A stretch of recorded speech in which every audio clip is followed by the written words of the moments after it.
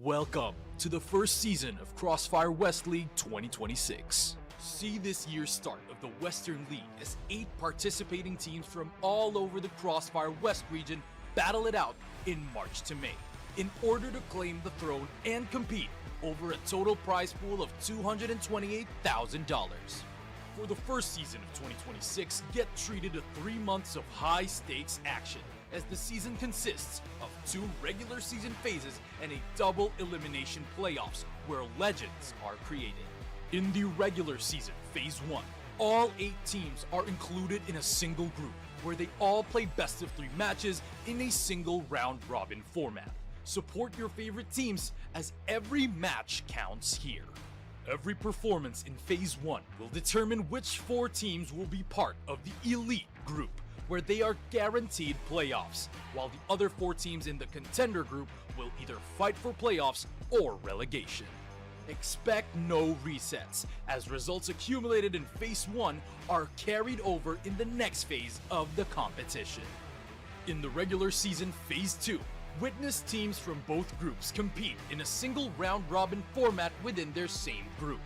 For the elites, this is their chance to secure advancement to the upper bracket round 2 of the playoffs. As for the contenders, be ready to see some of them say their goodbyes. In the playoffs, the 6 remaining teams will brawl in 10 total grueling best-of-5 blood fights in a double elimination bracket. 3 consecutive victories will result in a chance for royalty, while 2 defeats mean the end of a valiant journey. Legacies either move forward or are cut short.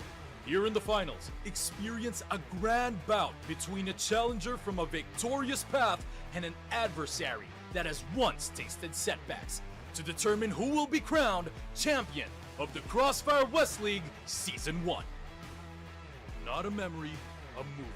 Every round, every map, every series is a mark of a continuous history. This is the road of recovery for the old glory.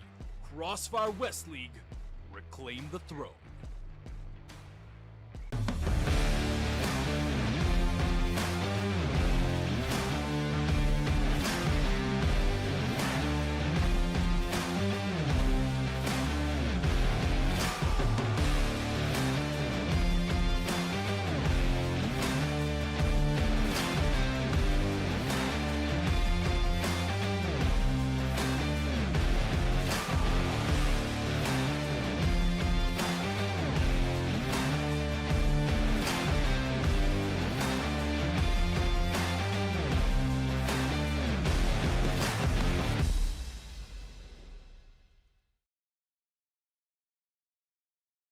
Welcome to the first season of CrossFire West League 2026. See this year's start of the Western League as 8 participating teams from all over the CrossFire West region battle it out in March to May in order to claim the throne and compete over a total prize pool of $228,000.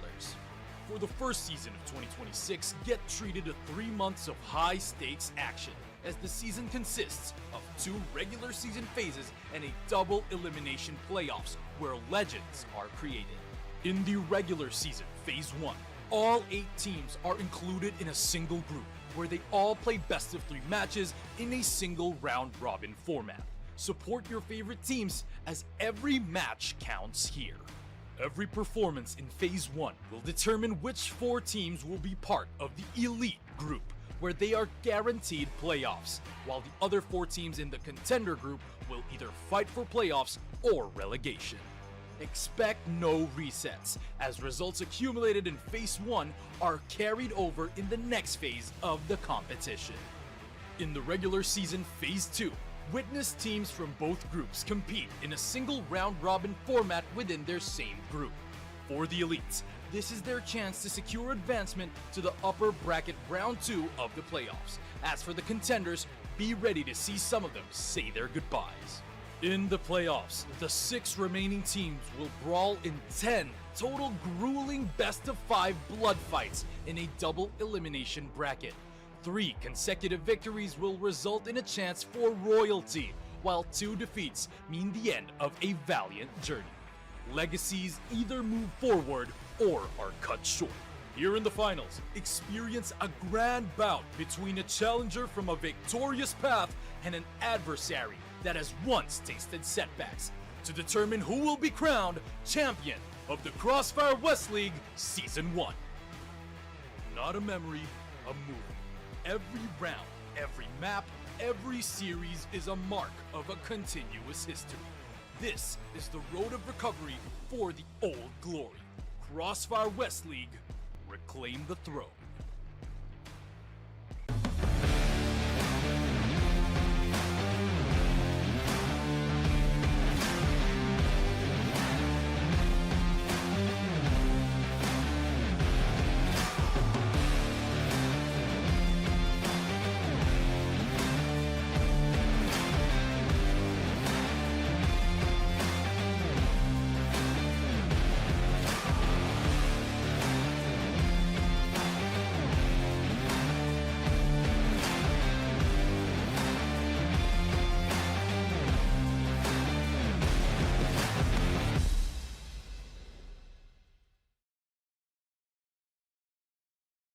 Welcome to the first season of CrossFire West League 2026. See this year's start of the Western League as 8 participating teams from all over the CrossFire West region battle it out in March to May in order to claim the throne and compete over a total prize pool of $228,000.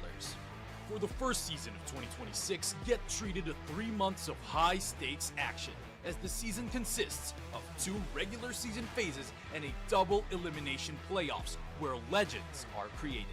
In the regular season, Phase 1, all 8 teams are included in a single group where they all play best of 3 matches in a single round-robin format.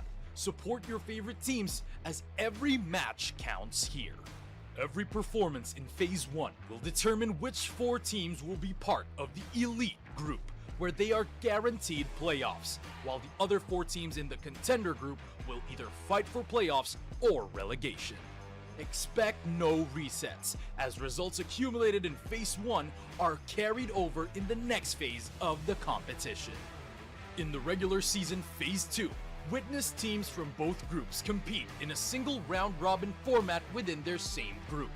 For the elites, this is their chance to secure advancement to the upper bracket round 2 of the playoffs. As for the contenders, be ready to see some of them say their goodbyes. In the playoffs, the 6 remaining teams will brawl in 10 total grueling best-of-5 blood fights in a double elimination bracket. 3 consecutive victories will result in a chance for royalty, while 2 defeats mean the end of a valiant journey. Legacies either move forward or are cut short. Here in the finals, experience a grand bout between a challenger from a victorious path and an adversary that has once tasted setbacks to determine who will be crowned champion of the CrossFire West League Season 1. Not a memory, a movie. Every round, every map, every series is a mark of a continuous history. This is the road of recovery for the old glory. CrossFire West League, reclaim the throne.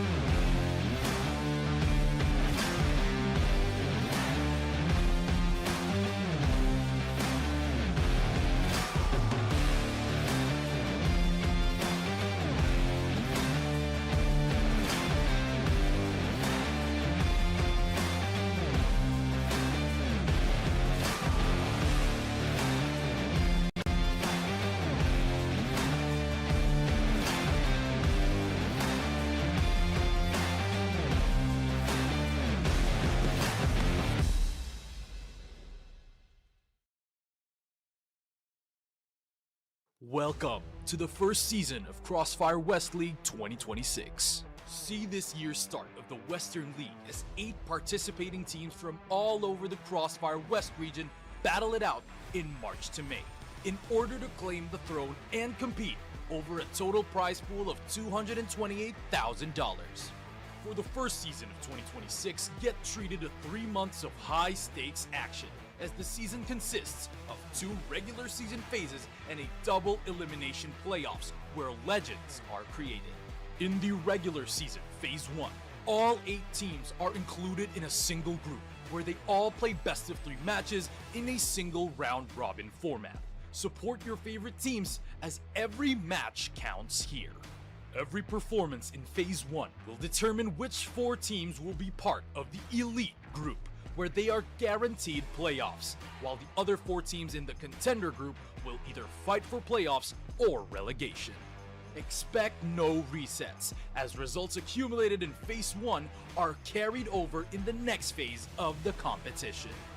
In the regular season Phase 2, witness teams from both groups compete in a single round-robin format within their same group. For the elites, this is their chance to secure advancement to the upper bracket round 2 of the playoffs. As for the contenders, be ready to see some of them say their goodbyes. In the playoffs, the 6 remaining teams will brawl in 10 total grueling best-of-5 blood fights in a double elimination bracket. 3 consecutive victories will result in a chance for royalty, while 2 defeats mean the end of a valiant journey. Legacies either move forward or are cut short. Here in the finals, experience a grand bout between a challenger from a victorious path and an adversary that has once tasted setbacks, to determine who will be crowned champion of the CrossFire West League Season 1. Not a memory, a movie. Every round, every map, every series is a mark of a continuous history. This is the road of recovery for the old glory. CrossFire West League, reclaim the throne.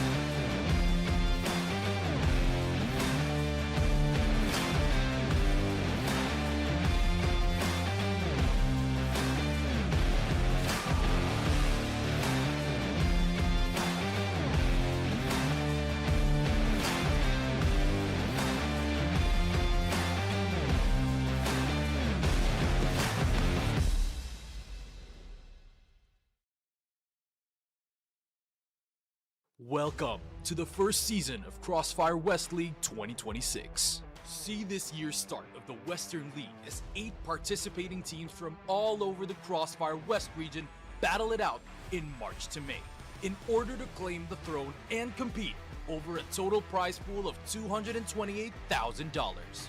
For the first season of 2026, get treated to 3 months of high-stakes action, as the season consists of 2 regular season phases and a double elimination playoffs where legends are created. In the regular season Phase 1, all 8 teams are included in a single group, where they all play best of 3 matches in a single round-robin format. Support your favorite teams, as every match counts here. Every performance in Phase 1 will determine which 4 teams will be part of the Elite Group, where they are guaranteed playoffs, while the other 4 teams in the Contender Group will either fight for playoffs or relegation. Expect no resets, as results accumulated in Phase 1 are carried over in the next phase of the competition. In the regular season Phase 2, witness teams from both groups compete in a single round-robin format within their same group. For the elites, this is their chance to secure advancement to the upper bracket round 2 of the playoffs. As for the contenders, be ready to see some of them say their goodbyes. In the playoffs, the 6 remaining teams will brawl in 10 total grueling best-of-5 blood fights in a double elimination bracket.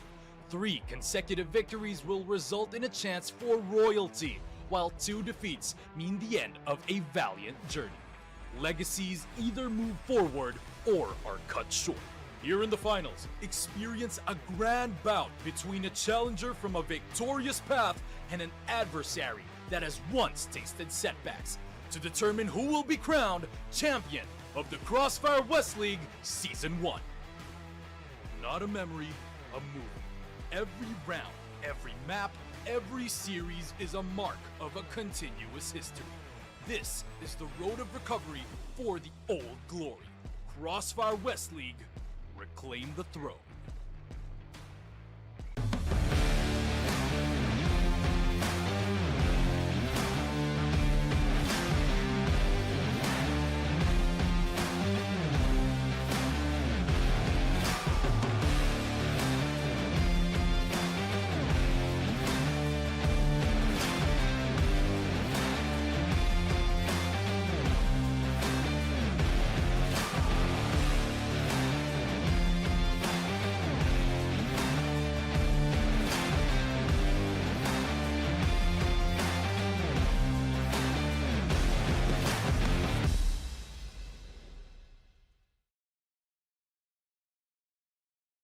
Welcome to the first season of CrossFire West League 2026. See this year's start of the Western League as 8 participating teams from all over the CrossFire West region battle it out in March to May in order to claim the throne and compete over a total prize pool of $228,000. For the first season of 2026, get treated to 3 months of high-stakes action, as the season consists of 2 regular season phases and a double elimination playoffs where legends are created. In the regular season, Phase 1, all 8 teams are included in a single group where they all play best of 3 matches in a single round-robin format. Support your favorite teams as every match counts here. Every performance in Phase 1 will determine which 4 teams will be part of the Elite Group, where they are guaranteed playoffs, while the other 4 teams in the Contender Group will either fight for playoffs or relegation. Expect no resets, as results accumulated in Phase 1 are carried over in the next phase of the competition. In the regular season Phase 2, witness teams from both groups compete in a single round-robin format within their same group. For the elites, this is their chance to secure advancement to the upper bracket round 2 of the playoffs. As for the contenders, be ready to see some of them say their goodbyes. In the playoffs, the 6 remaining teams will brawl in 10 total grueling best-of-5 blood fights in a double elimination bracket. 3 consecutive victories will result in a chance for royalty, while 2 defeats mean the end of a valiant journey. Legacies either move forward or are cut short. Here in the finals, experience a grand bout between a challenger from a victorious path and an adversary that has once tasted setbacks to determine who will be crowned champion of the CrossFire West League Season 1. Not a memory, a movie. Every round, every map, every series is a mark of a continuous history. This is the road of recovery for the old glory. CrossFire West League, reclaim the throne.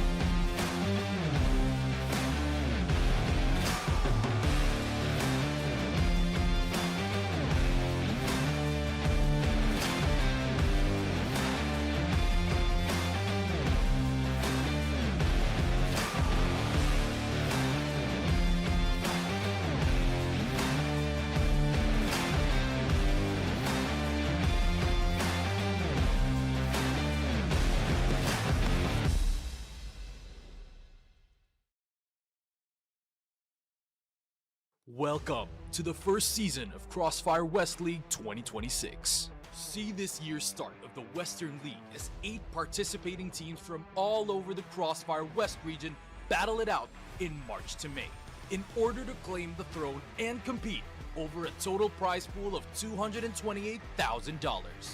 For the first season of 2026, get treated to 3 months of high-stakes action, as the season consists of 2 regular season phases and a double elimination playoffs where legends are created.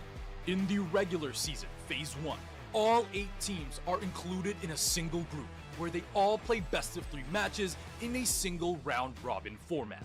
Support your favorite teams as every match counts here.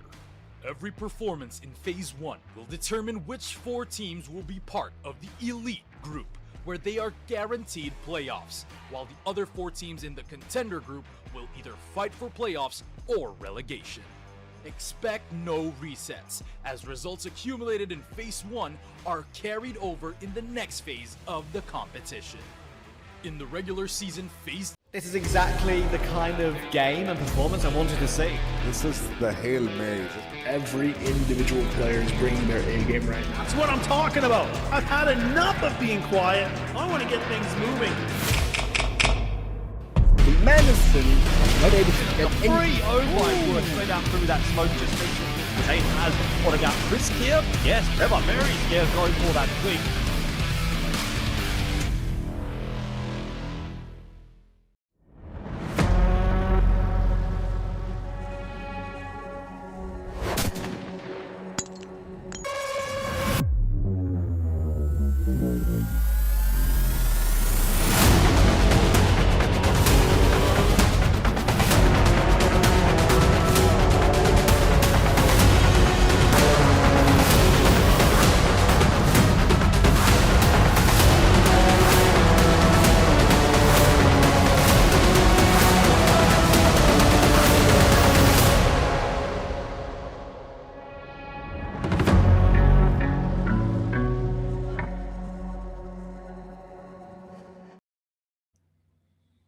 Good afternoon, everyone, and welcome back once again. This is our second week now, continuing in the Crossfire West League. My name is Volt. I'll be your host, and alongside me is the veteran himself, a man that is a tactical mastermind, have gone to multiple stars event, and now he's here to flame the people who once were his teammates slash rivals.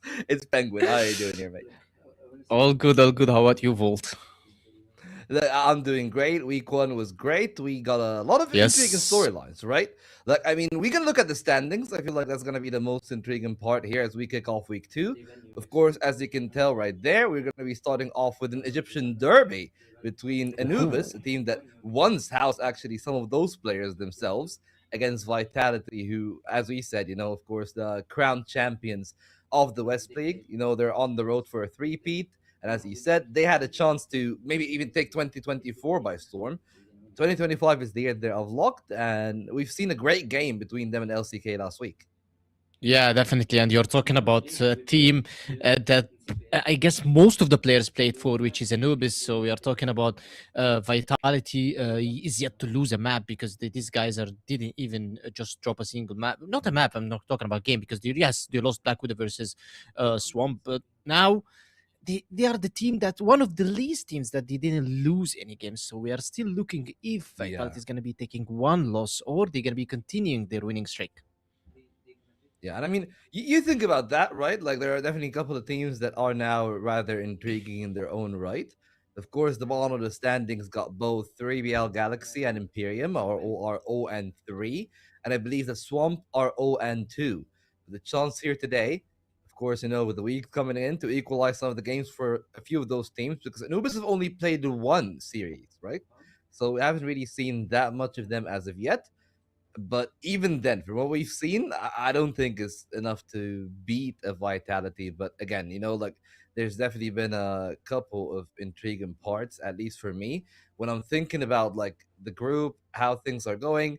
Like, today is an intriguing game for the game between unKnights and Nemesis. Like, that's also another game that maybe you can talk about a little bit later. But how do you feel about that one yourself? Like, do you think that unKnights have what it takes? Because at least in predictions, we're gonna spoil it a little bit.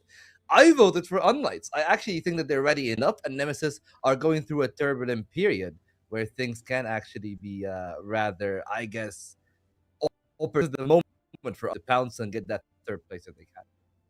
Well, as you can see, into the trivia of the day, that these clashes you're talking about, either it's Anubis versus Vitality, Vitality versus LCK, Imperium, because Imperium now has one of the leaders of Anubis Gaming, which is Hussam.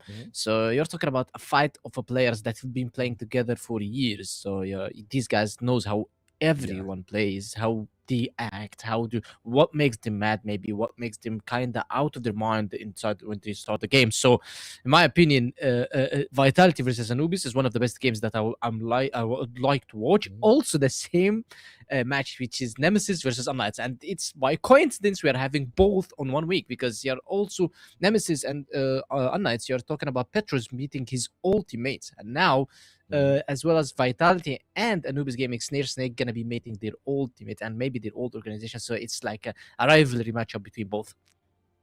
Yeah, and that's going to be pretty intriguing in its own right. I feel like that trivia right there. A bit of Iumina bias, I feel. Yes. To be fair, because like, here's the thing, it's not wrong though, right? Like, there's a lot of heritage, of course, in Iumena. Whenever you think about like teams like LCK, Gaming Gladiator, branding back to the original slogan. Of course, you think about like Anubis and 3BL, even TBI that was there, of course, now acquired by 3BL again. So like, yeah, like, there's definitely a lot of stories, a lot of teams that have gone and went through a lot of the cycles. New storylines, of course, also forming, as you said, with like this iteration of unKnights. Famous being a part of an EU MENA team, not an NA team, is also another intriguing story. Meanwhile, like Swamp is like, hey, you know what? You did that. We're gonna do this. You know, we're gonna basically pull out the owner reverse card. We're gonna take 2 players from EU meta and put them in any organization. Yeah, it's just we are talking about EU MENA because it's like 90% of the league is EU MENA right now. But we would love to see more North American players. I would love to see, as I said, Famous going back to the North American region. I do not like Famous as being playing on the EU MENA, honestly, if you talk about my opinion. Yeah, again, like it is called the West League. Of course, latency and ping can also be a factor. But that is, of course, for, I guess, the next phase of the game. But, well, for our initial phase 1, we are still, as you can tell there, in that all 8 teams in a single group, in a single round robin. We're already 1/3 of the way through. I think from here on out, it's only 3 games per day. So no more 4 games days. I guess that was an exception. And honestly, it was a really intriguing one. It was a really fun day. But even further on, when we go to phase 2, of course, as we said, it's going to be 4 teams per group. And that's where things can be a little bit, the results do carry over. And that means that when I'm thinking about like some of those teams that we said, of course, like Swamp 0-2, Imperium and 3BL Galaxy 0-3, they need to start racking up wins now. Otherwise, they might be slated for relegation. Well, yeah, you're talking about phase 1 is, in my opinion, it's just for maybe deciding how you're going to be playing the maps, what map you prefer on client. We're talking about, so you're playing the West League tournament, what maps it's not going well with you, because phase 1 you can get 8th place on the league yet to go to the first place, because if you win your contender group, you go back to the playoffs. From the playoffs you go back to the grand finals, and you still can win. So in my opinion, phase 1 is just like you're setting the tone for the West League. You want to be checking how you're going to be playing this West League. As we can see, the 8 teams in front of us, each and everyone have the same and equal chances to be able to win the league, even though if they didn't secure the top 4, which is one of the best formats. Let me say that this is one of the best formats that I've ever seen for Crossfire, because I've been playing Crossfire for like, maybe I played competitively for 8 years, and every single year I needed to go back to top 4 in order to go to the playoffs. And if I missed the top 4 one time, or I missed it one time, I lost the league, and then it was Anubis Gaming who were winning. So now, even though if you missed the top 4 on phase 1, you still have a chance to win your contender group, and you still have everything to go on with the next phase. Yeah, and you know, again, you talk about this a little bit, of course. I agree with you, and like, hey, it's setting the tone, but it's also gonna be like the bigger brunch of your standings, right? You're talking about 7 games in comparison to 3, so it's gonna be 10 games per team. That is going to be the total. So when I'm thinking about that, like, those 7 games are really gonna carry over. Yes, I do agree with you. Like, there are definitely, those 3 games are enough to push some of those teams either into like playoffs or relegation when you're talking about the bottom 4, and especially when you're considering teams like LCK, like Nemesis, like unKnights. That is going to be the difference between that round 1 bye and getting straight into round 2 and not. But I really still think the same thing. Like, Anubis, I feel, are cut above. Right now, we're starting to see the league being separated into 3 parts, right? There's Vitality, Nemesis, unKnights, and LCK. That is like one package, the top teams that are 100% going to make it to the elite, barring any major disaster. There's Anubis, who's like the middle child, right? Like, are they good? Are they not? We've only seen them once. They won a clean game against Imperium, to be fair. And speaking of Imperium, they're also in that, like, I guess, muddy bottom 3, right? Like them, Swamp, and 3BL Galaxy. Some signs of life from both Swamp and 3BL. Imperium, though, like, they're really struggling the most. But even then, all 3 yet to find the win. At least a few maps that they have found, and that can give them some solace. Like 3BL Galaxy have had a couple of close games, but yeah, again, they just don't know how to close it. Despite, I believe that it was Noxon from 3BL Galaxy actually to have the most highest headshots. In the entire league in those 3 days, and that is a stat that speaks of a very high mechanical level. But if you can't translate that into wins, then what are we doing here? Yeah, exactly. And you're talking about the stats. We are having Spoxy with the most kills, 143 kills for this guy, the LCK master. And definitely following him is going to be Snare. But the difference is huge, because Snare is only with 108 kills, almost tying up with Flex, who's 107 kills. As we can see on our schedule today, we're not going to be seeing Spoxy. We're not going to be seeing Flex. However, we're going to be seeing Snare and we're gonna be seeing Anubis Gaming. As I said, Anubis Gaming had a very good start versus Imperium, but this is not a test for them because Anubis, yes, they have one win from one game. However, if you watch the standings that we've seen, it was Vitality first, Nemesis second, unKnights third, and LCK fourth. 3BL Galaxy, for example, they played 3 out of the top 4 teams that's been seen there. It's only Vitality is going to be in the last week. Talking about Swarm Gaming, they also played 2 strong teams. So Swarm Gaming and 3BL Galaxy, we still need to see more of them playing each other. We need to see maybe them facing each other. We need to see also as well of Imperium facing them. So now Imperium, Anubis, they have a strong, and this is also not a test for Anubis. I'm not saying that Anubis is going to be going there just maybe not having the matchup that they need. No, but also testing Anubis versus Vitality is kind of harsh because you're going to be going versus a team that plays together for like let me say maybe 3 years. This is the 3rd year, and Anubis is just maybe 3 months. So yeah, they have some strong names, as you can see. They have Doomed, experienced guy. They have Dirty, their new IGL. Gainer is the new backup for the team. Muffin and Salty as new entries for the team. So Anubis, they're looking solid. Yes, I want to be seeing them versus Vitality. I want to see a statement from them versus Vitality, even though if they're going to be losing them a set versus Vitality, which everybody's going to be expecting Vitality winning, I need to see a strong matchup on Anubis. However, I still think that Anubis, when it comes to matchup 10 players of Egyptian stars playing versus each other, there is nothing called Vitality winning Anubis because Vitality is strong, Anubis is weak. It's all about mental. If you lose your mental, even though if you have your best skills, you're going to be losing the game. Yeah, I mean, here's the thing. I do agree with that. I think that no matter how good some of the players like Horus, Snake Slayer, and Snare, and Todson are, of course, we've seen how far that they can go. But again, like it's not like Anubis is an easy team. We've seen how clean they were when they got the win against Imperium. And Imperium, that mind you, actually were a little bit problematic for the other side. And I feel like that's one of the things that maybe you haven't talked about. That Vitality, by comparison, actually a little bit in their game against Imperium. I believe on the Black Widow the most, if I'm not mistaken. Yeah. Look, I was saying that Vitality Black Widow is one of the worst maps, maybe one of the weakest maps. Let's say weakest maps. It's just better pronunciation. So, however, I've seen them playing versus strong teams. I've seen them playing versus I've seen them playing versus other teams, and it was just maybe an off day for them, or an off map for them. So we cannot say that Black Widow is not one of their best. So we can see Black Widow, especially that we know that Anubis are playing with 2 snipers. They play with Muffin and they play with Spoxy. That means that both of those players are gonna be trying to go for wide maps. What I mean by wide maps, like going to Ankara, maybe Compound, maybe Black Widow. They need to play these maps because these maps favor 2 snipers. However, if they go into close matchups like Mexico, like Subbase, I think it's going to be one-sided in favor of Vitality. Yeah, I mean, of course, when we say double sniper, I feel like my mind always gravitates to Eagle Eye. Right, like that's also Eagle Eye. Yeah, that's true. That's true. Vitality needs to ban Eagle Eye. They cannot play Eagle Eye. Sorry to interrupt you, but yeah, Eagle Eye is going to be hell for Vitality.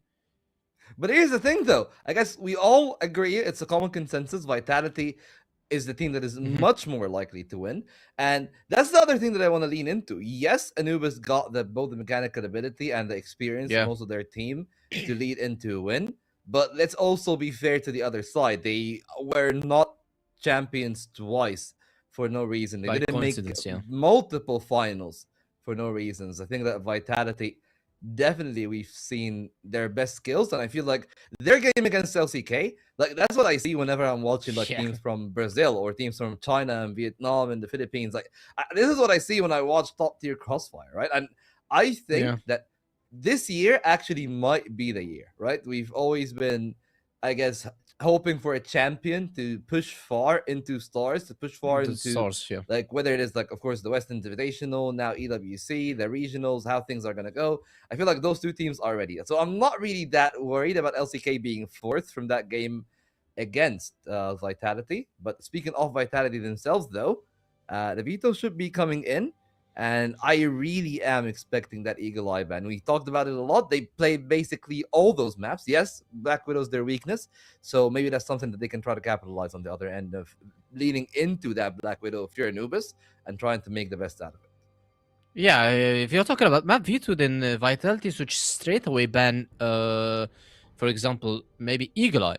Okay, talking about Mexico. Okay, they banned Eagle Eye. Yes, they banned Eagle Eye, and Anubis banned Mexico. That's what I'm talking about. But okay, I expected Anubis banning Subbase, but this is some kind, let's say, of a surprise for me, because if you want to be Gaunt versus Vitality into Subbase, playing with the double sniper setup that you have on your team is gonna be something very difficult for you to be able to adapt versus them. However, New Compound is a very good pick for Anubis. That's good one by them. I think they have fair chances. Also, Vitality is taking chances and taking advantage of playing Subbase into two snipers, because Subbase is just a very quick blacklist-sided map, and G just not gonna be able to let Anubis try to take controls because of the less firepower that they have from Vitality. Other than that, Ankara is also a fair chances for both teams. So in my opinion, if Anubis has a chance to win the first map by any chance and getting it into their pocket, that means we can see Anubis actually winning the series either 2-1 or even 2-0.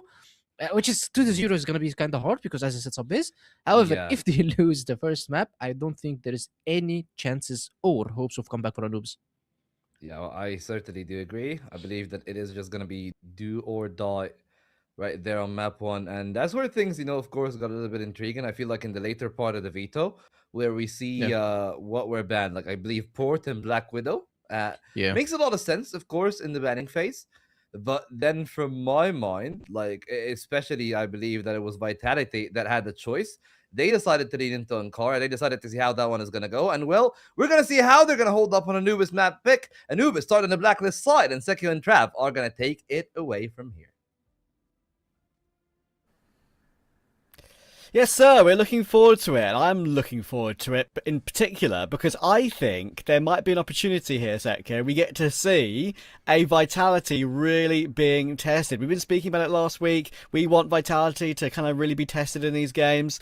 And yeah, I think going by especially what Penguin said and going by what we've seen from Anubis historically, we could get it here. Historically, we're seeing multiple ex-Anubis players being versus each other. Also, we're seeing 10 Egyptians. It's more of like, if you go to an internet cafe, you will probably see those guys playing next to each other or playing versus each other. So those players, that place, were playing in the CF West League. The winners, or like the winner of this series, will probably have the better odds of qualifying. Of course, Anubis, we didn't see a lot of them through last week. We've seen them only once. Plus, they are, I would say, Anubis, they're being tested right now. They played last week versus Imperium, and I don't think the Imperium was, I really want to say it in a good way, but like a good opponent worthy of fight. Like, you're playing versus the big dog, the best of the best for the West League. Anubis versus Vitality, and those talents are gonna give us a really good show, I believe. Yeah, I believe so too. And we're underway on map 1 of New Compound. Definitely a map that Anubis like very much, but they're going to need to make sure they confirm the win. Obviously, it can be quite difficult coming into a day when it's the first game of the day, if you're not warmed up entirely. It can maybe take you a while sometimes. It could be the case for both teams. So we'll see who starts the strongest in that, when you consider that aspect of it. And I think they're definitely very important for Anubis to get off to this good start when they want to try and stop this Vitality streak. 3 games this season and all the games last season. So someone's going to beat them eventually. Hopefully. I remember last split, no one actually been able to get closer to Vitality. So hopefully this time we see something different. And currently I believe that Anubis are having a really good space here, trying to push back Team Vitality, having the util ready to start and get here into B side. Todzin is the only one waiting for them. Also, I believe that we have a snare on the corner, so it's gonna be 2v4 situation. Smokes are down, Anubis are moving forward, and I believe that Team Vitality are just attacking right now. Todzin actually loses his life pretty hard one through the smokes. Snake is trying to give his best and moving through the smokes. Still got time. Yeah, keeping this one slow. Anubis now will look to move forward with only 30 seconds on the clock. C4 will be moving forward now, actually. And they're going to be making a big burst in through middle. Dirty's going to have the line, and Horus will get caught by Muffin, though. Great entry. Only one more player on the site, and Salty will find Snare comfortably. No resistance really at all. C4 can get planted. And 4v2 with Snake and Slayer only just now retaking. Probably not possible. Slayer is hoping to save the round here, but it's still pretty hard. You're playing versus 2v4. And he immediately gets shot down. Snake left alone, and it's probably over 17 seconds on the clock, and Team Anubis gets the first round here. And also keep in mind that that's, I believe, the first time we see Team Vitality on new compound. We've seen them before on the old map, before the updates, and I believe those updates are pretty good when it comes to the defender, since it gives them a wider angle when it comes to having a really good sniper shot, or like not a sniper shot, a sniper angle, to have some really good and clear vision.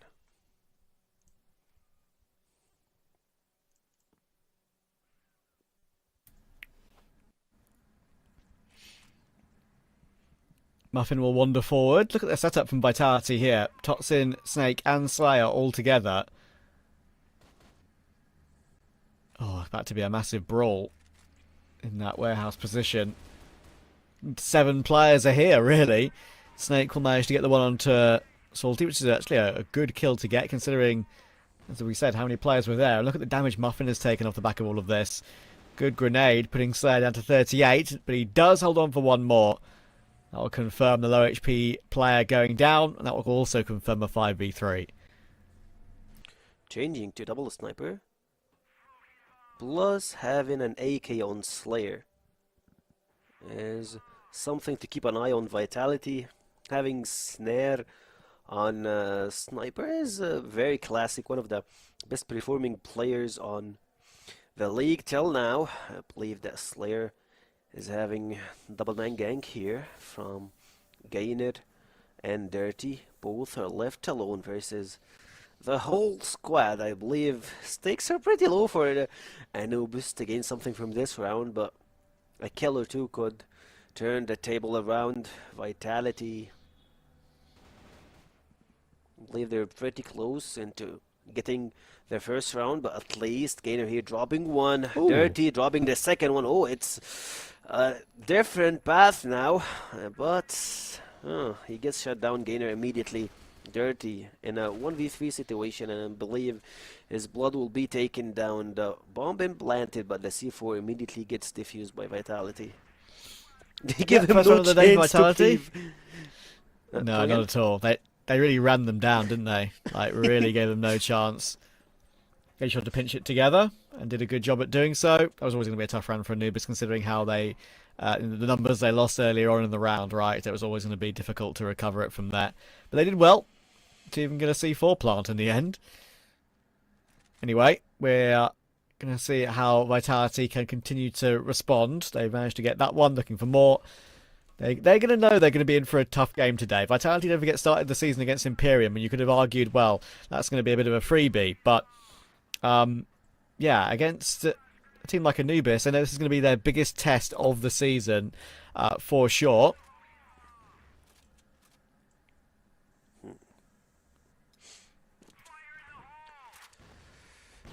Pretty hard one, I believe. And immediately Anubis are actually trying to rush the B side, but Slayer tries to shut them down. It's a lot of kills here at this place, but Team Anubis still have the upper hand when it comes to controlling the B side. But this time I believe that Dirty is trying to look for Horus, immediately drops him down, and the Snare left in a pretty bad situation. Low HP, Dirty gets a pretty dirty kill here, I believe. The second one with the pistol dropping heads. Clean. And one of the things that I think is important for me to mention, because Anubis has been a team that I've covered a lot in previous seasons of the CFWL, and they've always made good runs. There was one season where I think they made the grand final, if I remember correctly, and lost in 5 maps to the old Vitality, to Rock, if my memory serves me right. Yeah, that happened. Now they're playing with Gainer, and I've seen so much good work from Gainer. I've seen him do be one of the best players in the league actually on more than a couple of occasions. Like he was always, even when his team was losing, he more often than not he was putting in a really impressive number of frags and getting a lot of impact, and then in general looking like a great individual. So they got him this season. I'm hopeful that's going to be a big buff to their ranks, and yeah, I think for me, a boon for them, because they'll be delighted to be playing with him. Vitality might have a big issue ahead of them with the amount of power that Anubis have on the server today. Actually, I love the new formation for Team Anubis. It's looking pretty good with the new members, new sniper, and I believe 2 players that have never played in the CF West League. So, as we have mentioned earlier, like I believe at the previous broadcast for Team Anubis, they're always that team to try to bring new talents to show them to the world, and I believe they're doing a really good job for this. And speaking of Team Anubis, they're here currently pushing the A side, change of execution here, and I believe it's gonna be pretty hard to try and regain this place. Vitality dropping down like dominoes, and Anubis gets the second round and their advantage. Yeah, looking great so far. Vitality, I think, as I said, definitely knew they came into today with a game on their hands. I think this is a sort of series that is destined to go 3 maps, in my opinion. I just don't see a world in which Vitality will win it in 2. Just especially considering Vitality haven't looked perfect at the beginning of the season. They did lose a map to Swamp, don't forget. And also, it is the early portion of the season, so Vitality won't want to use any of their, god tier strategies so early on when they know they're probably going to be making the top 4 of Split 1 anyway of this opening phase. So they don't want to use everything they practice over the break. Want to save it for when it really matters, deep into a playoff, into a match which could qualify you to a big event. Snare started 1-4, not necessarily the performance we know he's capable of, so keep an eye on that. He started slowly on one of the other game days as well this season, and Gainer will run down Horus with that HE brilliantly.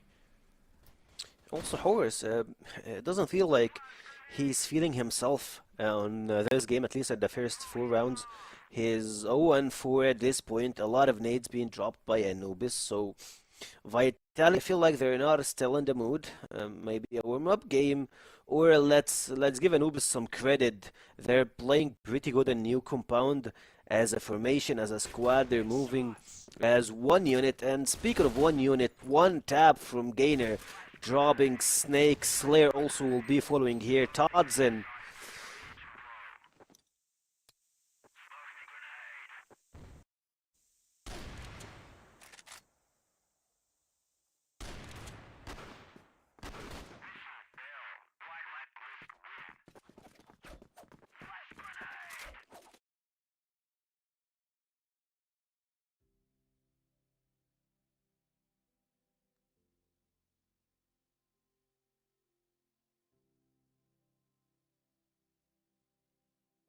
Are a little bit flipped right now, just so you know, we are aware of that.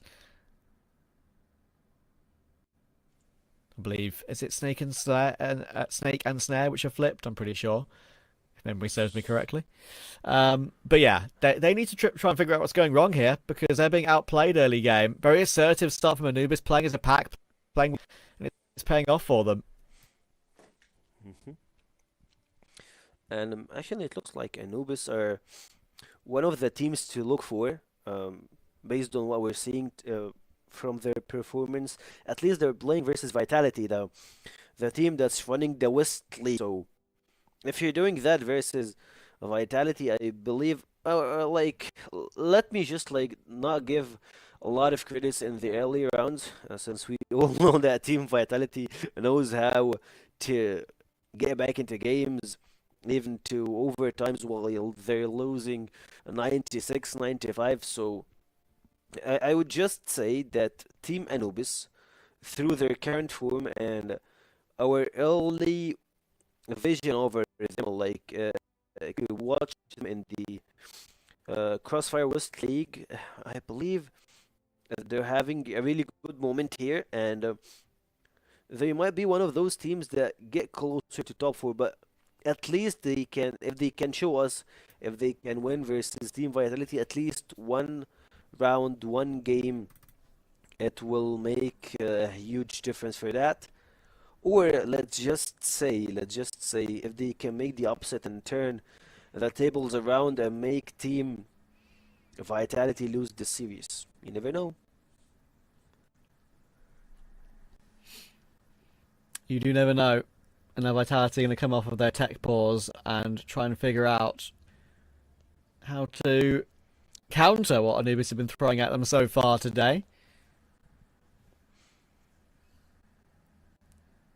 So we're looking back in now. I believe that Horus is looking thinner. Yeah, some of the pictures. I think he's been on the weight loss, mate. I think he looks great right now. He's doing good. He's doing really He good. looks fantastic. Huh.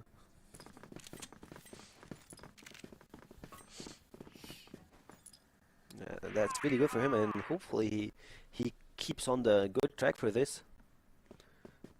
And I hope that I can go to gym with him. That helped me a lot. One day. Drop him a DM. I'm sure he'll be willing to grind it out. Again though, we're looking to take map control early for Anubis. I really like the counter here. They know Vitality have called a timeout to do something different rather than just sit back and let Anubis do what they've been doing so far in this game. And Anubis don't play defensively. They don't play in like a slow default in any way and let themselves get peaked. They peak them, and again they win the duel. Salty and combining to help Anubis get into a 4v3. That's going to force Slayer to go looking, and Gain is holding for that. Very, very solid from Anubis so far. It's going to be 5-1 unless Totson and Snare can do something again. They're not looking as clean as we expect from them so far today. Snare's done well to get his one, but doesn't follow it up with a pistol. Good rundown from Salty. Again, good trade. How many times have we seen Snare recover these frags and get a round back for his team? Not this time. Now Totson's going to have to do it, and with the bomb already being planted, he's quite a long way away. Bomb has been planted, but at least Todson, he's in a 1v2 situation, I believe. If there is a guy that can clutch the 1v2s, he's Todson, but not in this round, I believe. Yeah, it felt like pretty close. Like, remember Todson last broadcast, we saw him clutch 1v3s and 2v4s a lot with, I believe it was with Snake. So, like, when you see Todson, you give high odds on into going to having a clutch moment with that player, but it appears like Team Vitality in the first half, they're losing more than half the rounds, and I believe that this round, if they can take it off, Team Anubis will mean a lot. Speaking of that, it feels like the whole roster is not feeling themselves. Like, look at the nade throw. Yeah, like this micro errors just creeping in every single scenario, it feels like right now for Vitality. I didn't think that Anubis would look this clean, this quickly. I thought it would be a close game, and I thought Anubis might sneak it, but yeah, Vitality are kind of all at sea at the moment, it feels like. Snare has not had the start to the game that we know he can do. Good position here from Totson. He does get his one, but again, tradability super good from Anubis. Doom runs him down. Snake is now stuck in the corner of the B-bomb site. And Anubis know they don't need to rush here.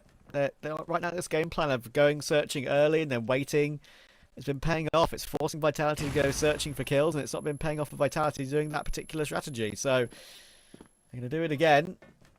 4v4 for now, though. Vitality are still in the round.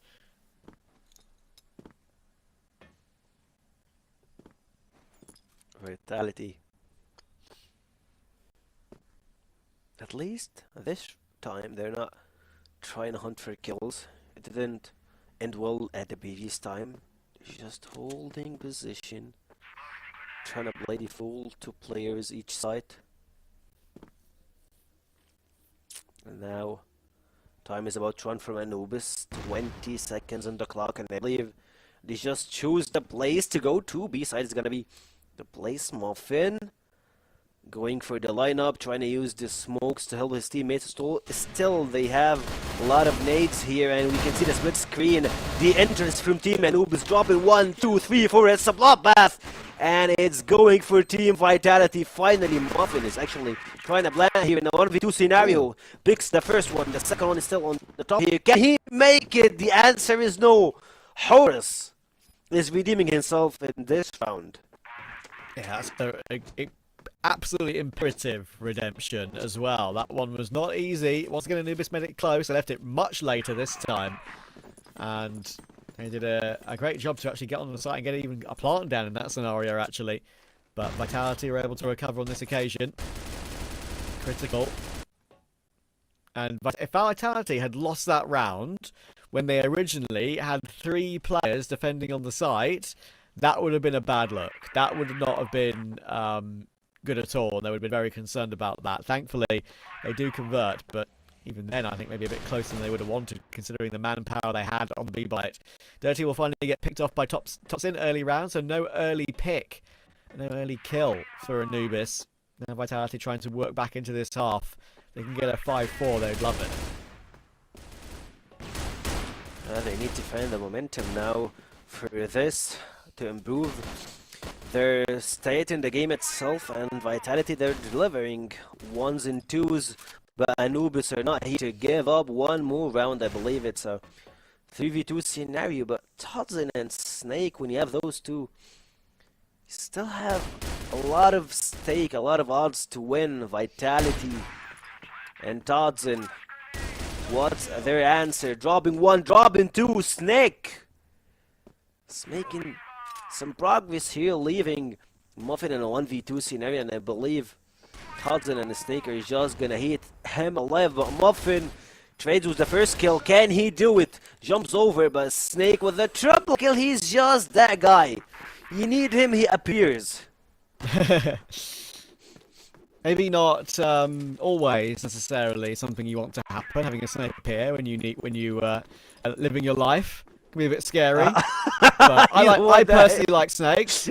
I personally like them. They're not slimy. They're all smooth and they're very, very pretty. You know, very intelligent animals. And Snake does a great job there. Not just at the end of that previous round to clutch it and get Vitality back within 2. They seem to lock back in again. Also to start this round as well. So it does need to be careful. We'll get a bit of a feeler around the window position in middle, but no more than that. And now Vitality will fall back away in that 4v4. Actually, funny enough, I believe that Snake fears of snakes in real life. That's something on the note. Maybe. Funny enough, like most Egyptians do. Are there like lots of like wild snakes in Egypt? I'm not read up on like Egyptian wildlife. Not really, but like not in the place that not in the cities, not in the big cities, but okay. in different spaces we see a lot of scary snakes. Let's say at least the cobra is one of them. Yeah, like it's everywhere, but like not in the big cities. I think that's fair. I was going to say that's helpful, isn't it? Anyway, minute to go here. 4v4. Slayer will reflash outside of A main. He's got a good setup there with Horus, but again, Anubis aren't pouncing for anything too quickly. They want to try and make sure they get at least a more of a comfortable lead at the end of this half, because after how dominant that kind of has been for them, it's felt dominant in a way. Even though they're only ahead by 2, if they need to win the half 5-4, they'd be a little bit disappointed, I feel like. So 6-3 would be a bit more representative of the half, and Dirty's doing a very good job, but Slayer's going to respond. Finally, Dirty gets one back of his own. Kind of a crazy round there between Slayer and Dirty, both of them fragging up a storm to try and win this final round of the half for their team. Dirty's going to be able to grab the C4 and leave. And he's going to choose to go B. I think he knew where Toxin was originally playing from. He can cross the angle without being seen. Toxin won't have seen that one at all. And now Dirty can get a C4 planted and set himself up. Well, I believe that he just got stuck here from the C4 plant, but he doesn't know yet. Now he does. No, it's fine, I believe.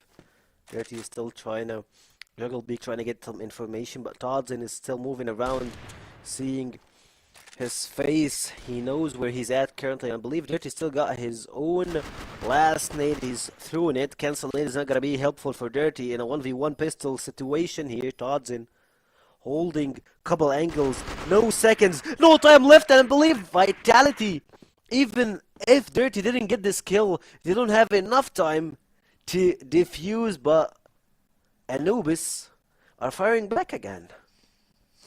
Yeah, that's important to end the half as they have, because I think if it was only a 5-4, I've had what has felt like a pretty confident half from Anubis, they would have felt like that's not enough.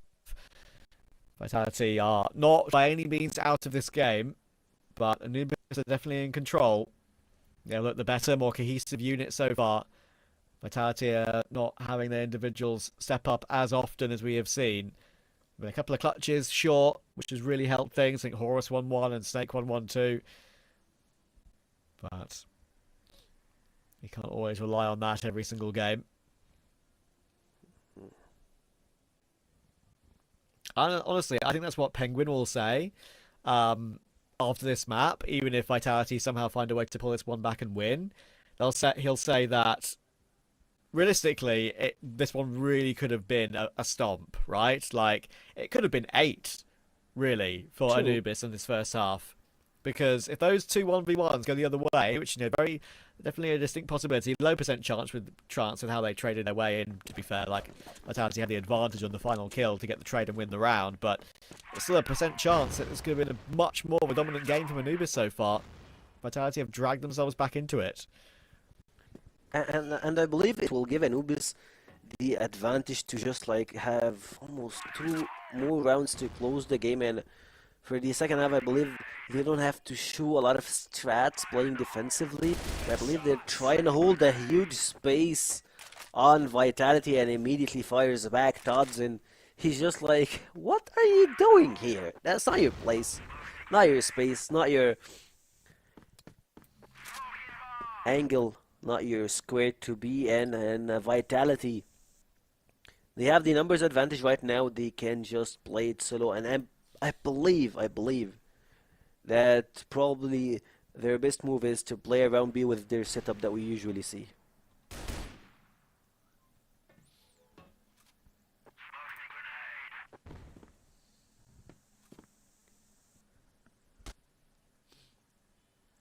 Muffin waiting behind the smoke, looking for a kill back. Vitality know they're going looking for something, and there we go. Muffin will get the kill, looking for more. Good trade from Toxin. That actually was not an easy one to grab. Muffin didn't really peek that wide, so it's going to have to be Dirty on B if Vitality want to commit. There is actually a rotation from Anubis to get a second player in to help, but Snare still waiting in middle, and they can take the bomb back, which it looks like they are doing.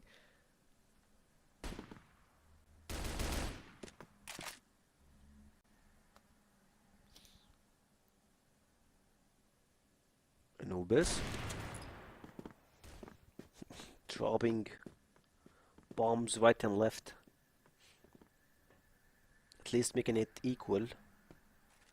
And I believe that Vitality here at the best spot here. 20 seconds on the clock. Horus, Snake, how can they enter here? A double man beacon to Doom, dropping him down, and they're just left with Gainer and Dirty. The old teammates from Team TBI are reforming, trying to give Anubis one more round. Gainer left alone in a 1v2. Snake is pretty low in HP, and keep an eye on Horus trying to reposition himself. Can he do it? Gainer trying to double man beak here. It's pretty hard for him, but he gets the first one down. Gainer, can he do it? Damn. Drops. It's hard. It's still hard. You're playing versus the best. Yeah, that was a nice try from Gainer. To be fair, I didn't think he'd even get the first kill, let alone the second. But a little bit lackadaisical from Vitality on how they played that after plant. And he could have got caught falling down. Look at this change up from Anubis. Gainer will find Horus early. Salty putting pressure on.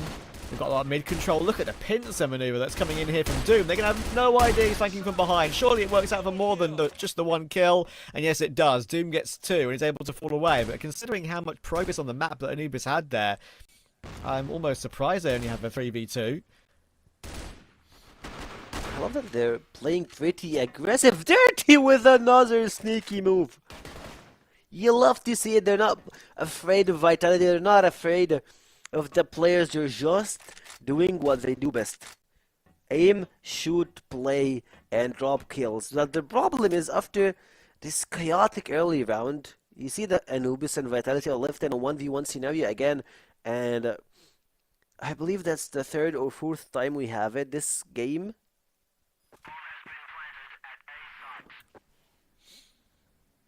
Good action from both teams, I believe. Doom, can he drop him? But Slayer aims for head. Yeah, Anubis getting pegged back here. Kind of a shame. Vitality are starting to show their mettle and what they're made of. They're basically winning all the important rounds, it feels like. I think it's like the third or fourth 1v1 in the game, and I think all three have been won by Vitality. 2 in the first half, now 1-0 in the second half. Here's a picture from Doom. I said if they lost the round, they'd be upset from here, because they knew exactly what Vitality were doing, exactly what they were setting up. That was the kill back from Slayer, which really made a big difference.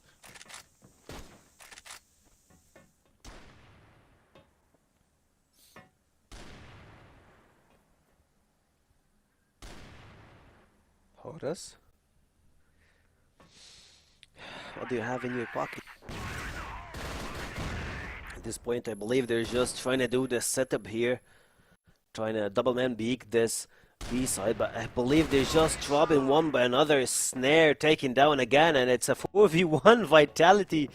They're just separated for this round, and Anubis are like, yeah, thank you for this round. We're changing our strat, our play, and our movement, adapting. I love that for Team Anubis. They're pretty smart when it comes to playing. Slayer doesn't even have the C4, so he will just try to run over 4 players here. And the odds for him winning is the same as me going to be a CrossFire pro player. It's just 0. Yeah, nicely done. That is keeping Vitality at arm's length.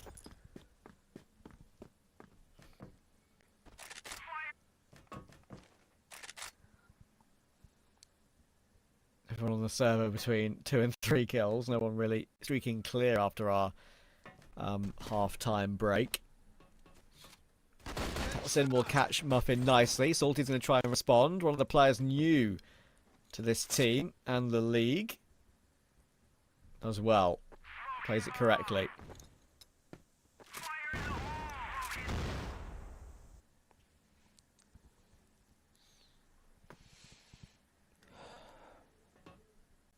What's Vitality's next move?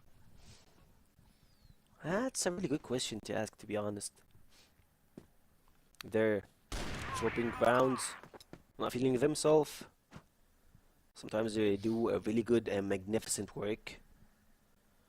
They play, at least at this point, 3 players are trying to rush B. Also, I believe Slayer is moving along. So we're seeing 4 players rushing B and no one is actually home. Only Salty left for B side and the remaining players are covering mid and A. No information here. Horus just jumps in. Salty, no information on him. Dodson dropping him down, and the retake will be pretty hard for them since Gainer already lost his life. It's a 4v2 position. Dirty and Dom. Dirty Dom. It's pretty hard for them to get even closer to the B side.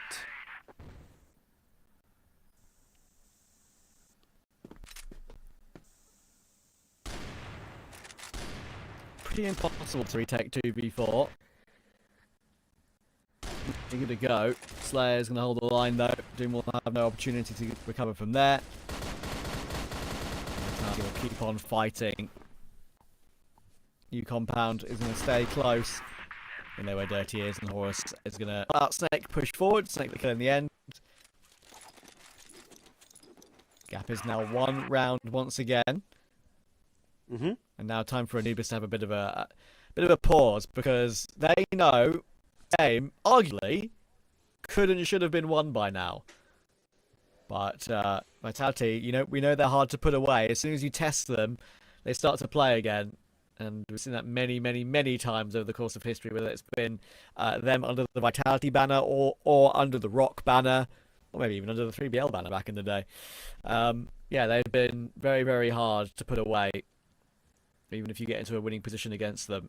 That's what they're proving to us all again here, right now. Like, I would say, speaking of them, once they were playing for Team 3PL, they made, actually, I believe they made history. Once they qualified to CrossFire Stars Summer, CFS Summer Championship 2024, and they made it to top 4. That was one of the biggest achievement that we have in CF West League.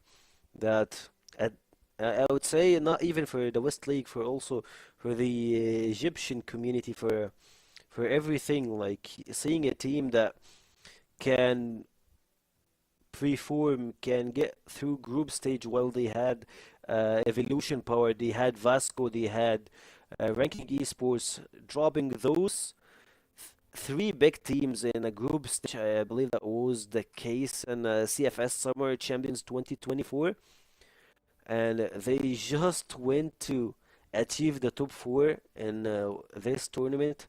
They're just like one of those teams that know how to adapt, change strat, turn back, and whenever the odds are against them, they know how to get back and how to turn back everything and win. So they're playing versus Anubis.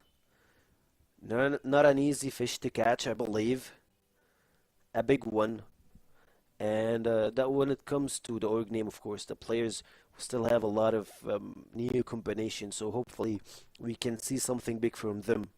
That's on the side. So Anubis, Vitality, big story, big names, big scenarios. Can they make the upset and turn down the game like what they made versus, I would say, Team LCK? LCK, exactly. They went to overtime for the first game, and they went to the golden round on the second one, even though they were dropping tons of rounds. So big stuff for Team Vitality.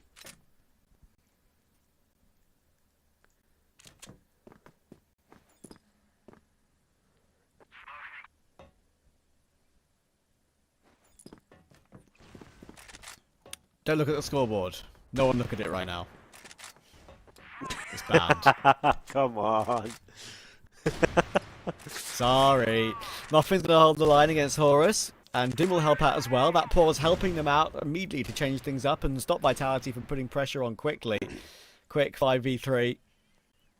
Muffin can do a little bit more as well. There's going to be a couple of players on his screen in a moment, and Snare goes looking to try and get a kill back, and Snare gets put down. Anubis looking like they're going to be making their way up to 8 pretty sharpishly. Both teams have used their tack pause. With Totsin going down, all of Vitality's players have not found any progress whatsoever. Pretty crazy. Snake will manage to find Dirty, but it's only a consolation kill. Gainer with a quick trade. Again, very reliable as always, Gainer. And Anubis are 2 away from the map. Yeah, we're speaking of Gainer. You have to put the spotlight on Muffin, the newcomer to CrossFire West League, the player that just shown up as one of the key factors for Team Anubis to grab points, to get kills. Speaking of him, he's just got another 6 shot here. Can he do another one? Come on, Muffin, we trust you. Like, I believe that's Gainer's photo, but like, Muffin, we still trust you to drop more kills, to give Anubis the lead, and try to fight the veterans, the ruler of CF West League. Again, very proactive. Very proactive. And I'm really happy to see it as well. Penguin said there'd be a chance. This could definitely be a closer than we think, and Anubis could very possibly take New Compound. Not sure I'm necessarily a huge fan of how Vitality have looked so far this season. Watch them come back and win now 10-8 or something. But yeah, they've, as I said, it's definitely the argument of maybe playing a little bit more simplified Crossfire when they don't have to really put in the hard graft yet, as it's very early on in the season. But they can still recover this round. This one's not done. Snare gets a really important kill. Now Doom is in a bit of trouble. Has to escape in toward the window position into heaven. Does well to find his one and fall away. That's the right decision to make. Andy drops down to find Snare as well. Slayer went searching for the trade. Wasn't able to get it. Now Slayer has to again pull off a pretty crazy clutch. I'm not sure if he's going to make the difference on this occasion. He finds Gainer, but sprayed down by Salty. Anubis have multiple map points. Feels like you're having heroes in your team. Either Doom, Muffin, Dirty, Gainer, Salty. And they're here to prove, to show the CF West League, the viewers and everyone, that they are not an easy fish to catch. One last round for Team Anubis to get their first round versus Team Vitality. And I believe Dirty is gonna take the first one off. And Snake immediately trades it down. It's a 4v4, and I don't think there is a better way to finish the first game than this. Let's see if they can close it. Come up in, playing a dangerous game behind the smoke there.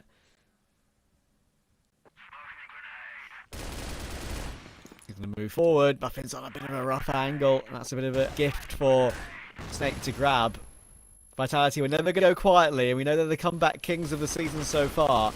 But we just seem to let their opponents get up to 9 before they start playing proper Crossfire again. So they've already been punished by that once against Swamp this season. They're going to close the gap again to 2 here. Some multiple chances for Anubis to close the game. Salty will obviously give this one a go. He's being gifted a few duels. You need to be careful here, Vitality, not to over-swing this one a bit too much. I think he knows where Snake will be playing from as well. He knows the information on Horus. He knows where Snake's playing from. There's one more back, looking for another. Finds Horus too. Surely not. And no, once again, Snare recovers it. Another 1v1 to add to the list on this map. That's 4 or 5 that Vitality have won and keep scraping away at Anubis' lead. Sorry, but it was 4v1 and Salty almost made a heroic play Team Anubis. We gotta give this guy a credit. This player into performing this good on into this game, at least. I believe in this 1v4 he got 3 heads, and I believe he would ask his teammates just if he can drop another player, if he can make some damage. It would have been our first round, our first game versus Team Vitality's point. It looks like, even though that Vitality won this round, I believe that the upcoming few seconds will show you it's either Anubis got it, Salty felt himself up that he can rule it and he can get back, or Vitality will just finish this round and get to, I believe, if they win this round, I believe they can just make us to go to overtime. But Doom drops 2, Tarzan is the third, and I believe it's over for Team Vitality. Snare and Slayer are left alone. Make it Slayer, but keep an eye on this. Dirty, Muffin and Doom, they're all pretty low on HP. Can Snare do it and save Team Vitality, or it's gonna be the end for him? And I believe it is not. Come on, it's 1v1. Snare is pretty low HP, like he's literal 1 HP. This is insane. Doom missed the kill. He whiffed as Snare was jumping through to find the second frag. And because of that, he's making so much noise right now as well as Doom. Snare gonna hear this eventually? I think he might, he's seen him. He's seen him. Oh, Anubis, what's going on? You've gifted Snare a clutch. Another one going Vitality's way. I can't believe Doom whiffed on Snare as he was pushing forward to get that second kill. It should have got the kill before he killed his teammate. And then left in the 1v1, he gets overly nerved, starts making noise. That is a whiff and a half to really cost Anubis. Can they reset right now and stop it from going to overtime? Look at his HP. It's literally 1 HP to Snare. That's illegal. That's illegal for Team Anubis. I believe if they have, I believe that their mental state is a really bad position right now after losing the previous round in a 3v1 fashion. Just Snare just showing, guys, that's it. I'm taking this round. It looks like Anubis are still in it. It's not a total disaster, at least. One more round and we go to overtime, and Muffin drops another kill, another shot, giving Anubis Shoot, not again. the upper hand. Can they actually close this round? Like, come on. Oh dear.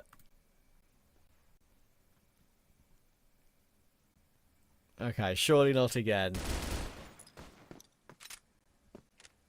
5v3. Minute to go.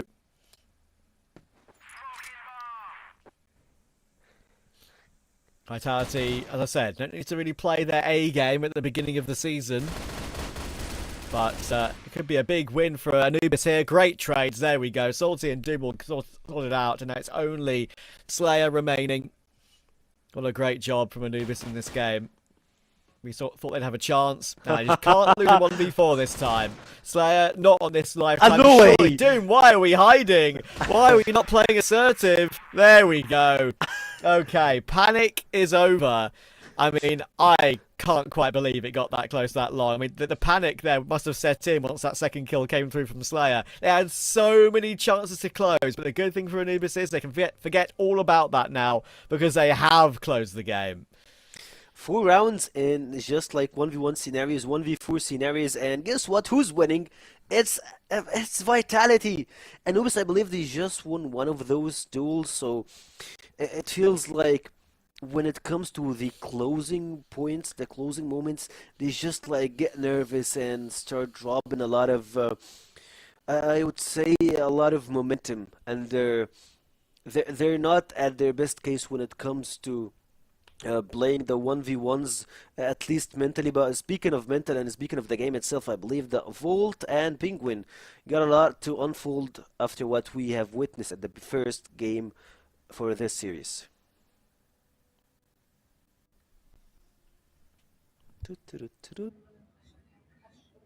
Well, I do wish I had something to unfold, but I'm just gonna make a visualization of it like this. And yeah, there's a lot to talk about, Penguin, but let's actually start from the end, right? Not the beginning. Usually start from the beginning. Let's do it the other way around this time. We have seen the opposite, right? We've seen Blacklist side from Vitality that basically only relied on clutching. They didn't look that good as a team, didn't look as cohesive on the compound. That, we were talking about it before the break. We said that, hey, like Black Widow's the practice map. Now it's compound, apparently, against what seems to be a really good compound team on Anubis. Well, Anubis' best map is compound, talking about the stats and how the guys are playing compound. Yes, Vitality, they left compound maybe for the practice because, as we said, usually in the best of threes, Vitality leaves one map for a practice, and it was Black Widow last week, because we are talking about why would you leave Black Widow versus LCK? Why would you leave Black Widow versus Swarm Gaming? And the question is, they want to play it, and they want to improve it for the international stage right now. There is nothing to lose for the Vitality. They have in phase 1. They're going to be going into phase 2. They're going to make it into the top 4. They're going to make it into the elite group no matter what. So all they need to do is just practice the maps. So it's good decisions by them in order for them to improve internationally.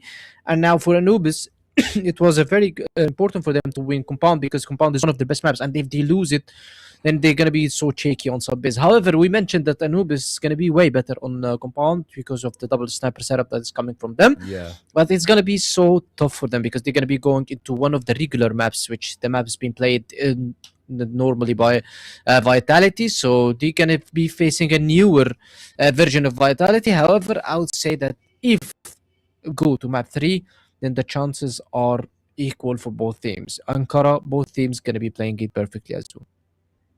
Yeah, but from there, then the question becomes, if we go back to the beginning of the game, hopefully we're going to have a highlight soon.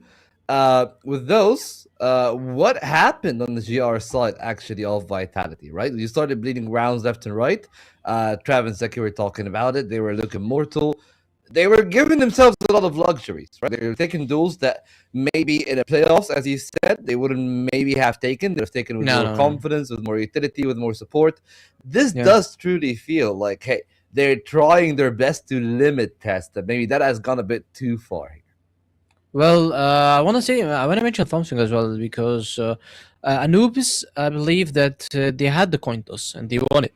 Sorry, I mean Yeah. Vitality. They won the coin toss, and they picked Team B. They are picking Team B for the practice games. They're not going to be going into Team B when it goes to the playoffs, or even though when they go to Team B, they will be preparing the veto based on that, because now they pick Team B. Team B, even if they win the coin toss, so they allow the team to ban one map. And this map most likely is going to be New Mexico. So they don't want to go and burn one ban. So they let you ban the New Mexico, so they can ban one more map, so they can force you into the practice maps that you want to be playing.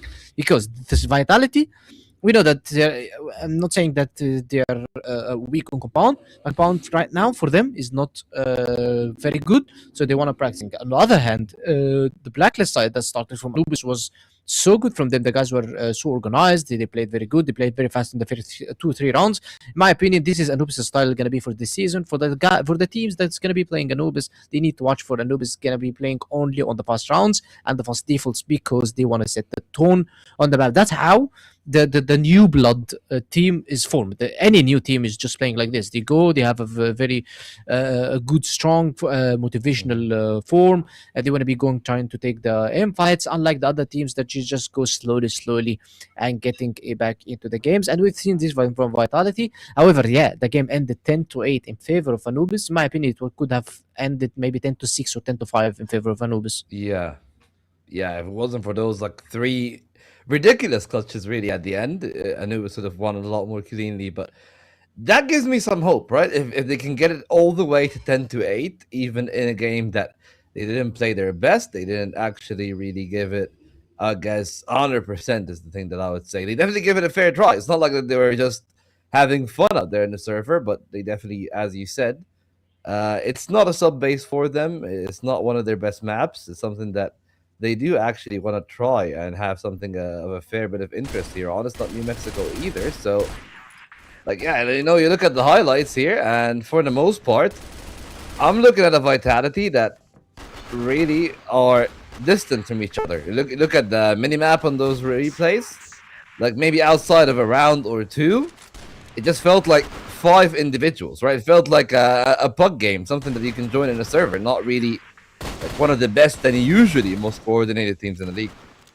Yeah, as I said, as phase 1 is only for just gathering some I'm not gonna say information, but gathering how the enemy team is gonna be playing, what's the best for you to play, what are the maps that you need to avoid in the playoffs, what maps that you need to play in the playoffs, and what teams to avoid on other certain maps. That's how Vitality are kinda wanna be closing the season based on the information they get. In Anubis is different. You don't have the luxury of doing this in Anubis, because in Anubis you would be going, if you pick one map or trying to get information about how Vitality is going to be playing, then Vitality is going to be winning this set. It's going to be winning this set, and maybe if they meet you on the playoffs, they're going to be winning again. So Anubis, they picked Compound because they want to be winning Compound. For me, Vitality played Compound because they want to be practicing Compound.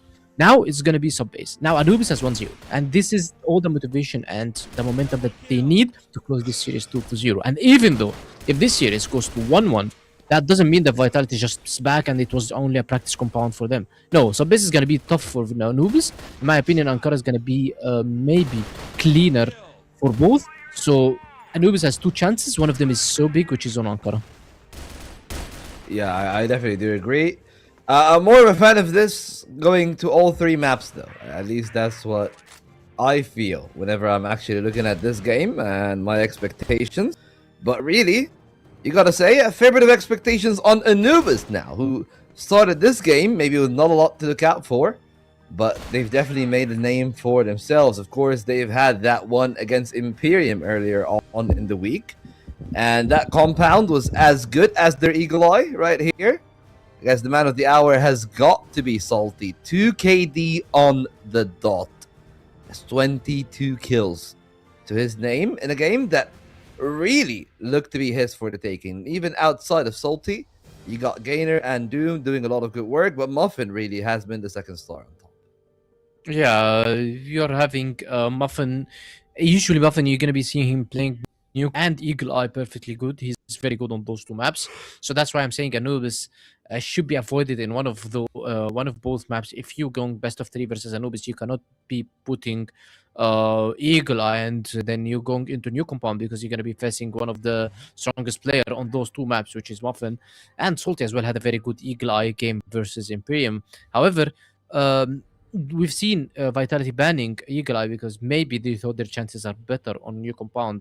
When I say that Vitality is practicing the map, that doesn't mean that Vitality is going to lose the map. No, Vitality just want to try how this map is going on into the West League. Now they have tried it and it didn't work out for them. So they need to fix it and they need to go back onto the next game and playing. And that's what we're going to see most likely from Vitality. They're going to be going into New Compound again. They're going to be taking Black Widow again. They're going to be taking those weak maps.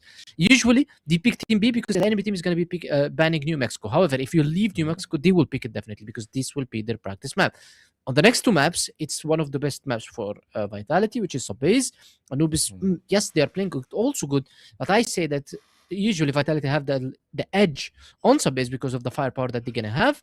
However, I'm expecting that Anubis can bring this upset 2-0, and even if it's 2-1 for one of both, I think that Anubis still have fair chances. Yes, I think that the experience of Vitality might close the series 2-1, but Anubis showed us a very good performance that might take us to 2-0. Yeah, I definitely do agree. Of course, Subbase kind of is actually one of the home turfs of the Egyptians, and this derby is starting to heat up a fair bit. Vitality got as close as one can get, Penguin, but before we get to that game, just a quick prediction. What do you think is going to be the score line here? Do you think it's going to be a 2-1?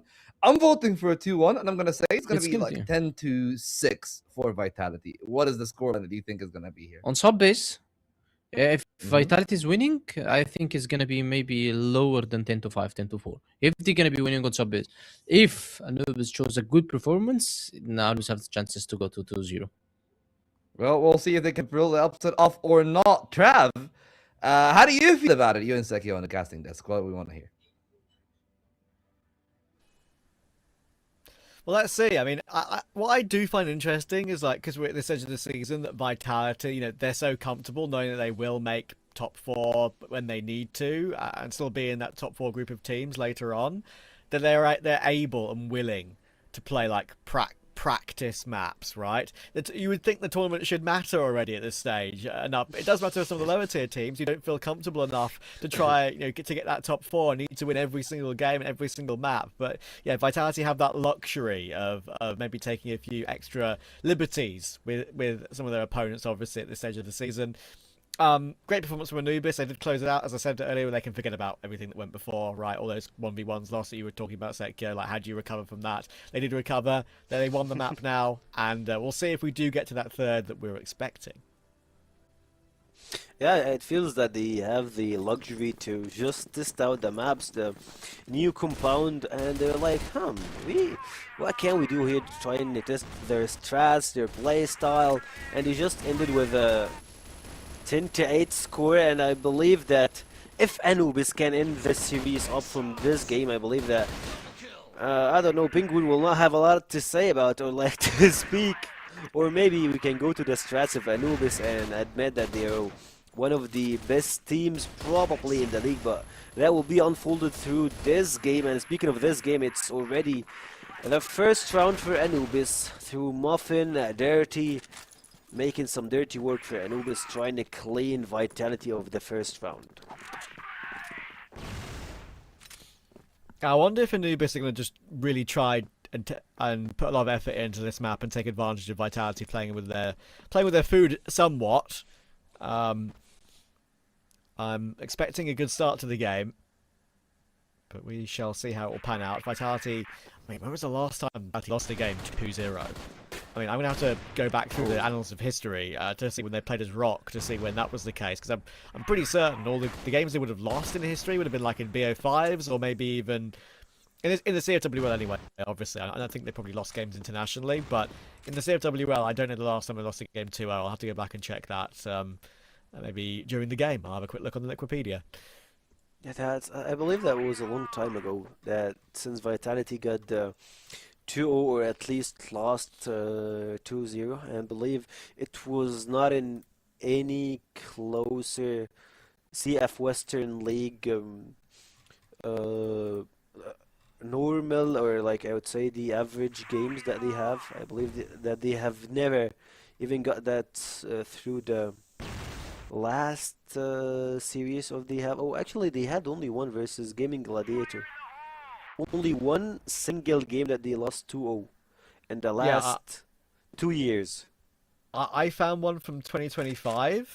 I think unKnights beat them 2-0 on March the 23rd, 2025, in season 1 of CFWL. So I might be wrong. As I say, like, both of us have found the odd result here and there that Rock have managed to find a way to lose.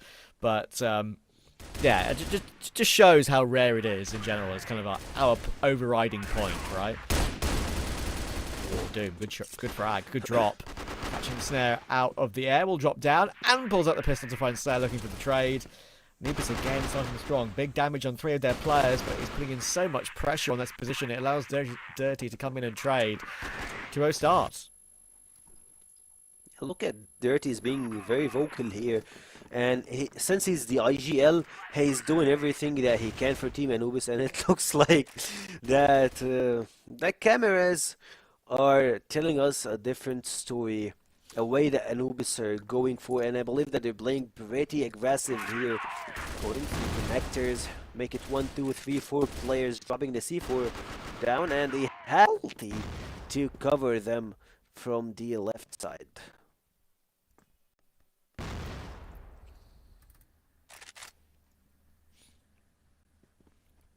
Four-man push. Totson will hold off against Dirty, pushing first. Totson now, I think, sees a little bit of information. As you can see, he's diving back and forth. It's very, very difficult to headshot him when he's doing this. Very, very fast movement. But if you creep up on him like that, you don't need to headshot him, because the sniper can push forward and grab the kill. Good job from Muffin. He's seen by Snare, though, on an angle where he's just sticking out a little bit. And that maybe will make things a little bit too difficult for Anubis in this round. Should be a Vitality recovery. Doom is stuck above them. And now he's going to be 10 foot below them in the grave. Salty will find one, but only one. Horus will trade. 2-1. Topping the last kill down, and seeing how Vitality actually played at the previous round, they played the default strat pretty good. They had 1 in mid and only, actually no, 2 in mid, 1 covering A and 2 covering B. It was pretty good and clear way. They're using the double sniper in a pretty aggressive way from Slayer and Snare. It's more of holding angles and saving a lot of potential entries for Team Anubis, since Anubis are playing a little bit slow this round. It felt like the previous one was more aggressive. And what do you have in mind, Dirty?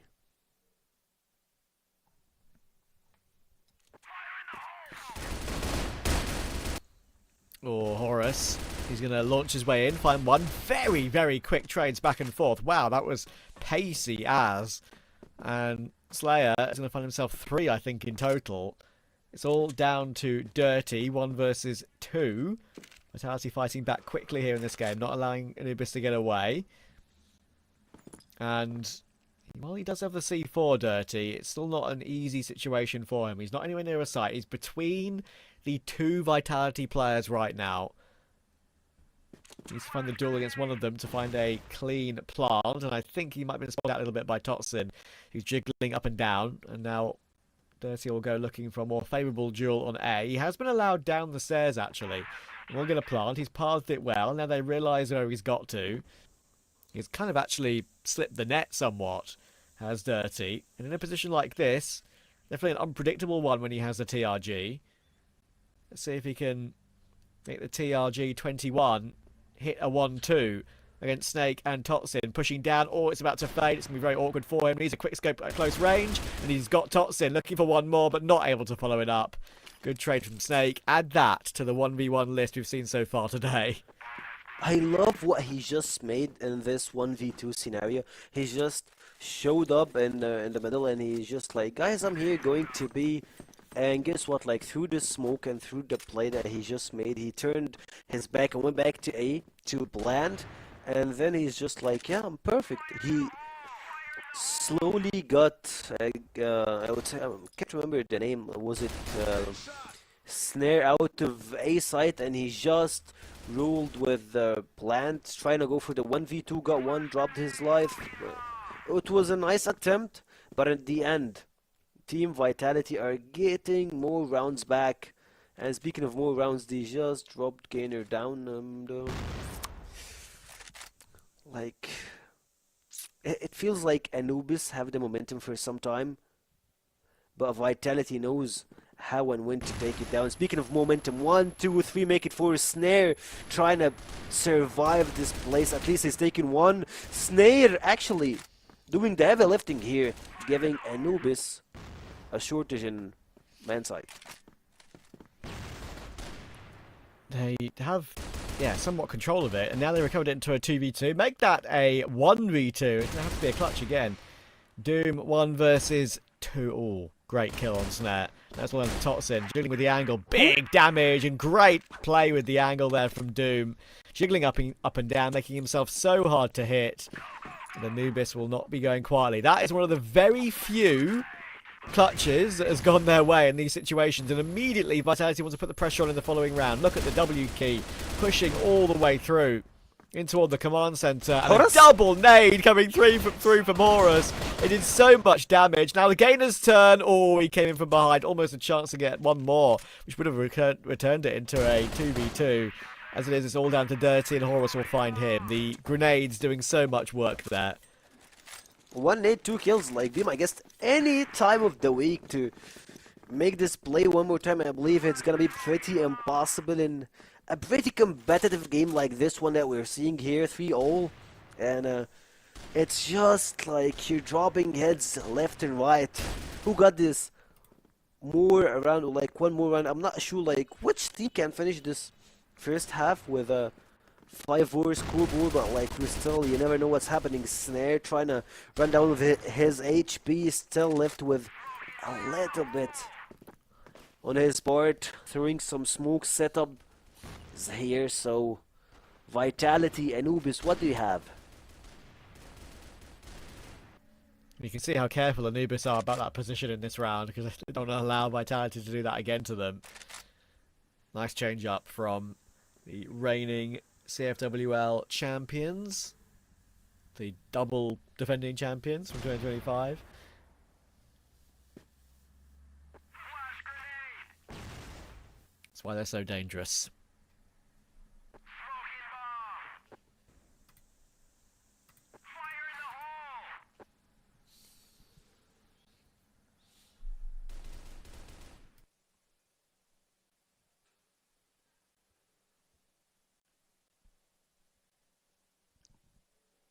Time is ticking. Hudson is having a really good angle here. Taken down by Dom. We've seen him just clutch one round, but speaking of clutching, Snake making a really good play here, dropping heads, dropping bodies left and right, making it a 2v3 scenario. Him and Snake and Snare, they're just like the dynamic duo that you can count on multiple times to just give you the direct result that you're looking for. Dirty is left alone again and again and again. He's the IGL. What do you need from him to do? He's trying to clutch one more round. Pretty low in HP. I believe he's just 18 and getting dropped down by Snake. Another round for Team Vitality.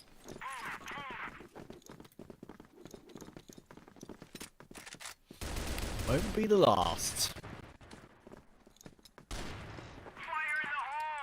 Oh, Snare's just got a double. That is a collateral. First one of the day. Only one of the, I think only the second of the entire CFWL so far, but I can remember. We've done every day so far. I can't remember any others other than one. Snare will once again add to it and somehow stayed alive for so long there. I have no idea how he wasn't traded quickly. Doom will do well to find both him and Horus though. He's dragging the round back. The issue is he's now so damn low. Doom and Salty are both walking wounded. It should be a Vitality 5th. You have no business moving here, and I love that Dom just got the C4. Have it in a safe spot. He's trying to hunt for kill. Salty. Like leaving Doom alone one more time. It feels like after a pretty competitive early game, it's getting to team vitality. Having this round as 6-3 when it comes to the scoreboard. Just one more round and Dome with 9 HP. He got a big dream. He can carry on. Slayer drops another shot and gives Vitality another win, another round. And this round will be a huge opposite for Team Anubis. Like, they had a really good run, but now they're dropping down everything. Speaking of dropping down everything, Snake, Slayer, they're just dropping heads, dropping Anubis, Doom, Salty. They're just leaving Dirty and Muffin alone in a huge and hard spot here.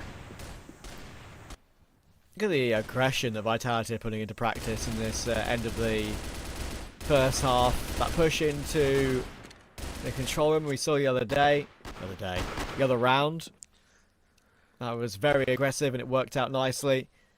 And once again here, they're just really pinning Anubis back. Doing a great job at it. This is their map pick after all. And now Muffin. I'm going to try and get the plant down, but even that's going to be only a fake. I'm going to try and get some space first, but he's not going to be allowed to have any. Totsin will get the frag in the end, and a 6-3 for Vitality. A lot more comfortable and a lot more proactive.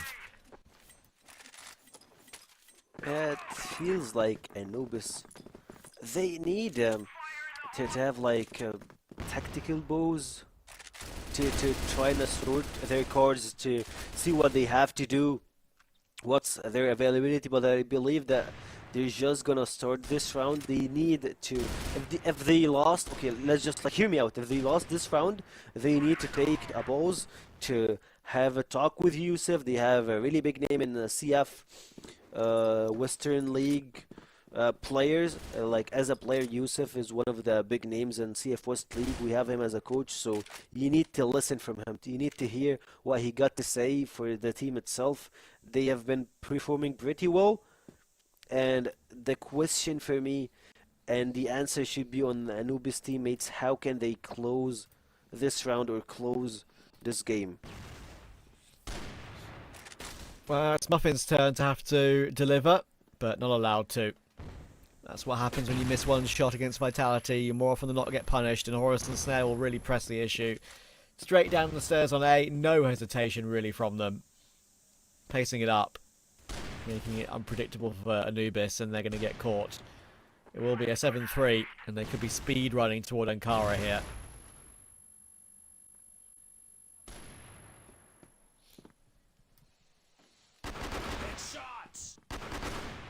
10 seconds on the clock. It's not gonna be enough for Vitality to just wait for time to get the round. They're just gonna take their heads and put Anubis down to the grave. The ancient Egyptian god will kneel for Vitality.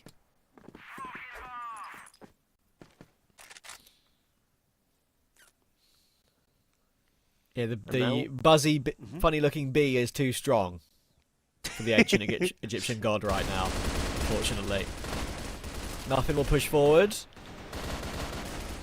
And he'll take Snake, but Horus and Slayer, once again, look at the amount of positions they've got in this default to make it at least comfortable for trades, right? Very quick back and forth. Salty will probably get his second, but damage take 30. And actually a good recovery in the round here for Salty. He's found another one. It's all down to Totsin to win the 1v2, and he did feel like Vitality had control of this round, how they were set up earlier on. Might not be the case now. Another clutch opportunity for a Vitality player, but Totsin won't even bring it down to a 1v1 on this occasion. They're trying to wake Anubis up, trying to use his will, trying to close rounds, but the difference in round is pretty far, and a bad stun thrown by Salty will make them short when it comes to Yuta, but at least Slayer, you just tell him like, man, like, good lineup, try to do it another time, and you're gonna drop off your life. Like, you dropped a wrong flash, you're dropping your life. It's not gonna be working like that. How about swoop? Nice. That was clean. Just dropping 2 heads when one is prey.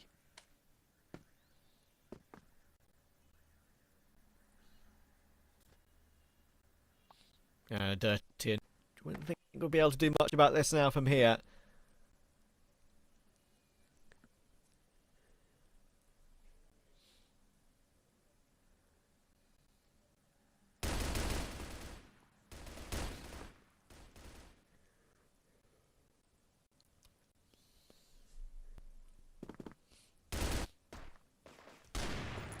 Oh, could be tight. Yeah, very tight angle there for Snare. They're so good at playing around those door positions on sub base.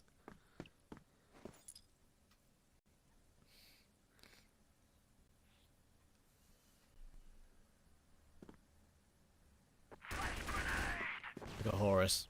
He's crept all the way down. And he's kind of mirroring there. I was going to say he's mirroring Doom right now. I had no idea that he's got all the way through. That means the A-bomb site is totally open.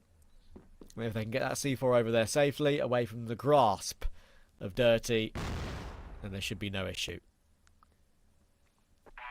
Do you remember how many times Dirty been left alone versus the entire Vitality squad?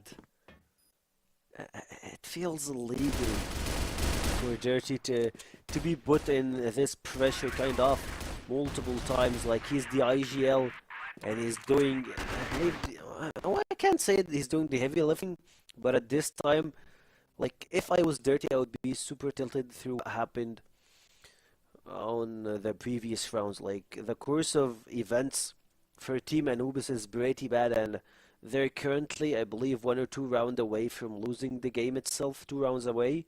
So if there is a time to talk it off, to have some change of,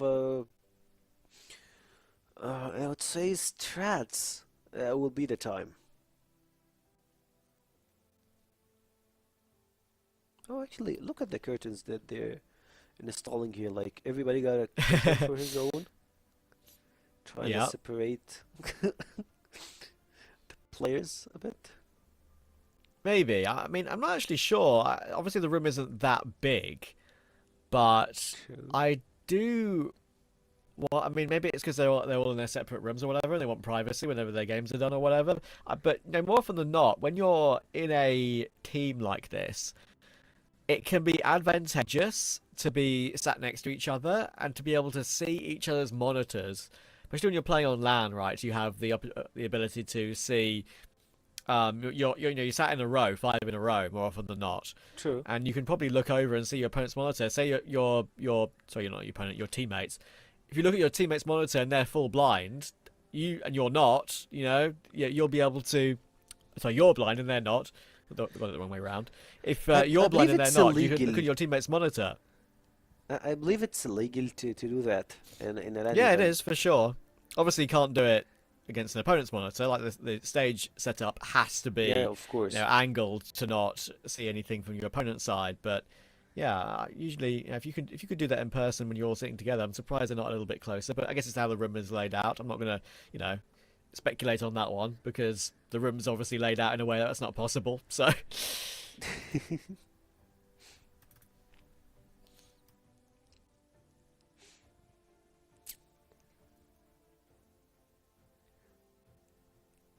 For me, it feels pretty hard to imagine after losing multiple rounds to see your teammates' face and after what happened, and you're just like, how can I react in real life? It will be a bit weird if you're pretty tilted at the guy in the game, and ironically, after you finish a game of losing, like you lost this game, and one of your teammates is laughing. That might be a deal breaker for some teams, some players. and like, don't get me wrong, but like, it's pretty annoying to just lose a game and look at your teammates and one of your teammates and he's laughing. It's a tilting. Like you need to have some iron mentality to not to make bad decisions in life after seeing that. Yeah, I know. I see what you mean. It is a funny thought process. I mean, anything can kind of get to you like that, right? I mean, anything that might be totally innocent, he might just be, laughing at a bit of nervousness or just like confusion, and you take it the wrong way, and it happens. Yeah. Anyway, we are back underway, and I don't think there's going to be really much left for Anubis on sub base, but we'll see. It should be a Vitality close to take us to Ankara.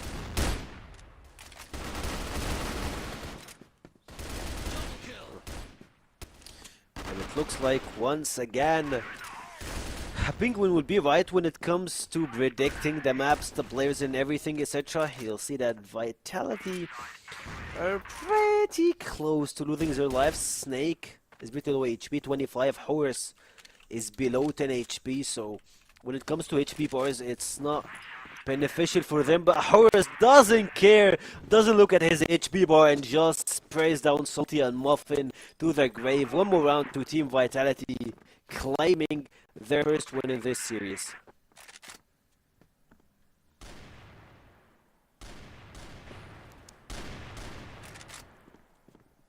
Yeah, it's been a bit of a walk in the park for Vitality. Not sure. I mean, obviously you go through the motions if you're an Anubis and you try something when the attack pause right. But I think they knew it was too far gone. Then there was no chance of a comeback. It would be a massive shock if that had happened on Vitality's map pick.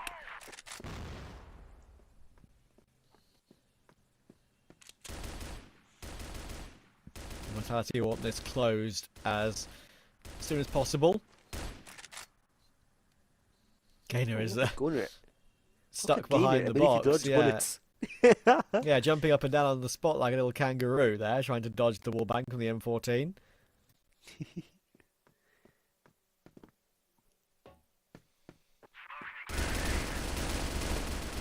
Oh, just spraying down Gainer. Funny enough, he just survived and take thoughts in. A really good way to just drop Todd's and Gainer getting traded off. Doom is here to clarify one more kill. Anubis, you have the spirit, you have the players, you have the advantage. Can they close it up? And Horus is just stepping up and saying it's not over until it's over. Dirty chicken angles here, trying to drop one Slayer, drop the another one. Snake pretty low in HP, and Dirty lift alone again in a clutch position. 30 HP, can he do it? Snake is actually using this connector to his side. Vitality again. They didn't have numbers advantage. They didn't have anything to do. They didn't have any business to win this round, and boom, apparently Horus dropping 3 heads with 1 spray. Oh, and even Snare at the end, they're managing to catch it. Another clutch that goes Vitality's way. Sure, this time they will find a map win, but I think it's fair to say that was totally expected, right? I mean, all those 1v1s and stuff that happened in map 1, Sekio, was always going to come back to, bite them eventually. Anubis, they were never going to be able to recover it, so we'll see if they can. Yeah, it's just Penguin. Like Penguin said, like they're just trying to play this map unofficial to see what can they do and what can they adjust versus Anubis, and they did. It's just like that. Yeah, very simple, right? I mean, it was. I think it's expected so this entire series because of that, right? It has literally turned out the exact way. So it's almost as if that Penguin has watched Crossfire before. I mean, who would have thought it, huh? Who would have thought it? Vault, Penguin, talk us through the map. I'm struggling to see where I've seen Penguin play before and versus who. Trav got a point. Maybe you know it. Maybe you know a bit too much to be on the desk.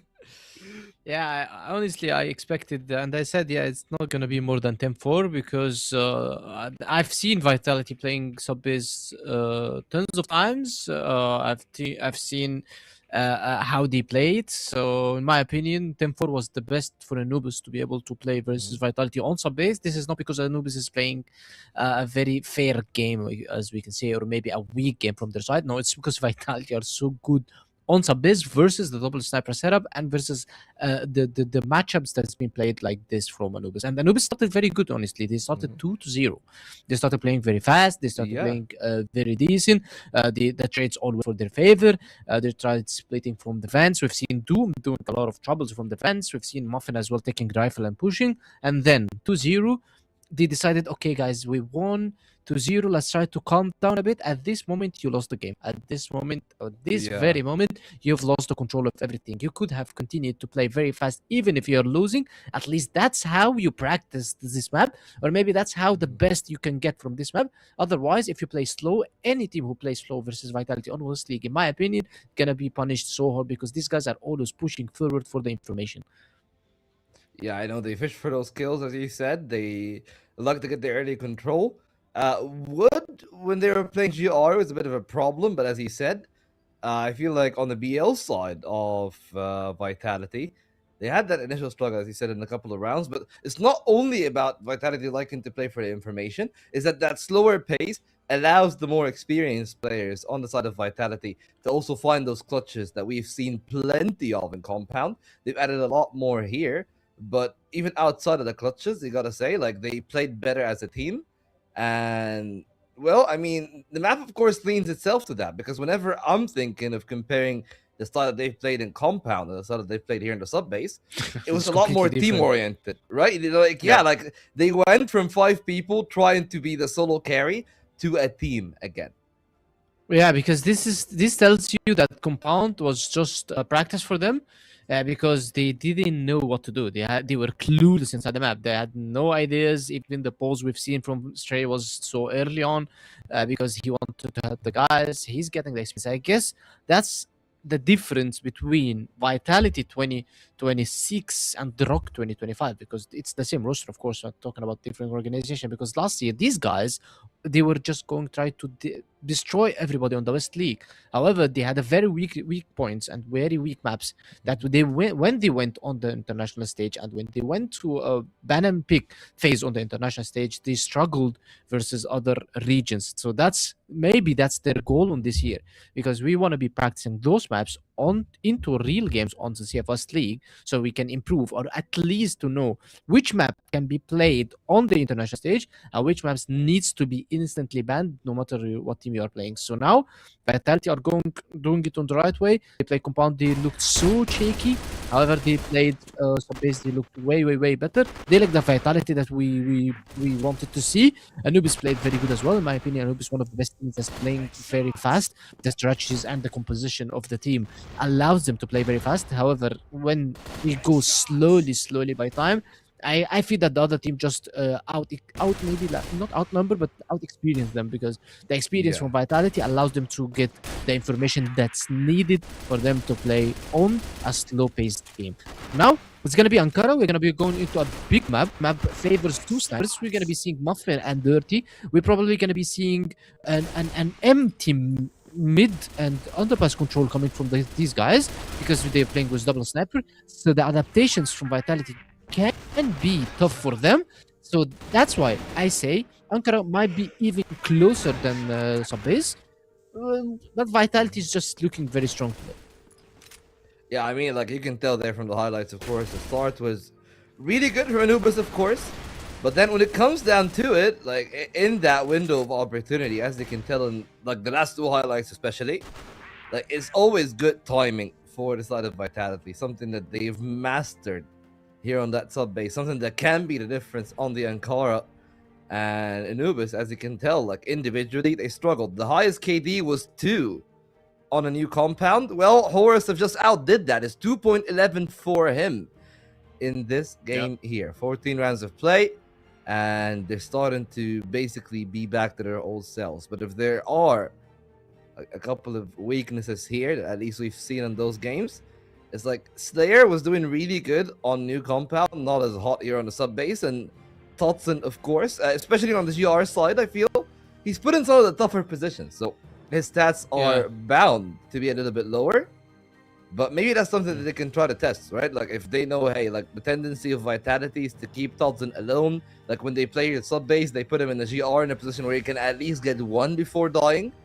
So maybe that's the thing that they can try to capitalize on, right? Like if they know, hey, this is where the anchor is going to be playing on Ankara, just rain him down with flashes, rain him down with nades, and maybe try to open up that space in addition to, of course, as you said, like whether it's going to be the TRGs or the AWMs, whatever it is, the snipers just holding that line of sight as well on the underpass and empty mid. Yeah, he plays the same role as Gainer, by the way, and Gainer had 0.5 KD. Mm-hmm. So it's just the same role, the same position. Not the role on the blacklist, of course. The same I'm talking about suffering. The Globalist role. Yeah, the same suffering on the quad boxes because it's very hard to be able to defend on the quad boxes. Especially, we've seen Gainer play quad boxes a lot, and he dodged all of the bullets coming from the quad boxes and from the EBR, although it's 100% wall bang. However, he didn't take any single damage, and yet he got 1 kill before going down. So it was very good the defense from coming out from him. Also from Todzin, he's playing mostly from B-top or down as aggressive into the lockers or into the red room. So Todzin and Gainer, yes, they suffer on the global side, so their KD might be not that good. However, it's good waking up for Horus because Horus didn't have the best map on his the best first map on his days. So now he's back to 2.11, the entry of Vitality. In my opinion, till this moment, I've seen Vitality playing maybe 7-8 maps or maybe more. I see that the 2 stars for this season is Horus and Snare. Those 2 guys, whenever they are popping up, you've seen Vitality having a casual, easy win. Other than that, yes, these can win. Vitality have Slayer as well who can clutch whenever he wants. However, the rest of the guys needs to maybe stepping up a bit. Yeah, well, I mean, that's going to be the important thing. I feel like stepping up is going to be a big factor. And in Ankara, things are going to be a lot more intriguing. So let's also take a brief break. We got our usual 3-minute break before the decider. And, well, we said Vitality have took map 1 for practice. Let's see if this is going to buy them back on map 3.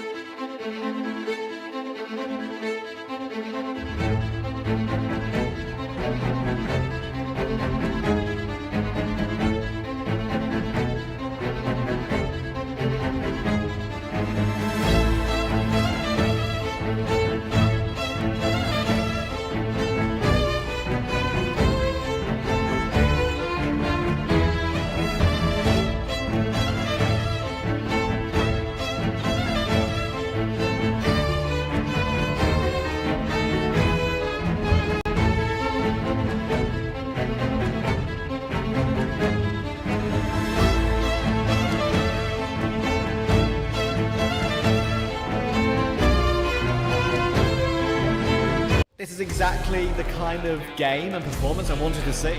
This is the Hail Mary. Every individual player is bringing their A game right now. That's what I'm talking about. I've had enough of being quiet. I want to get things moving. The Nemesis not able to get Free! Oh my word, straight down through that smoke just recently. Zane has spotted out Frisk here. Yes, Trevor very scared going for that quick.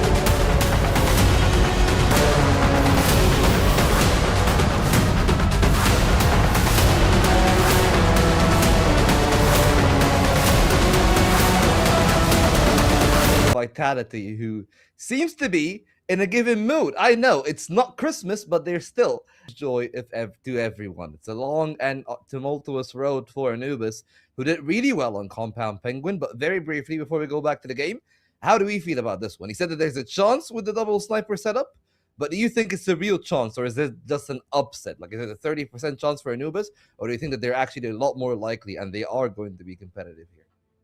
It can be maybe 30 to 40% for Anubis, which is quite high. We're talking about almost the same as Vitality.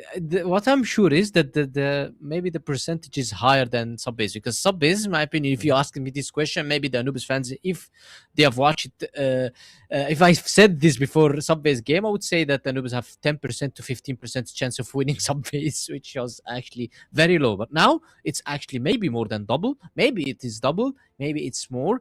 It's for sure more. Maybe it's 50-50. However, it's for sure more than Subbase, because Ankara is a wide map, big map, good map for rotations, good map for snipers pickoffs.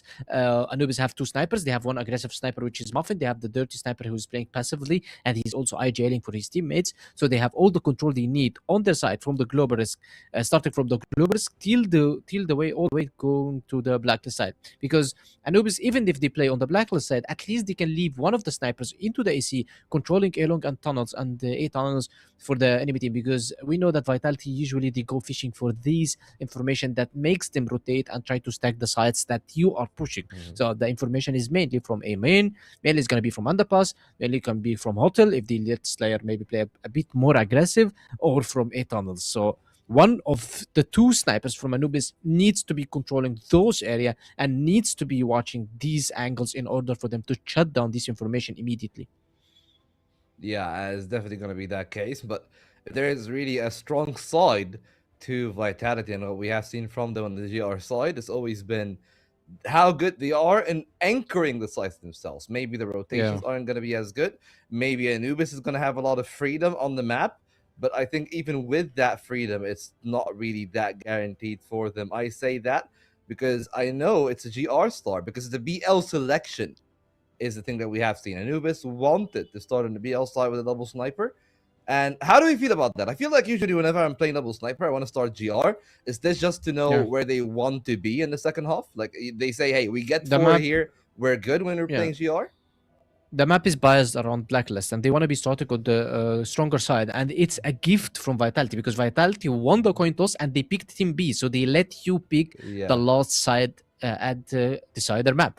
So you need to be taking blacklist. Otherwise, if you don't do this, that means that the gift the Vitality already gave you, you just gave it away, or you gifted them away by letting them take the blacklist side. So you should have taken the blacklist side, and it was a good decision for them, and it's the blacklist sided map. Well, the gift that keeps on giving is what we have here today. One more map is what we're going to be having, and I guess no better way to go for it than just to ask, hey, we think that one team is going to win. How do you feel about it over there at the casting side of things? After what we've seen over all these seasons, I refuse to believe that Vitality won't find a way to add another W to their list that they've had so many of in recent times. But I think Anubis, as we said before the game, if there's one team that could end that streak, it could be them. And it would be a big deal if they could do it. It's not the Thanksgiving season, but I believe that Team Vitality are giving a lot to Team Anubis. They gave them the first map to pick off a map that they're not comfort in, and they're giving one more gift in the side selection. So Vitality are given a lot, or are they underestimating Team Anubis? I'm not sure. And like when you're playing versus a team like Anubis, you can't underestimate them, since like the org itself is not small. The players, they have big names. I know like players in Vitality, they have bigger names, of course, like they have ruled the last season, last year, all in the West League, but like you're given a lot. Will it be the thing to break your back, to break your ankle, and make you lose the first series in CF West League? We'll know. Yeah, and we're about to find out. We're about to go in game and see if Anubis can do something crazy today and break what has been a very, very long streak for Vitality. Ankara is the playground for these two teams. Horus already is going to be tested. They're going to run him down, but guess what? There's a second player in that position, and Snake's going to find two and return very quickly. 3v2 Vitality early game. I don't know, but it feels like Vitality are testing their limit more than they're playing versus Anubis. Speaking of testing limits, Snake just dropped 2 crazy kills with the M4 and M14, and he's just like, yeah, it's fine. He doesn't care. He holded an angle, and they just like went to his crosshand. He's just like dropping heads right.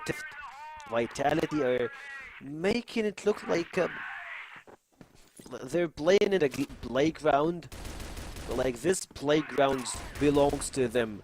They have the players, the bullies of the yard.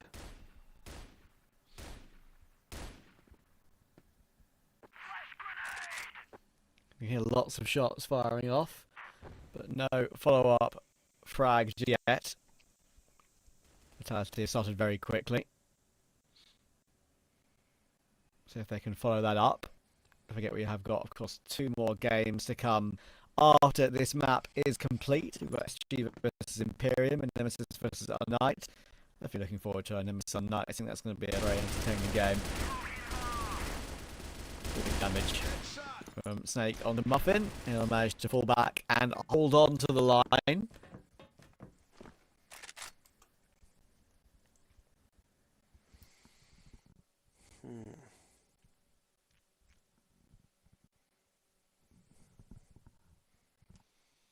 Big shoes to fill in Anubis team,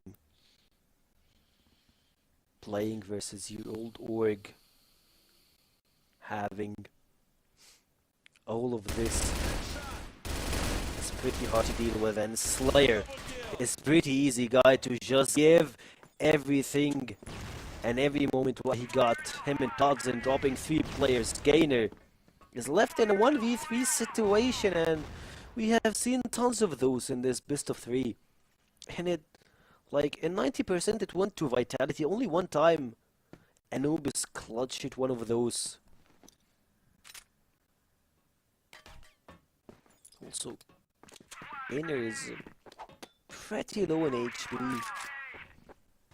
No C. Oh, actually, no, he got the C4, but he doesn't have much time left. 10 seconds on the clock. He can't just rotate and go to B side, so he will just go for the suicidal appearance here. Gainer going here, and Snare just giving him 2 shots to his body.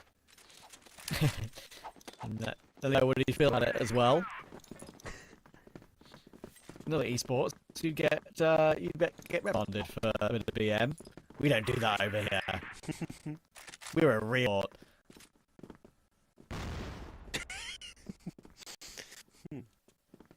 Actually, I thought they might just go for the knife. I mean, yeah, it was an unlosable round, right? Because there was only 4 seconds left. So, anyway, this one's not unlosable because they're going to put a lot of pressure on that A bomb site. Gainer will quickly trade, so they're going to work their way up the stairs coming now. Smoke already up on the rotation position, and Dirty's going all the way back to check for the stair rotation. Very close for that duel going into his favour. Totson's going to try and go looking, but Dirty's ready and waiting for that. There's more that came from. He's going to eventually try and make his move, but Dirty is still in good position and still fragging well. He'll finally be removed by the grenade from Snake, but there's a clock above of Vitality to try and make this happen, and it's looking a little bit too difficult. Snake will find one. Time really is the issue. Again, there's a lot of pressure on him, actually. He does go down, and if Muffin stays alive, they should K. 5 seconds for that defuse, but somehow he misses that kill on Horus. I think there's time, you know. Oh, what? 0.2 away from the defuse? Wow, that was so close. He was got away with one there. That was a bit lucky. Hold on. Give me a moment. So, Anubis. They were playing 4v2. And it ended up with Vitality sweeping the floor with the whole team. But losing the round through a millisecond. Like a couple of them on the timer. That's how you know that Vitality are logged in, even though, like, looking at the players' POV camera, they're just like holding their heads or saying like, it feels a bit wrong for Team Vitality, what's happening here. But they're managing to rule the place, to conquer Ankara, and to have no angle for Team Anubis to come back. But here is the one for them. It's a 3v2. They have Snake and Snare only. Like, keep an eye on Snake and Snare alone versus 3 players. Well, they made a 2v4 almost look very easy. Now, a 2v3 you'd think would be slightly more doable. And they have got a little bit more time, but now, unlike the previous occasion, it's a kill immediately from Dirty to stop that possibility. And Snail will go down to Salty immediately too. So Anubis are back in it straight away, staying competitive. And Dirty will open up the round against Snare as well. There's been a lot of opening fights that Snare has gone for in the last couple of game days we've watched last week and this week, and he's just not been his usual main carry that we've seen from Vitality so far in this particular season. I can forgive him, it's early on in the season, doesn't really need to step up until we get to the business end later on. He's being sniped by quite a few of his opponents recently.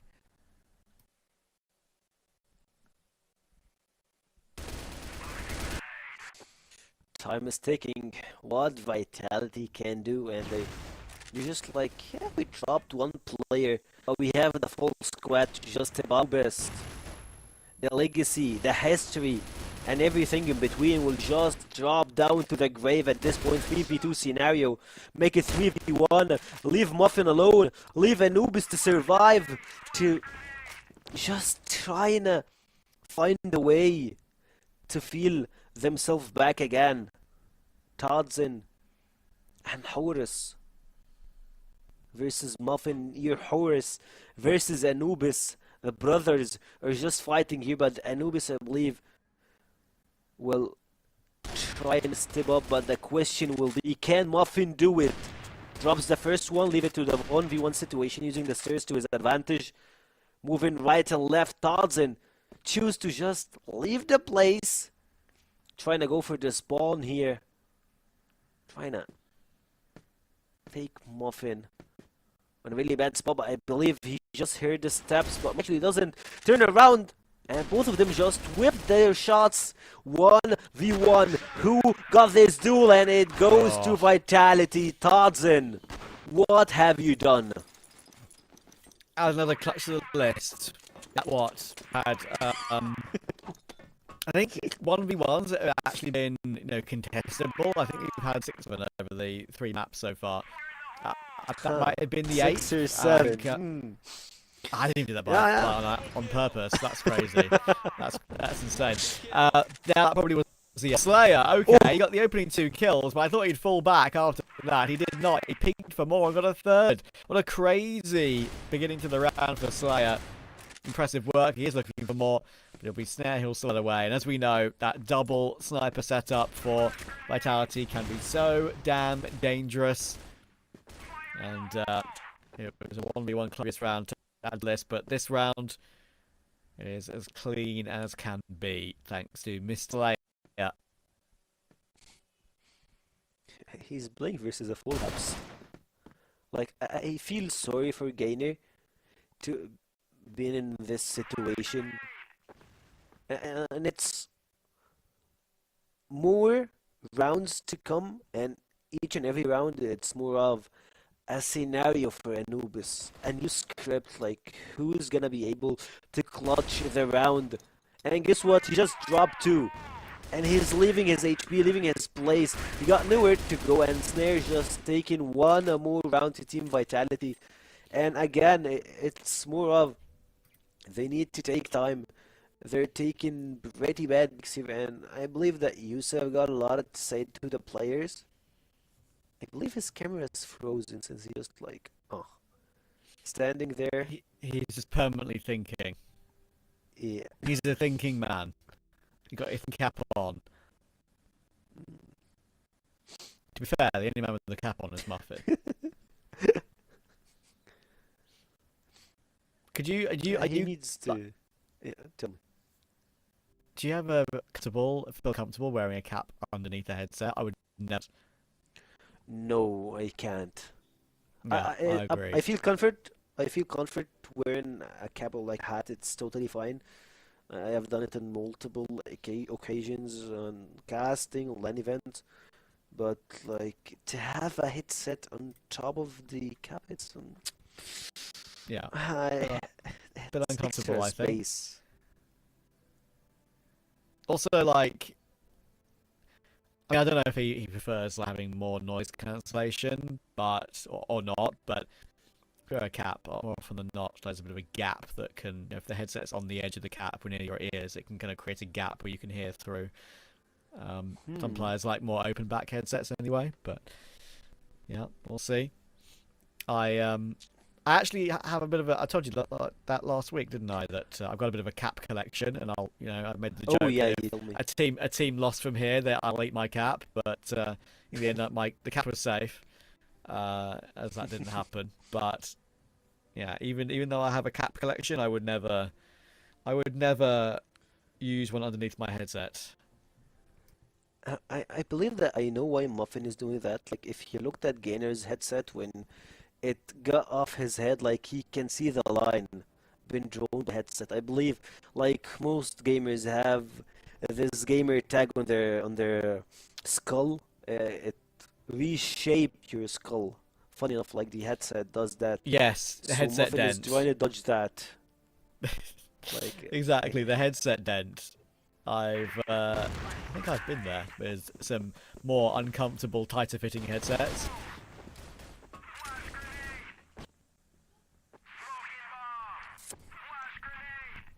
And it feels like he's just trying to dodge that, and he doesn't want to have that thing. I thought like he's young, but like looking at his face, he looks pretty young, but he's 26. Not saying that 26 is not young, but like when it comes to esports, that's you're in middle of your career on esports. So we'll see how it goes from there. To Muffin, to Anubis. One of the players that sticked with Anubis stayed. Yusuf became a coach, and Anubis are trying to reform, have new blood for the roster, and still they want to find their spot in the top 4 to make sure that they have the better group, the better games to practice before the playoffs.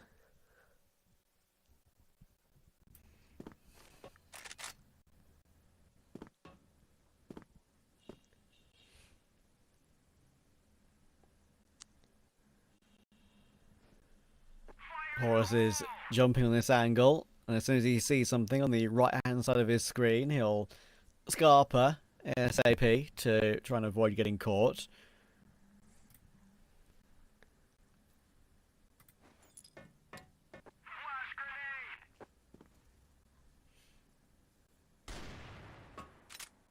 There we go.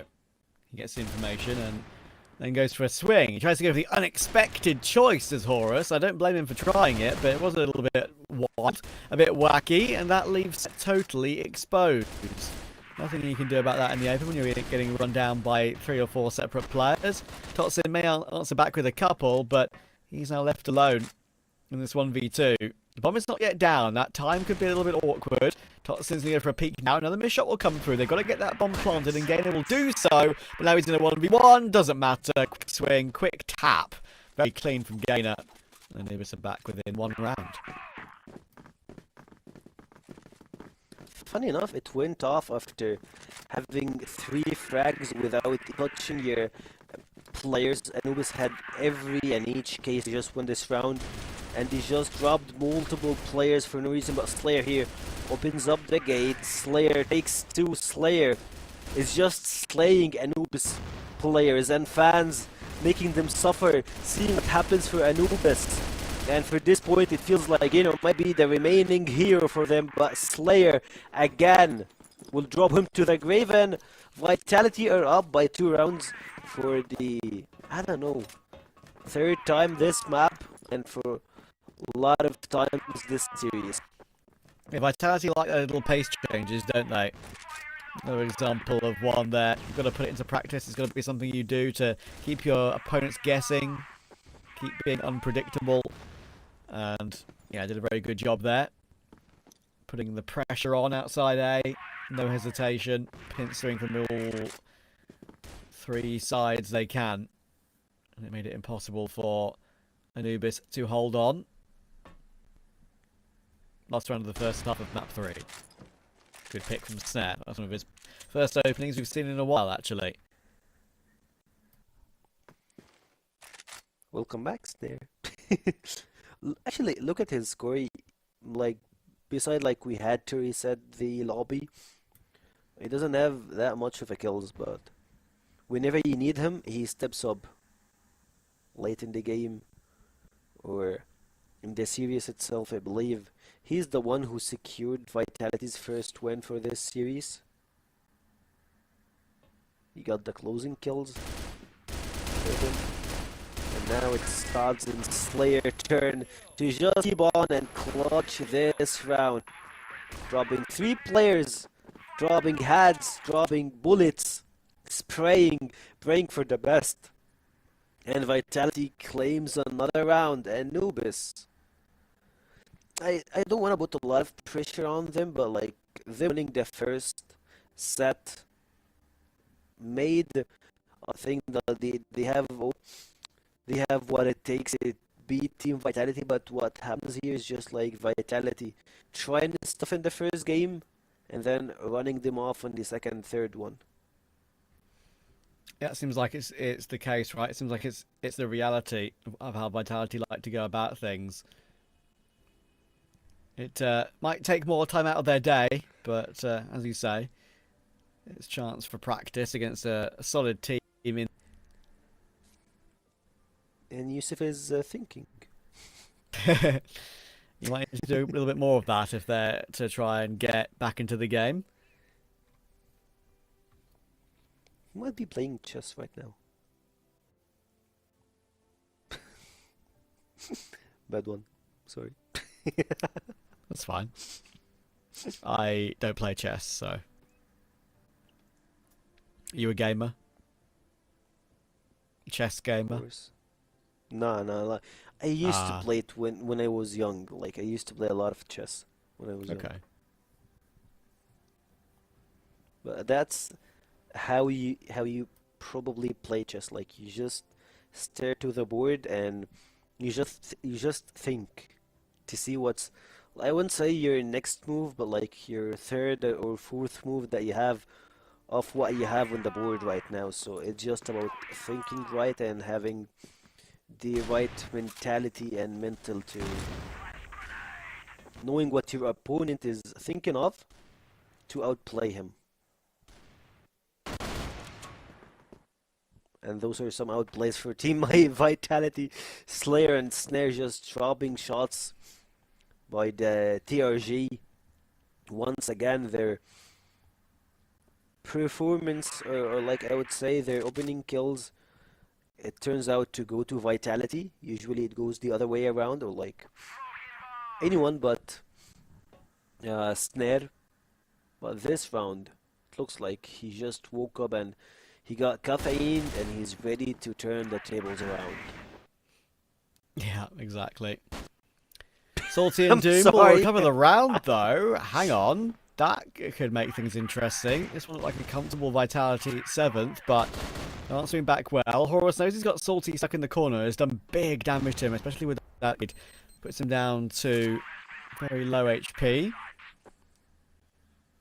And now, with the bomb planted for Vitality, you would argue they could have a ever so slight advantage here with Salty and Doom being so low, especially being set up in this after plant. Doom's going to push forward now. One of the low HP players will take contact first. Again, coming on the big flank from Long. What a great tap from Horus. And that's all down to Totsin. Can it be another Vitality clutch? It's so doable, isn't it? With Doom and Salty being one bullet from death on both sides. And Totsin's playing this one perfectly. Kind of a deep nade coming through. Doesn't connect with Salty, but he's wasting the time. Jumping back and forth. He knows they're both low. Surely information called over by his teammates. And he delivers once again another clutch for Vitality.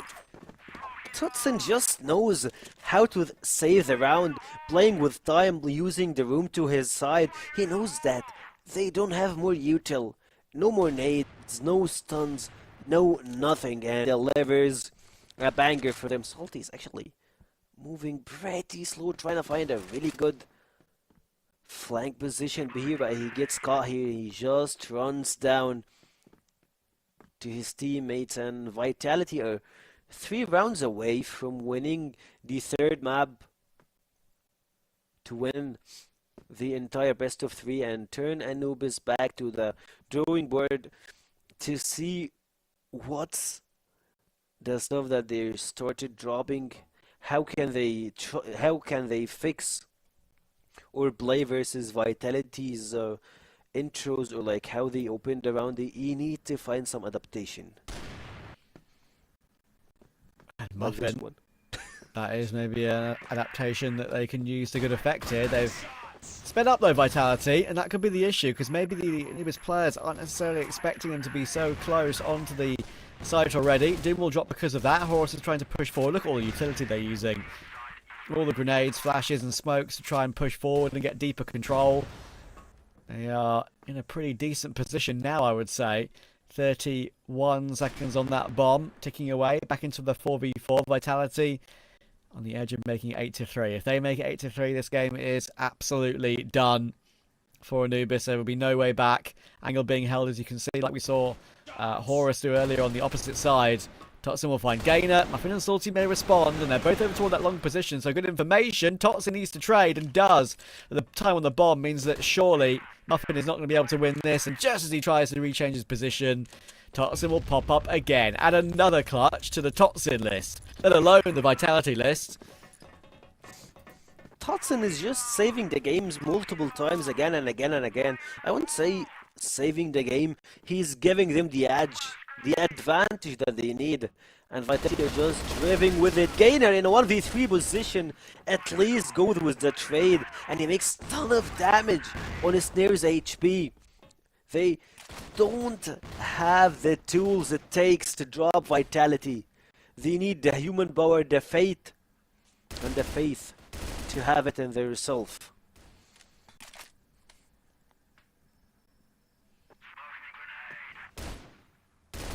Slayer is somewhat pinned in, but he's done really well to find Salty. That felt easy, felt comfortable. HP isn't great, but Totsin's going to charge down Doom. And now, Dirty and Muffin need to try and recover a 2v4. Definitely doable. I definitely feel like they've got a chance, especially when they push forward like this. It is the 2 sniper players, of course. Yeah, it can be so strong. And now Totsin is going to get launched on by Dirty. All 3 kills come flying in. And just like that, Snare's going to have to try and win a clutch in this game. It feels like every single one of Vitality have won a clutch so far today. Snare is now, it's his turn. He's obviously not had the best of games. As I said, really not much impact at all. But here is his opportunity. Dirty and Muffin will work their way through. They haven't switched to any rifles or anything like that. So they're going to try and find Snare. He's on the high ground right now and immediately caught by Muffin. There we go. Good check. Anubis will keep Vitality off of match point. He tried to save the round, but Anubis actually turning a 2v4 to another W for Anubis.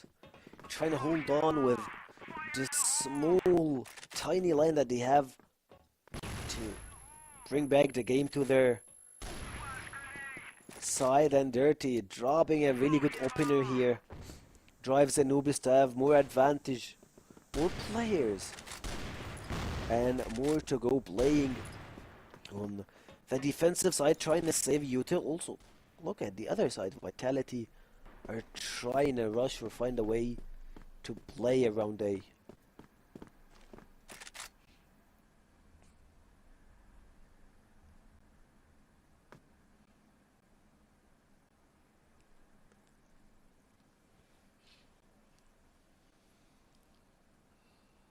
Bomb maneuvering forward now, but 3 on A at the moment for Anubis.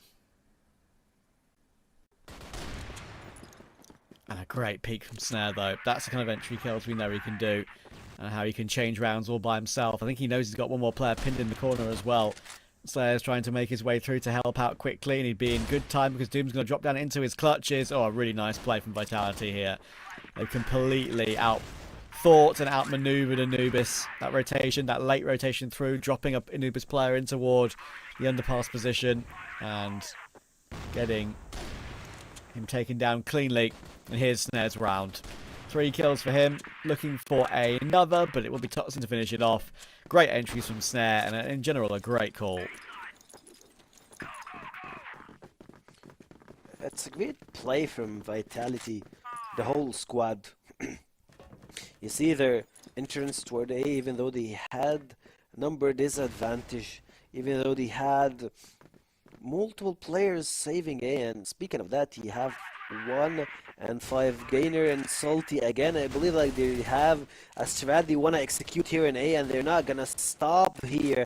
A full house rotation to the A side, but it's immediately cleared by, I believe, the Horus and Todson. They have the place for themselves. They use the util, still holding 2 nades, dropping dirt, dropping everyone to HP. Yeah, this one looks done, doesn't it?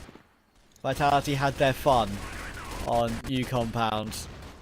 They had a little bit of a goofy practice, but there's nothing that you can do to deny them. It's another win in a row for Vitality, as we thought it would be eventually, but they do recover it very sharpishly, don't they? I mean, that is a real Vitality back on the server. 10-4, 10-4, as if it was a doddle.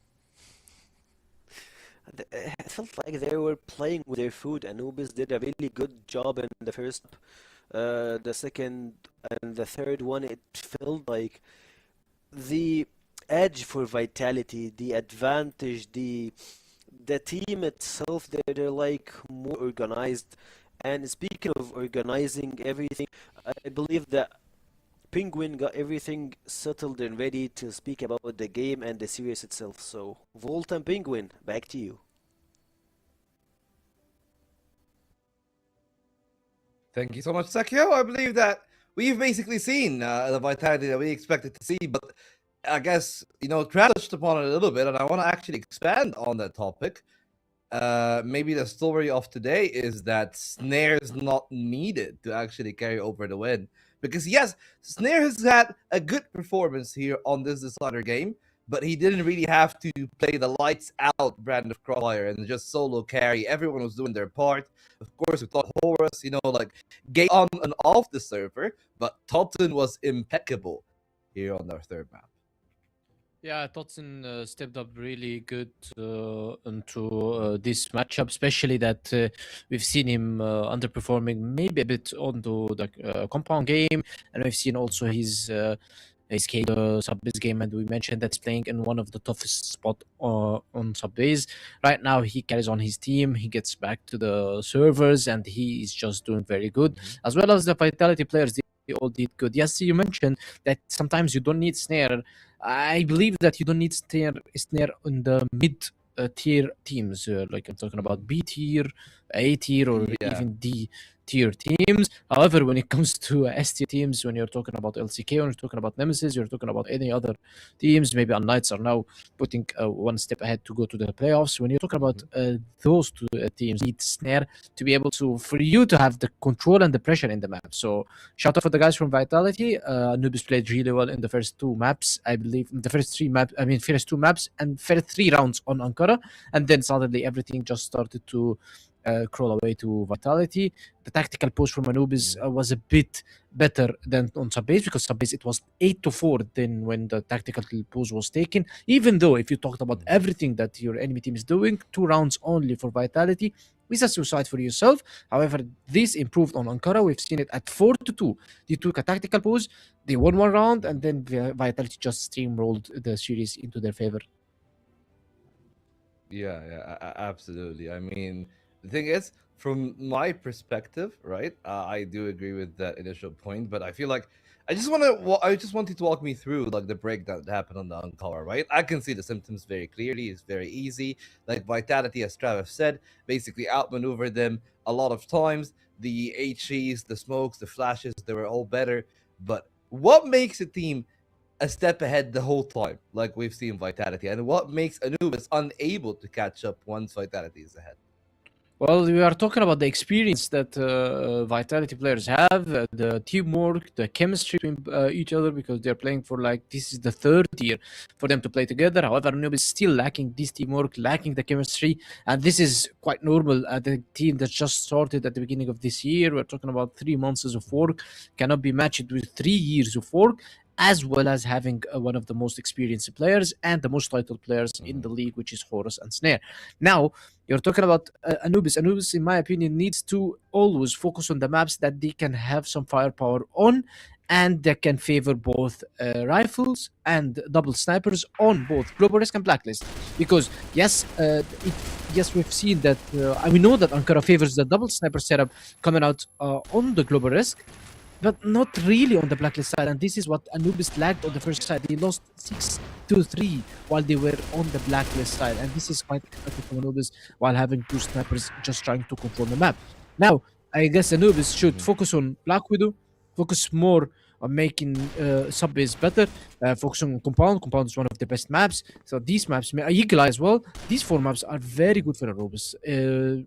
Ankara, Port, Mexico, I don't think it's going to be quite good maps for Anubis due to their chemistry, due to their, at least for now, we're talking at least for now on phase 1. However, phase 1 is just for trying to play together, trying to adjust to the enemy team, trying to maybe adapt, learn, teach your team how to play versus such so different styles, because Vitality is usually playing with different styles. Sometimes they play very aggressive and you see them pushing everywhere, and sometimes you're just playing slow based on information, and this is their most commonly used setups on the maps. So Anubis, they have a bright future. They need to pick on the maps better. They need to avoid some certain maps, and they will be doing very great. Yeah, I definitely agree with that point. But again, like for Anubis, it's not only really that the Ankara is a problem for them, right? I think that we've seen like levels to the game, right? Like from what we've seen from, for example, LCK and Vitality when they faced off against each other. We've seen the level of some of the lower tier teams when we talk about 3BL, when we talk about Imperium, when we're talking, of course, about Swamp as well, who are going to be up next. But yeah, like I mean, it's very tough to take on a Vitality who, as he said, like maybe Anubis got 4 maps that are good, and that's a great number against most of the league, but against Vitality, that is not enough. And clearly, they know that they got the numbers advantage, and they're not gonna let go of it here. Yeah, Anubis, I feel that Anubis starts really good on the beginning of the map. We can see even the KDAs tell themselves that the guys didn't have the chance to play versus Vitality. None of them is positive KD.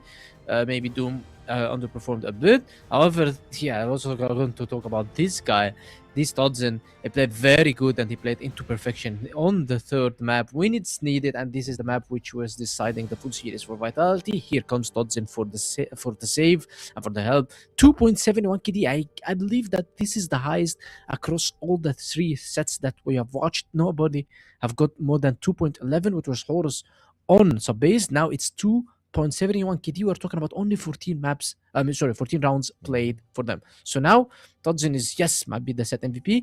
My opinion, match MVP might be going for maybe Horus, maybe Snare. I'm not sure, but Todzin, okay, is the match MVP. Yeah, I mean, here's the thing. That performance on the decider, that is enough to earn an MVP in of itself at times. And as you've said, mostly on the GR side, Todzin plays a lot of the difficult positions. So his stats are even really don't tell the full story. And I feel like that's one of the things that maybe a lot of people sleep on Todzin whenever something like that is mentioned. Like, just think about how much work Todzin actually does for the team when you consider it from that perspective, right? Like, what does he actually provide to the team is something that maybe most people will actually not be able to notice when we're watching the game itself. Yeah, But exactly. when you're asking the teams in the interviews, they'll tell you that Todzin gives the stability to players like Slayer, Yes. to players like Horus, knowing that they can be aggressive and knowing that there's an anchor on the site that will buy them enough time on the opposite end. Yeah, Todzin is doing the fill role in Vitality. Like, he's feeling sometimes he's anchoring, and sometimes it's Slayer. Whenever Slayer feels that he wants to move, and when Slayer is moving, you know that this is danger for the enemy team.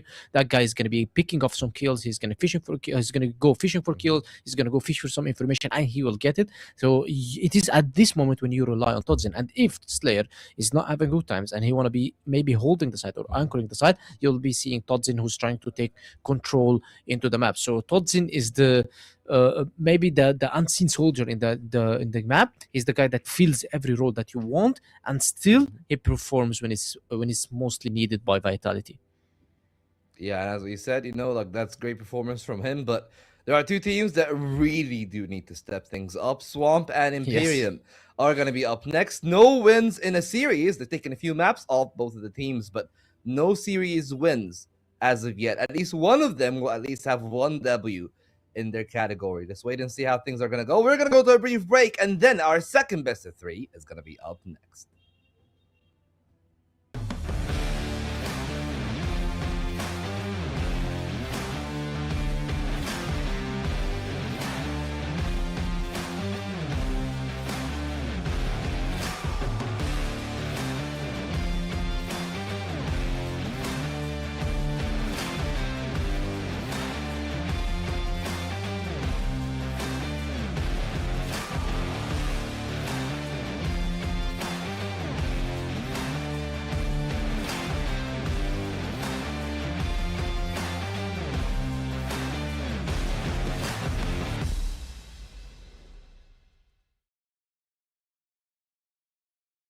Welcome to the first season of CrossFire West League 2026. See this year's start of the Western League as 8 participating teams from all over the CrossFire West region battle it out in March to May in order to claim the throne and compete over a total prize pool of $228,000.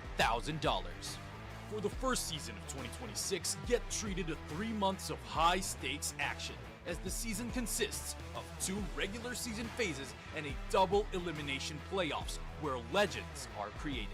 In the regular season, Phase 1, all 8 teams are included in a single group where they all play best of 3 matches in a single round-robin format. Support your favorite teams as every match counts here. Every performance in Phase 1 will determine which 4 teams will be part of the Elite group, where they are guaranteed playoffs, while the other 4 teams in the Contender group will either fight for playoffs or relegation. Expect no resets, as results accumulated in Phase 1 are carried over in the next phase of the competition. In the regular season Phase 2, witness teams from both groups compete in a single round-robin format within their same group. For the elites, this is their chance to secure advancement to the upper bracket round 2 of the playoffs. As for the contenders, be ready to see some of them say their goodbyes. In the playoffs, the 6 remaining teams will brawl in 10 total grueling best-of-5 blood fights in a double elimination bracket. 3 consecutive victories will result in a chance for royalty, while 2 defeats mean the end of a valiant journey. Legacies either move forward or are cut short. Here in the finals, experience a grand bout between a challenger from a victorious path and an adversary that has once tasted setbacks to determine who will be crowned champion of the CrossFire West League Season 1. Not a memory, a movie. Every round, every map, every series is a mark of a continuous history. This is the road of recovery for the old glory. CrossFire West League, reclaim the throne.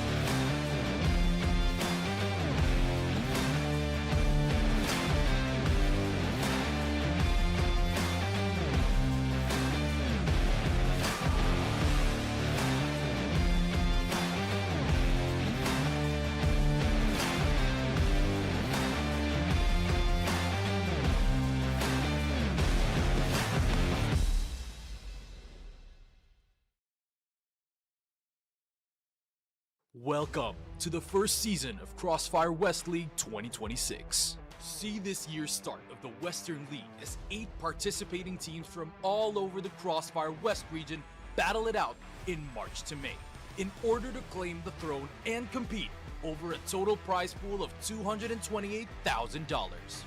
For the first season of 2026, get treated to 3 months of high-stakes action, as the season consists of 2 regular season phases and a double elimination playoffs where legends are created. In the regular season, Phase 1, all 8 teams are included in a single group where they all play best of 3 matches in a single round-robin format. Support your favorite teams as every match counts here.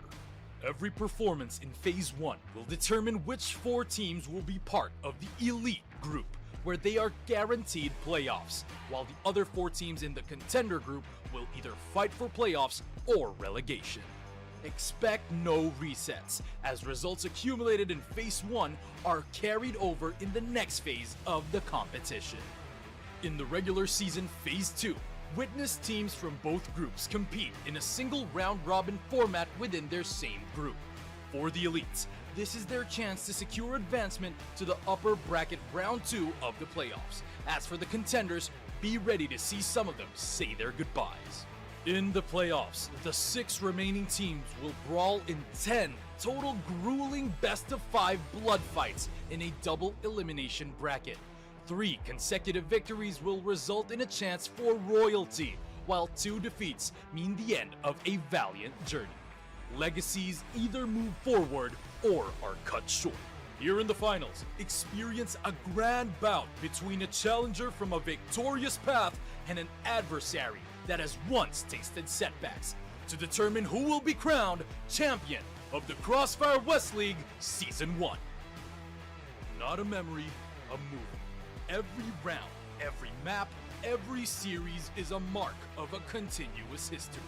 This is the road of recovery for the old glory. CrossFire West League, reclaim the throne.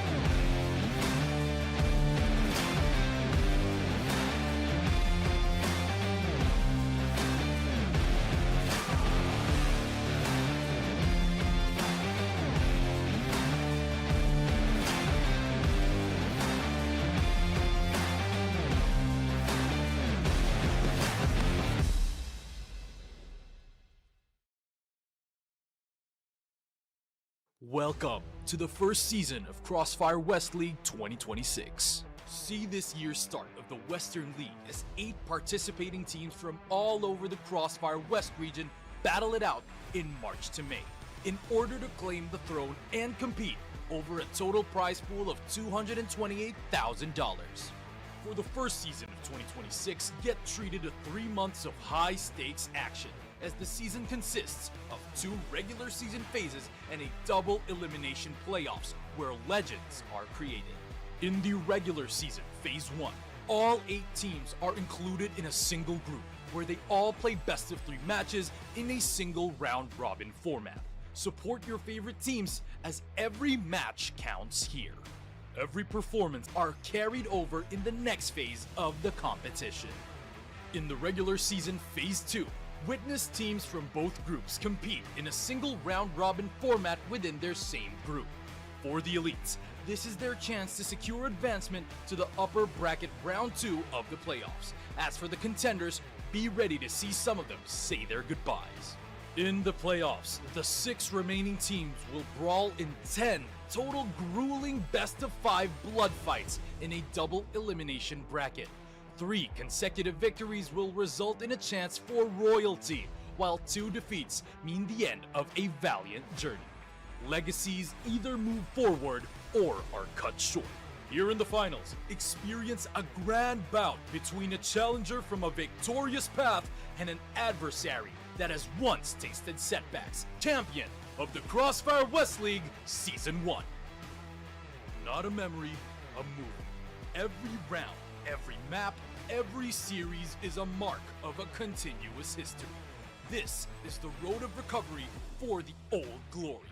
CrossFire West League, reclaim the throne.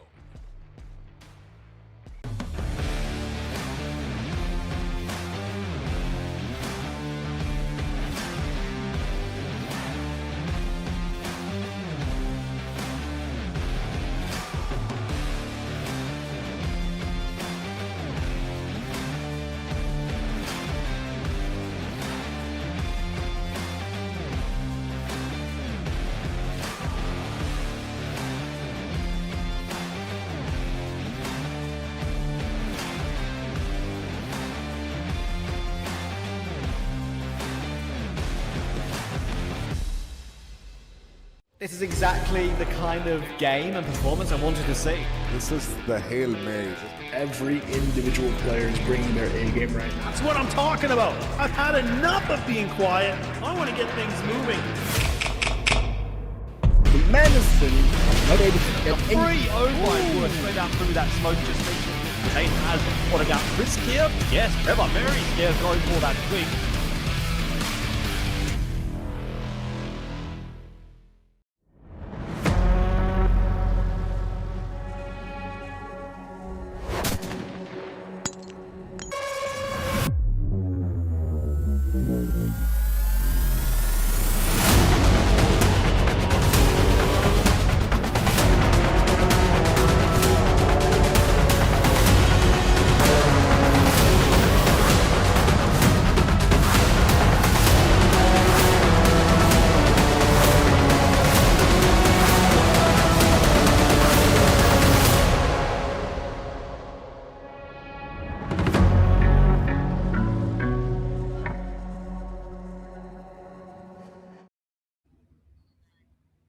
Well, if what we have seen in the first best of 3 was a fight between 2 teams aiming at the top. Right now, Penguin, we're gonna go down deep under. I guess, it is going to be a scrap. It's gonna be a mud fight for sure, but for Swamp Gaming and Imperium, this is do or die. Maybe not 100%. Of course, they still got a second phase to play for, but getting a win under your belt in the second week is going to be vital for their hopes of avoiding relegation. Well, we're talking about a very good matchup because those 2 teams, the struggles that they pass through is the kind of the same.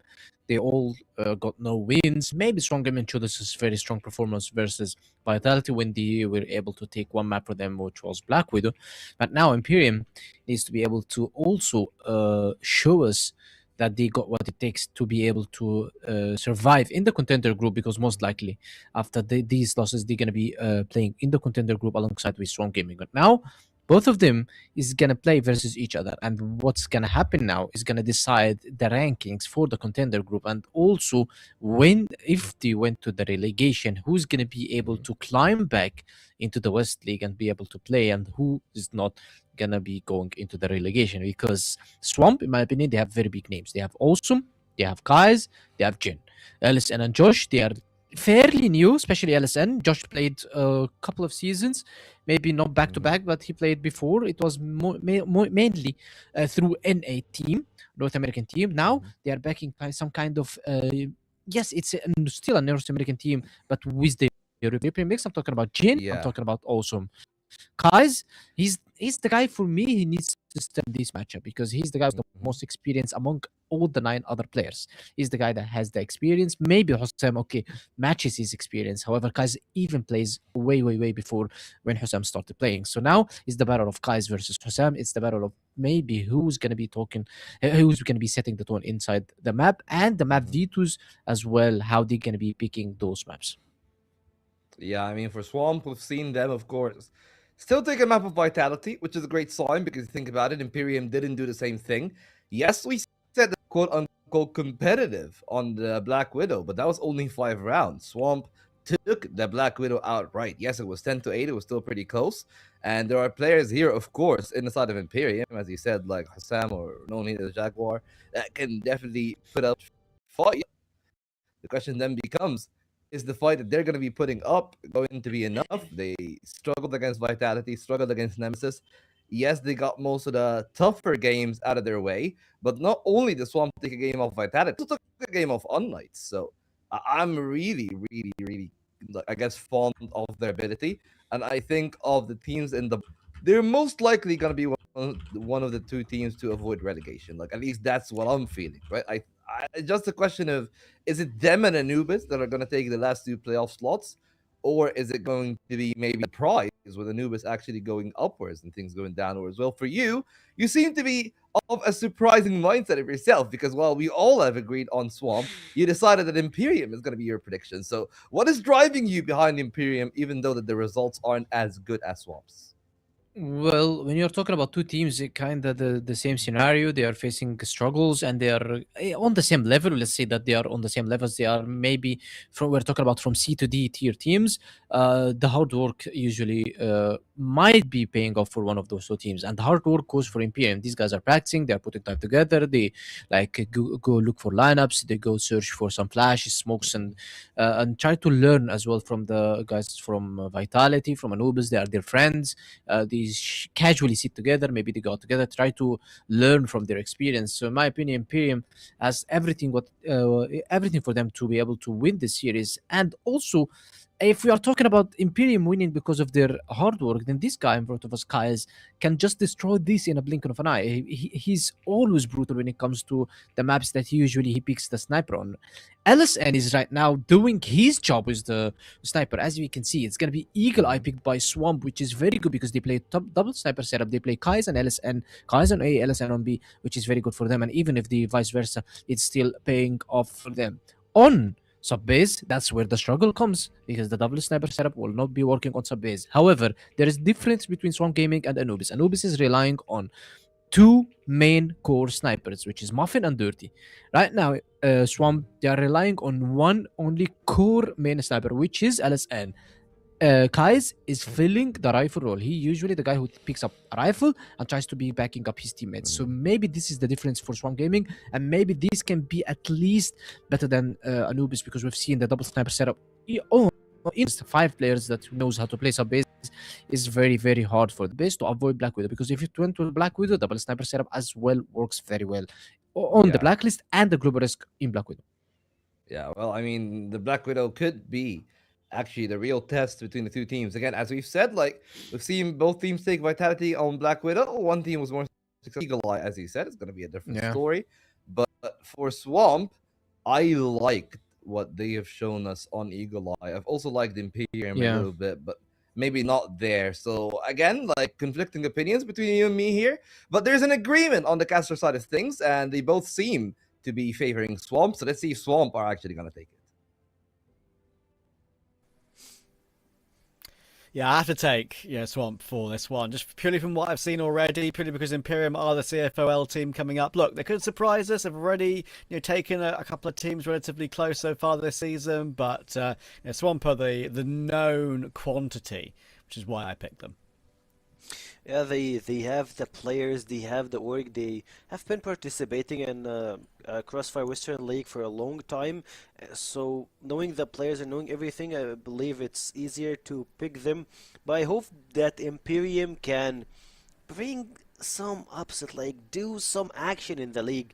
Like they have been the bunching bag for the last 3 days, and if there is a time, a place for them to get back, it will be here and today. Yeah, I mean, I think one of the main points for me for the Imperium and this sort of team coming up is that if they're going to have a chance of not finishing in the bottom 2, bottom 3 this season, it's winning games like this. Like if they're going to beat anyone, I will leave soon.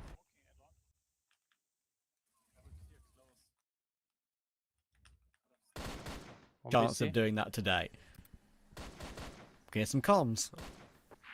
Yeah, I left it now. Let's hear them. It feels like Imperium voice comms. I'm close to you guys. They smoke B cross. It's Josh talking, I They think. want to finish B. Actually, it sounds like Egyptian Can they English. be low, That's Josh? why I felt like they go to They can be Imperium. me out, mid out. I'm bridge with you, Josh. I Nice hearing this, actually. I actually like to hear how the comms work in this Let's game. Let's go closer. Talk over it a little bit while we get a chance to hear it. I'll shut up for a second. See if Jin says anything else. Let's push this up. In house. I can hear a small voice coming from far behind. I think we only hear it from So- Swamp Side. Mid. House. House. House bench.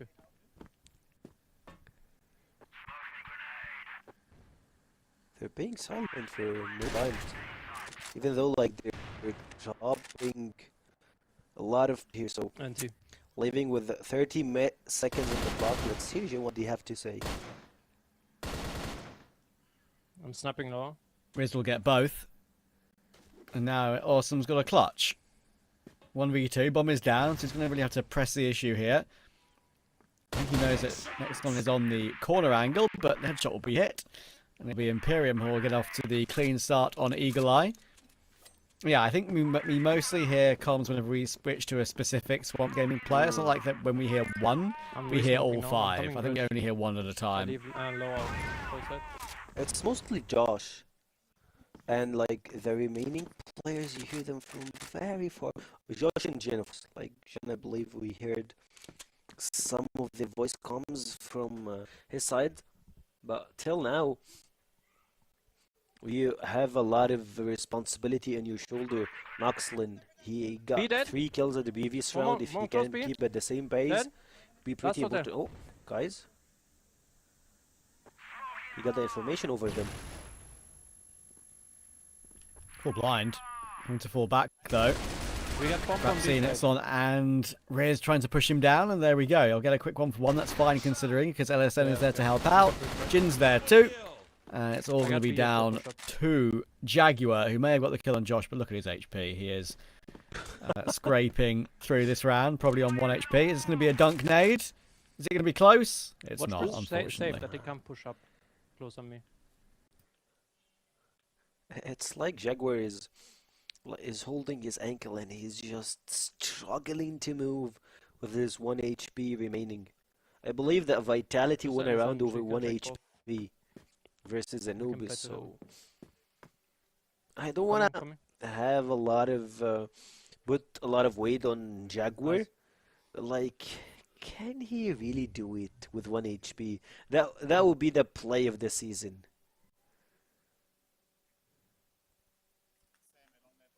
One fast along. Wrist. Fast maybe. Maybe a fast Yeah, push. he knows where he's at. Oh, Jaguar, he's building flash the that on. momentum, but LSN just Nice. says, yeah, it's over. Like, not one more time. 2 HP is just gonna drop down, give you one body shot. Will hail Bala and will just like drop them down 1-all when it comes to the scoreboard. Swamp Gaming They're trying to do it, but Max is actually going pretty aggressive here, but Josh line up 2 players. And a good spray and pray fashion.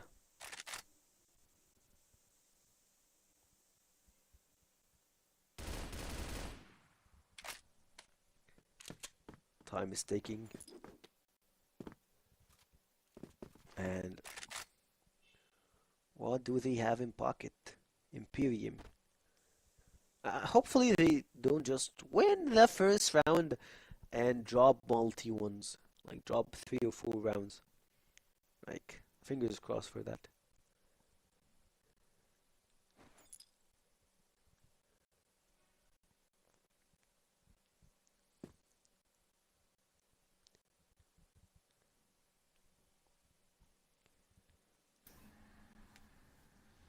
Let's see what LSN can do. Ducking and diving as always. Oh, Kai's pushing forward. That's going to be a shock to Frapsy. Dample managed to find one though. And LSN is kind of stuck on the side. He should... Oh, he didn't see Riz maybe. That was perhaps a little bit awkward. And in the end, he's actually kind of saved by Jin. Pistol may have gotten the kill anyway, but we'll never know because Jin got the kill. And Awesome will finish it off. I think we have figured out the voices. The voices in our heads, otherwise known as the Swamp players. It's fun hearing the comms, but yeah, I think it was a bit delayed, so... It's more fun to hear the full voice comms. Like, to have a full angle over what they have in their communication section. Speaking of communication, Imperium are just flashing each other, giving Swamp a really good angle here to line up multi-players, but Jugger trying to save the team. He got 2 kills, goes for the 3rd, but Rez help him with his double kill. Imperium in a 4, make it 3v1. Fashion Jin left alone spotted here, and Damp, Rez, Jagger, they have what it takes to just drop one guy with a weapon.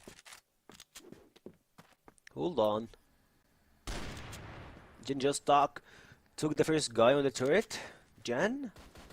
So he got 15 seconds on the clock. Trying to jiggle, using the stairs as a block here, shield for him.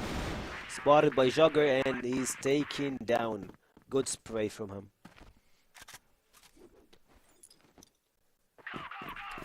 Yeah, well done. Imperium are battling well early here. This is the Swamp Gaming pick, don't forget. So, the fact that they're keeping it close early is a good sign. Here's some pressure, here's some aggression. Doesn't really work too well for Josh and Kais at all.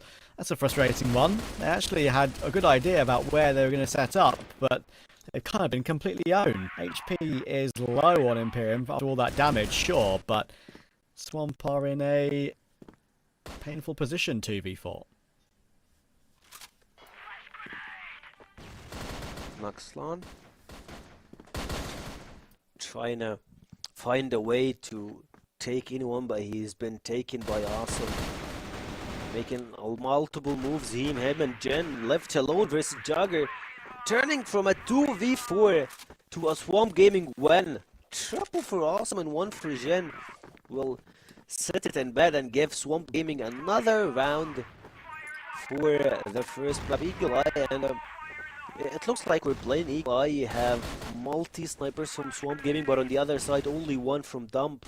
Shows you that the team itself, they don't have much variety when it comes to the players playing with multi-weapons. I believe they have a really good substitute that play with a sniper. We have seen earlier on this stream last week. I mean, if they have a chance to play him, it would be this map. Yeah, agreed. That's a crazy round to win, though. I think that's already one of those ones for Imperium that I'll look back on and say, that is unfortunate, but they could be bouncing straight back.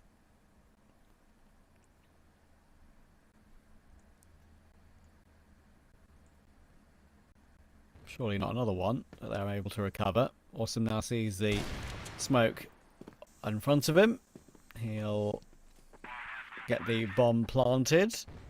And Awesome's playing right in the corner that hasn't really been hard cleared yet. I think any of the Imperium players have seen him, but now they know, unfortunately. And yeah, and gets immediately put down.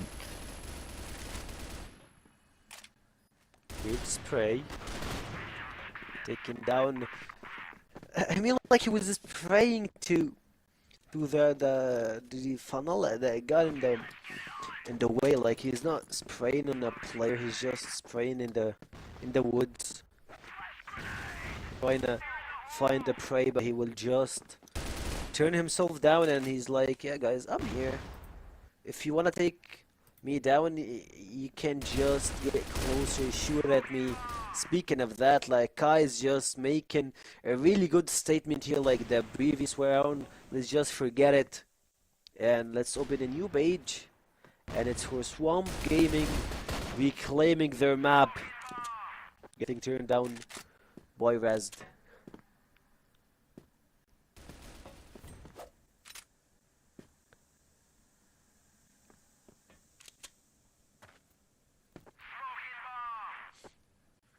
Here's the Jaguar. They're going to try and regroup together. As you can see, Riz is trying to make his way up. And again, I think he might have got a bit of a nice angle here. I think he might be putting his head down to obscure his player model and creep across the angle. Yeah, he's trying it. There we go. I could get him at least one kill back. I don't think they know he's there, but now he's pulled the trigger, unfortunately, and he gets caught off guard. So maybe LSN did catch a glimpse. I think, unfortunately for Riz, he missed his opportunity. Nice try, but Swamp will take that one. I don't want to point a lot of fingers to some players, but I believe if we had Faris play in this game, he would make a huge difference. Like, the difference between having 40R players and Sniper will help you. Like, you need to have some maps to sub in Faris. You need to give this guy his time to shine. Like, we've seen him only in one map, and he was one of the best performing players for it. So not giving him a chance is really bad for the team, and giving them extra credit. I mean, like, give the guys some time on the screen.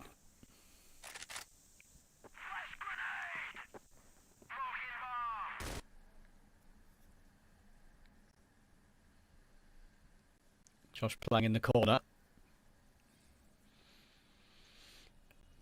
Perhaps he could work his way through, but decides not to. He'll fall back down. Move up with Jaguar. There's the first contact, and Jin will go down to Damp. Stuck in the corner. Very hard to get out of there. And Josh will also be found by Frapsy. Jaguar is holding off against the rotation. He's kind of got control of that B side of the map. Will get run down though, trying to use a bit of utility, a little bit too late. Kai's and Awesome will answer back against Frapsy and Jaguar. Moves it back into a 3v3. Kai's now looking to maybe jump in behind. Has that been heard by Damp? He may have done that one silently. It's not been caught at all. It's going to be a free kill. A bit whiffy, but doesn't matter. Damp had no idea he was there. Brought back into a 3v2 for Swamp out of nowhere. Bomb will go down for Imperium, but LSN's holding the line. Riz will drop. And now Nexon needs to win a 1v3. He's managed to escape to get the bomb planted on A, but rotations are quick. And Awesome, Kais and LSN will probably not allow him to do too much, but hang on. There is a beginning. Nexon will find Kais. He needs to find the two healthy players, though. I think they know about he is. Lots of damage, and Awesome will complete it. More than enough time for defusing that bomb. And it will be Swamp getting a 5-3 lead. Can they make it 6 in the first half? We'll see.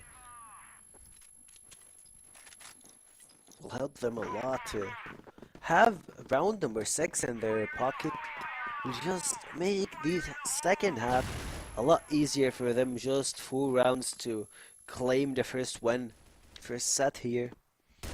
That will help them a lot. And speaking of doing some pressure here, we'll see Imperium not trying to take a lot of his base, trying to play it a little bit slow, unlike what we saw in the previous series from Anubis and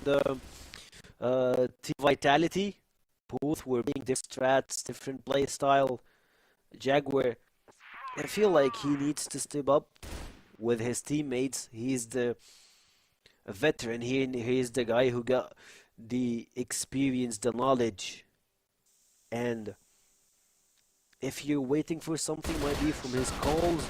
Josh here calling that he's gonna trim Imperium down, taking 2, make it 3. Josh and Awesome just having some dynamic duo moment here, but Noxlin turns it around.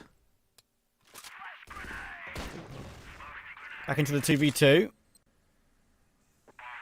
Bomb will go down. More opportunity to deliver, and Kais will do well. It's now all down to Damp, but he's found that trade and found the quick flick round on Jin. Very nice there from Damp, and Imperium are finding some, I guess, a good contest here against Swamp Gaming. The Cfwl team coming up from those leagues, not embarrassing themselves here at all. Swamp only leading by 1 at the turn of the half. First round in the second half here. Jin dropping a lot of HP here through 1 nade. Noxlin taking 1, immediately traded. Also with a pretty tight angle, taking multiple kills through the doors. And Swamp Gaming, they're just sweeping Imperium out of the A site. That was very quick. Swamp will start putting their feet down in this game. We shall see. Jaguar will find one back on Josh. And this is, Jaguar's got all the experience in the world of playing in the CFWL. He's not out of this clutch by any means. But Kais will not let him get any closer than how far he got. And Swamp will get the lead at 6-4.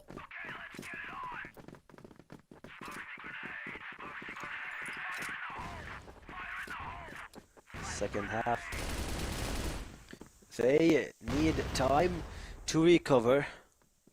They need to use the smokes, and looks like Imperium, they're not defending default, and that will beneficial Swamp Gaming a lot. And speaking of that, they're just dropping right and left in the A side, in the B side. I'm sorry. It looks like LSN and the rest of the boys, they're having fun time here in B side, and yeah, tell me what can they do?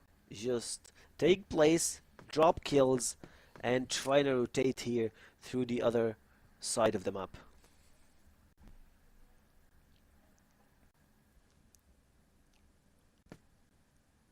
A little bit split. Next Long could go looking for a kill back, but I don't think Swamp are going to give them any frags for free. You can tell they are both searching, trying to catch maybe a Swamp player off guard. But they're going to group up a little bit again now. Damp could be first port of call.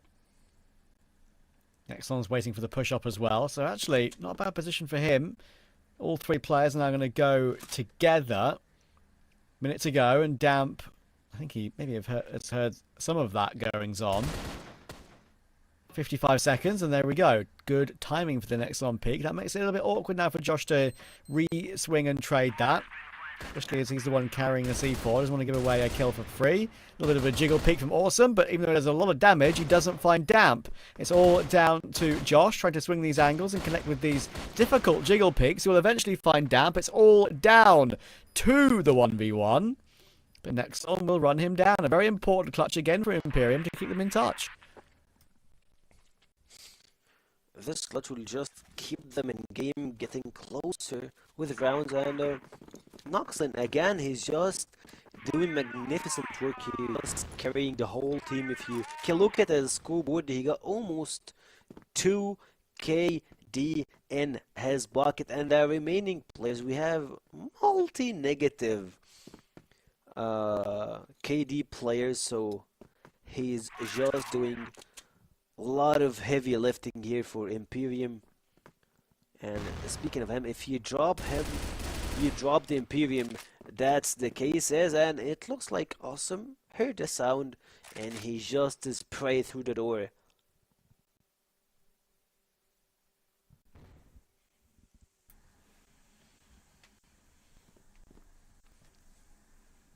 Yeah, very, very good. Rizd is out, but look at this push from Nexon. The smoke is going to come through at a kind of a random timing to try and make them think that Nexon isn't pushing down. But Awesome will catch Frapsy in the meantime. And that should be a big key to finding this round. They're getting up to 7-5. But can they find the right lock for the right door to fit that key into?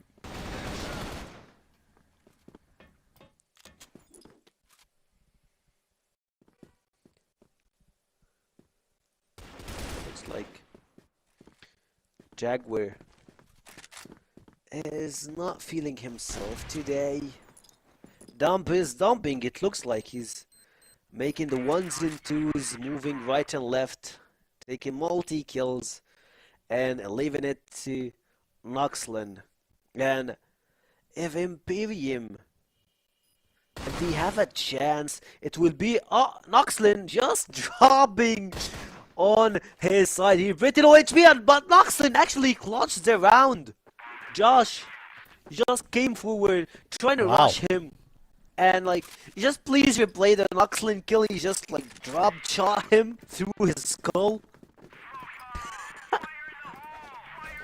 Incredible. Imperium win all the close rounds, it feels like, at the moment.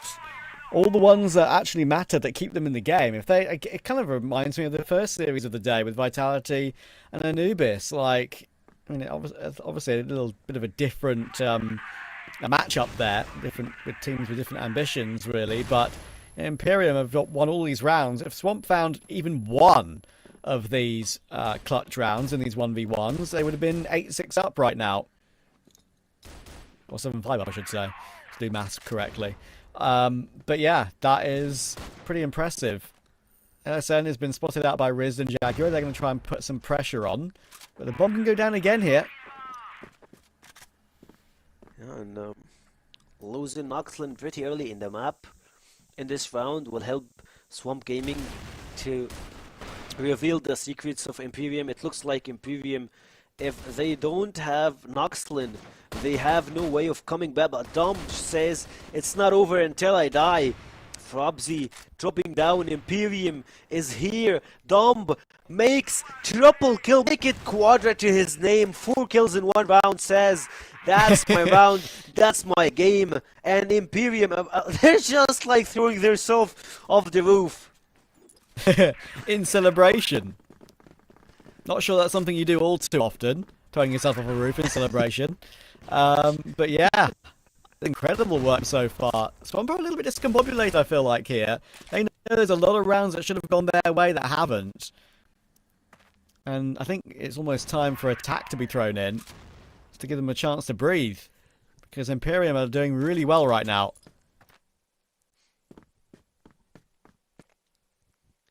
They are.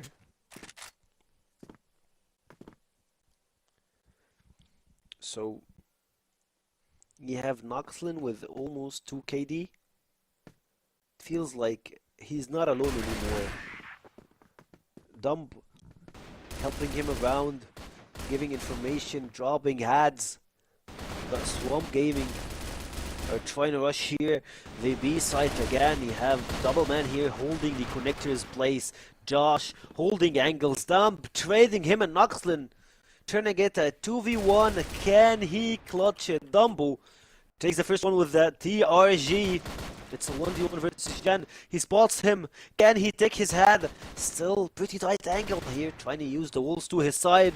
Going for the wall bang. Won't be easy. Jan, they're going right and left.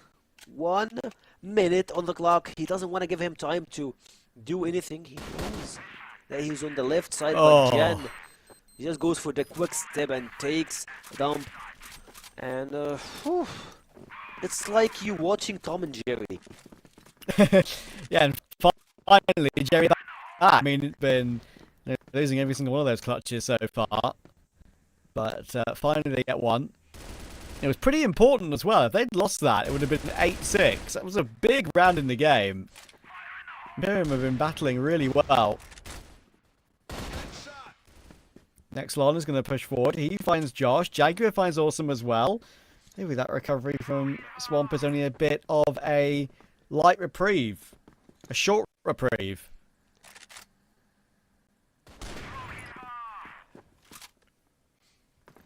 It feels like Nexlon is on steroids. He's taken multi kills, moving around. He's feeling himself. Eagle Eye, even though this map is not for AR players, it's more of trying to snipe guys from far away, and he's just doing that with AR. And also, I don't want to point fingers, but if they have Faris, I'm sorry, I believe this map would have been a lot easier for them. He's famous with his sniper shots like Dump doing here. Dump is actually making wonderful work. He's playing with a sniper and the AR, so I mean, they should include him in some maps. Another good performance. Look at the kills on the board from Nexlon. 21 at the moment. That is very impressive. And just as I call him out, he goes down in the immediate following round. But Damp gets the collateral to follow up. Can you believe it? Everything that could conceivably go wrong for Swamp in these last couple of rounds seemingly is. It feels like they're being run over. But now finally a response. Jin does well and Frapsy's very low. Awesome will hold on to that one. And finally, Swamp will answer back. Kind of a crazy opening. You wouldn't think it would have gone that way with that collateral to follow. But Swamp won't go away. 8-all. No Naxxla, no Dump, no party. It seems like that. They need to find momentum now. This is the most important round for Imperium to make sure that they don't drop more rounds, or they even just might lose the game itself.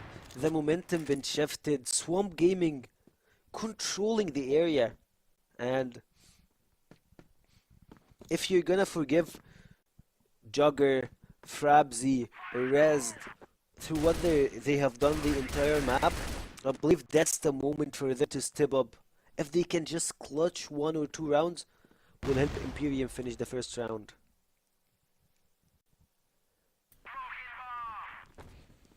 Who will get the first opportunity to win the map? Oh, Jaguar. He's done well there, considering he peeked into a couple of players. Josh will trade it. 4v4, and you can tell that Swamp are taking this round very, very seriously. They know they've got to do what is right in this situation. Don't want to do themselves a disservice and think about it later. If they did everything right and still lose a round, then maybe there's just nothing they can do about it. Want to at least make sure they live up to their own billing, their own expectation. Perhaps he did see a Swamp player there.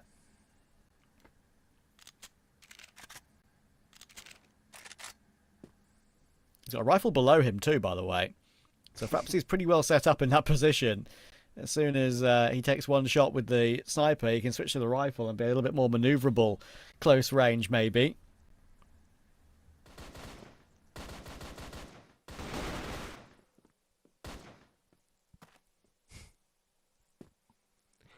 You heard Noxlin steps. Oh my god, what a flank. Pretty good spot. Come on! Don't do them that dirty. Noxlin. He's trying on with the round, but 10 seconds for the plant. Takes him down. Come on!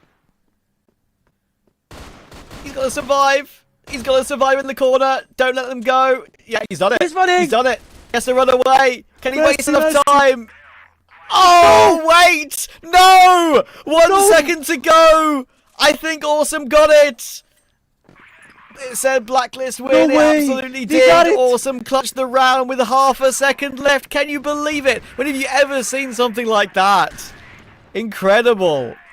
That's a hugely tilting round for Imperium. I can't believe it.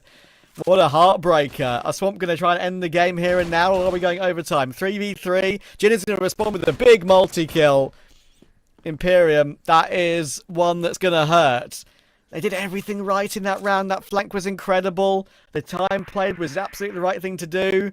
but maybe he just couldn't run. Maybe he had to stand and fight. Maybe he couldn't elapse that timer.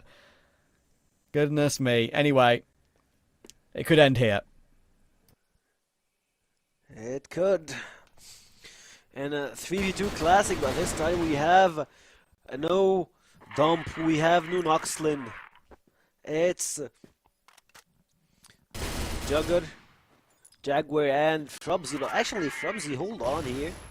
He's making some frags. He's stepping up like he's trying to save what he have done on the previous round. And he have done it. Like, we're going to overtime in Swamp Gaming versus Imperium. And like, this game could have ended up a lot faster, a lot different, but overtime it is, and Imperium versus Swamp Gaming, it's pretty close. But the question for me is, will the players of Imperium find a way or manage to see the place where they can come back, or is it just gonna be Dumb and Frabsy trying to do everything, the heavy lifting? I'm sorry, not Dumb and Frabsy, Dumb and Noxlin. Yeah, I mean, actually incredible how many kills he got in regulation. I think it, what was he, did he finish on? Like 23, 24? I'm not sure. But yeah, an incredible game. And More honestly, than 2KD. yeah, that's for sure. And I think it's the least that Imperium deserve. They absolutely deserve overtime after how they played this game.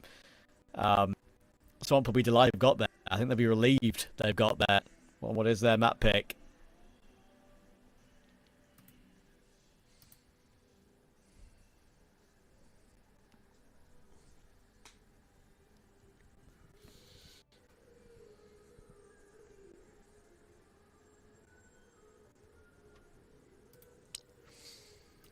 A very good way to start week 2 of CF West League. First series, it went pretty good for Team Vitality. We had a Classico between Vitality and Team Anubis. It went 2-1 when it comes to the final score to Team Vitality. It was pretty close. Anubis won the first game. That's the one who was close. The remaining two was almost one-sided to Team Vitality. After that, we are going to Swamp Gaming versus Imperium. This time, that's only the first map between those teams, and we're heading to the overtime. That's a way to know that both teams are pretty competitive. We all know that they're not competing for the top 4 slots, either Swamp Gaming or Imperium. But if Imperium can find a way to get this win, to play by the odds and turn Swamp Gaming to lose this game, that will matter. And their mental and their also placement on for the seeding.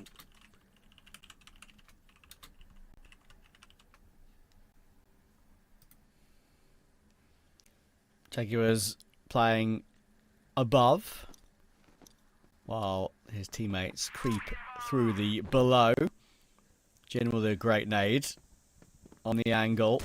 He hears multiple players coming his way. They're going to be behind him in a second though if he's not careful, and he does get exactly rounded on in that exact way. No chance to deliver. Jin will drop. Plant can come through straight away for Imperium, and they've got a 5v4 on what is a very difficult site to retake.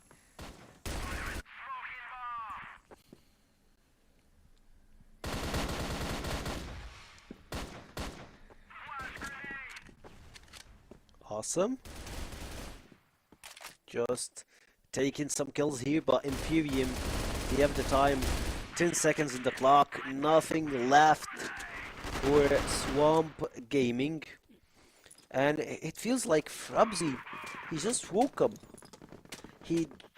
I believe like for the last 18 rounds he got only 6 kills, so now it's time for him to step up, and he's just done a dump.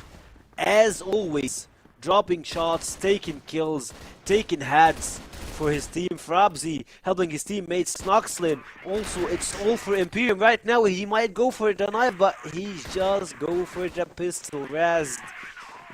Like, it feels like we're in another game. The momentum, the feeling, and the aggression coming from Frabzy and the teammates.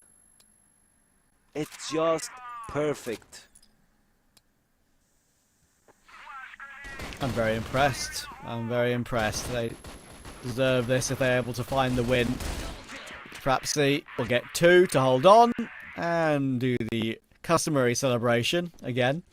11-9 in overtime here. Can they get a clean sweep of 3 and make it a lot more comfortable for them at 12-9?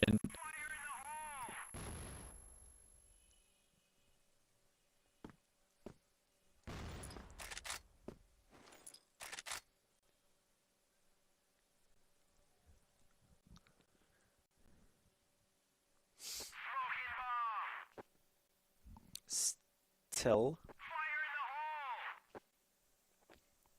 feels like Imperium are doing their best to try to recover what they have, but Josh just telling, yeah, that's alright. Let's drop some heads. Tomb, he's just also telling them that it's not over yet. It's not going to Swamp Gaming 11-9 on the scoreboard. Trying to close the round. Guys, leak over the double doors here, and he just immediately goes to run over to A side through the smokes. Guys, giving Team Swamp Gaming another win, another round, and it's a really good time to take a timeout. Like, after you win the round, you take a timeout. Okay. Yeah, they're gonna see if they can finish it off on the opposite side. Then 10 is the lead. Swamp getting the 1 could make the big difference. So it keeps them in touch. Reminder, if we go to 12 all, we play a winner takes all golden round.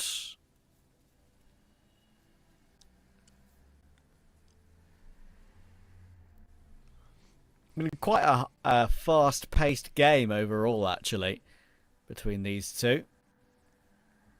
Eagle Eye does lend itself to some of that sometimes.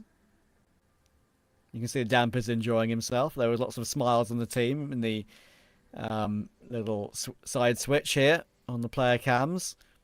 They're enjoying the fact that they're competing against a regular in the league. Could even win the series here. If they're able to take this map, there's a chance. With their pick coming up next.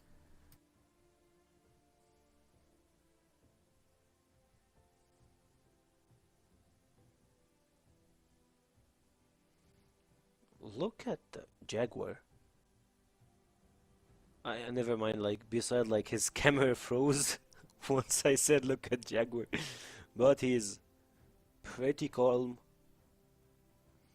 playing with the wind, moving with it, and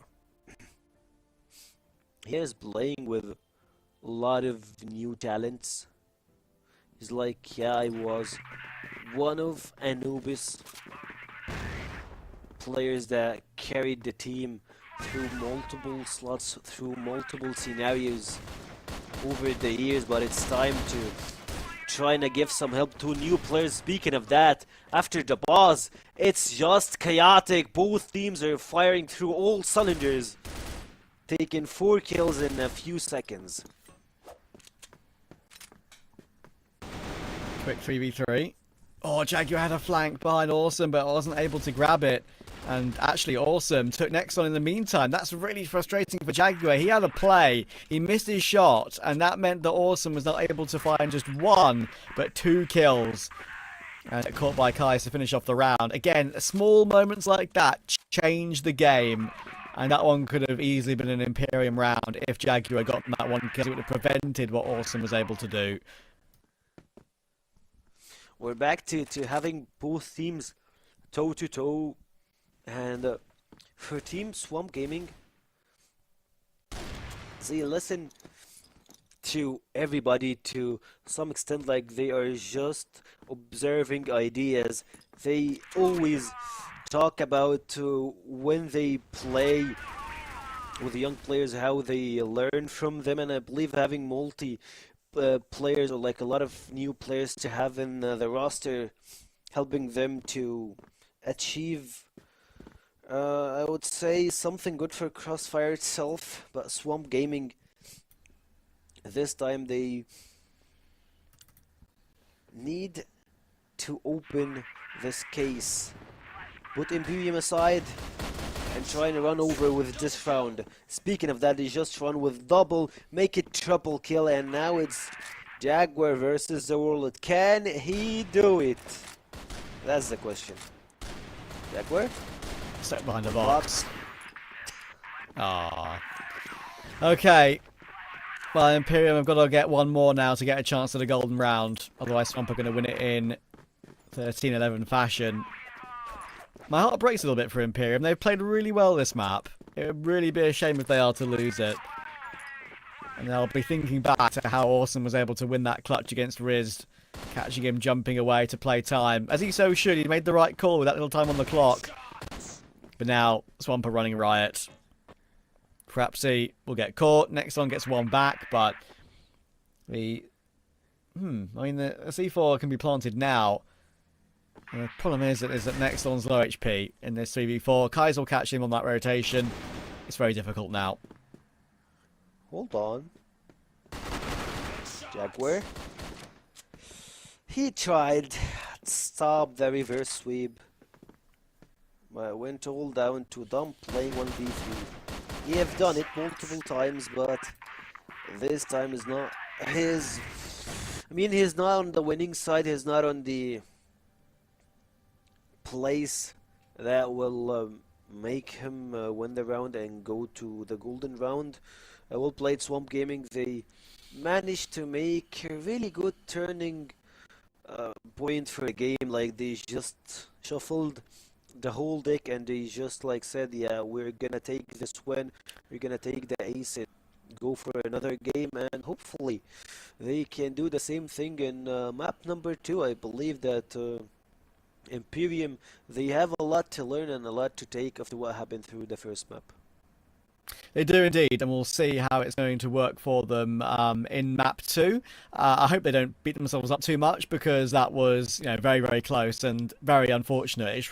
In another universe, that was their map, and they would go into map 2 and up. But not the case. Swamp show their quality, show what a lower ranked team coming up has to learn to win a game at this level, and we'll see if how they're going to do in map 2. But first, Volton Penguin.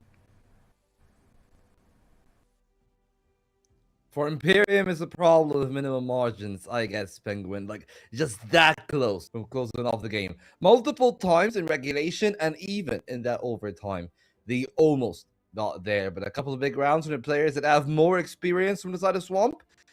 Is that what sealed it, or was it something else? Was it like maybe Nexlon slowing down a little bit?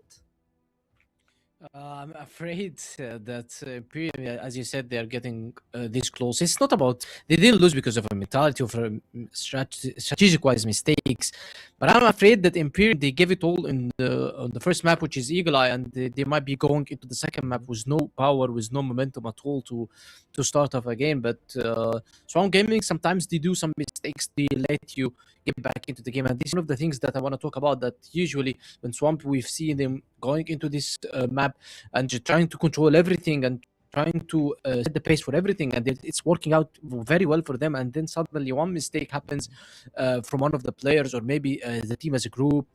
Maybe we've seen them pushing one by one, and some sort of mistakes that usually they make, they let Imperium back to the game. And this is one of the things that made Imperium very close with Strong Gaming, because Strong Gaming was better in all aspects of game.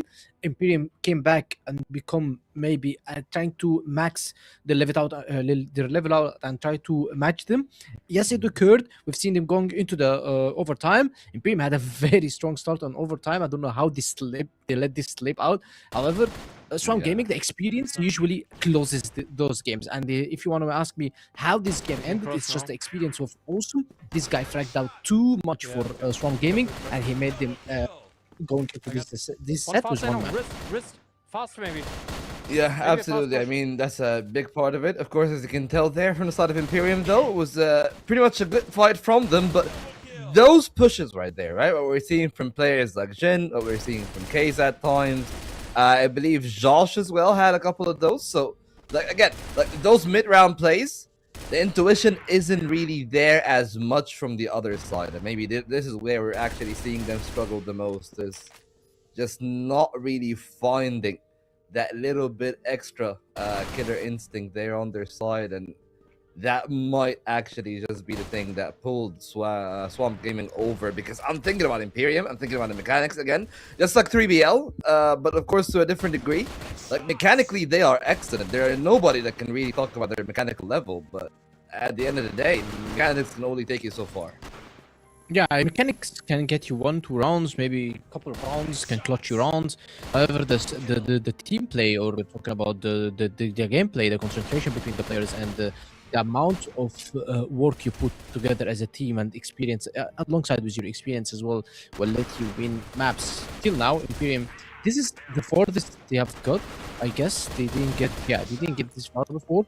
They almost closed this map for themselves. They had the lead 11-9. It was only 2 rounds away for them to win this map. Also, before going to the overtime, they could have ended 10-8 with the Dams clutch on the first half. It was very good. I said that, okay, you guys are starting the second half with a very good momentum. However, Strong Gaming, they're having some experienced player that they do not get maybe checked because of these some kind of clutches. As we can see, LSN definitely doing a very good job on this map. It's one of his best maps. Yes, he's a sniper. He loves to play Eagle Eye. And we've seen also awesome getting a lot of good and important kills for himself. LSN definitely is the set MVP. However, Swamp Gaming, they showed some weaknesses. This was the map they picked, by the way. Now they are going into Imperium's pick, which is going to be Subbase. And we know historically that Subbase is a map for all Egyptians. They know how to play this map. They are kind of have some kind of teamwork, and they know how to play aggressively on Subbase. And we've seen Anubis playing how aggressive they played versus Vitality, and we've seen them also playing some couple of other maps trying to play it. And now it's time for Imperium to show us a good performance. This is Subbase. You guys are going versus almost double sniper, because Kai's is not a main rifle, so we cannot count Kai's as a main rifle. Yes, he's rifling now. However, he's not that guy who has experience in rifling as any other rifle. So now they should get this opportunity. They should play together. They should play fast. They shouldn't play slow. Slow can cause some rounds. What I mean by fast, you should not end the round in 15-20 seconds. So I mean fast is trying to take the controls fast, try to take woods control fast, shift the rotation to quad boxes, try to contest also for the quad boxes, take the full map, try to gather some information, put some call outs, and just push some side. Because other than that, I see that Swamp Gaming can win this series easily. Yeah, absolutely. I mean, from Swamp, I guess a couple of good things that can work out well for them, but I still think of the same thing, right? I still think, hey, the experience should really trump it out.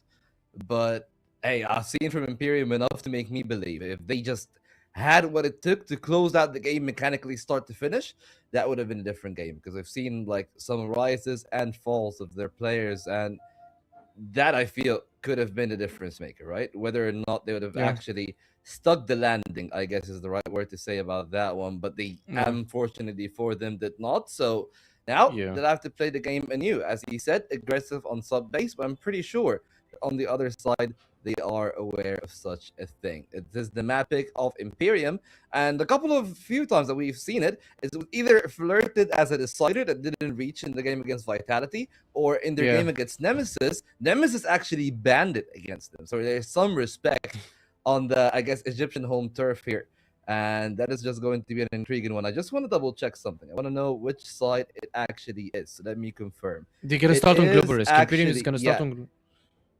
Yep, it is. So let's see how things are going to go. Imperium have a chance to take us over to our second decider in our second best of 3. And we'll have to wait and see if they got it. So Travis, Zekio, the mic's... Yeah, I hope Imperium will be able to bounce back after, how close they were on map 1. But we'll see. I think they got the mentality for it. We saw them bounce back in overtime once they could have won it in regulation. Just couldn't close. So... we'll see. I think Swamp are obviously the better team, but Imperium have come in here today looking really solid. So I think that would be no surprise for me at all if we went all 3 again. Hopefully we can reach game number 3 We like it when it's competitive, when both teams are showing and giving all what it takes to just play the game.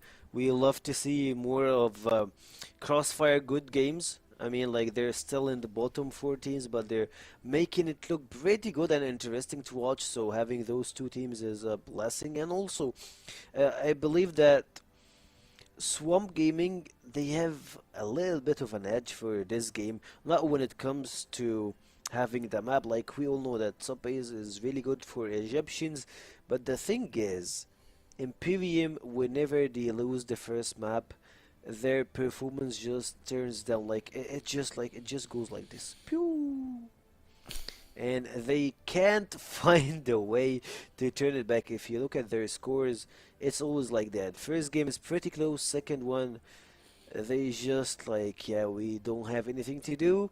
We have no business for this game, and we will just flame each other. Hopefully that's not the case with them in the voice comms, but it looks like that's what happens. I'm not sure, like, till we have some discussion from the players itself. Yeah, I mean, it's going to be interesting, right? I think we're just waiting for the game to get underway. I believe the first start wasn't valid, so we're going to restart the lobby now. Hopefully it won't take too long. But yeah, I think when you're a team that's always, well, you might have a couple of players that have the experience of playing in the CFWL, they might not have the squad as a whole doesn't. They're coming up from the CFOL, so like they're going to grow over the course of the season, which is what I'm hopeful to to see. They got quite close in one of their opening games to finding a map, but it's always like baby steps with these sort of situations, right? It's always like you can't skip a step.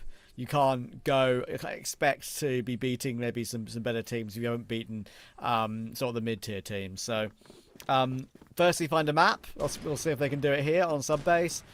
A favourite for the Egyptians, as you said, and we'll see if Swamp know how to counter it. And also, it looks like that's the first time we see Imperium play in Subbase.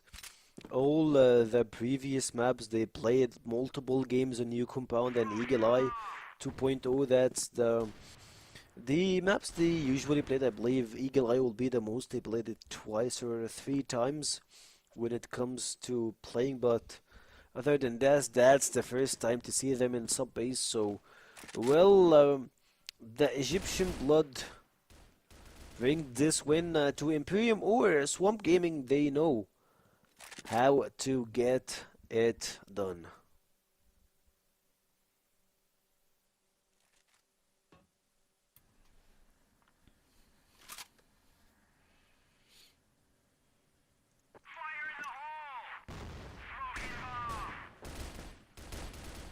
Jaguar having to fall back a little bit, knowing he's getting pressured.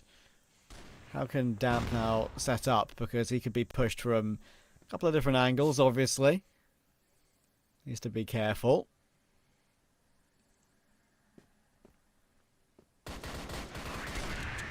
Oh, LSN, how did he even get away with 1 kill there? Jaguar should have definitely taken him out with the amount of time LSN had to set up his shot.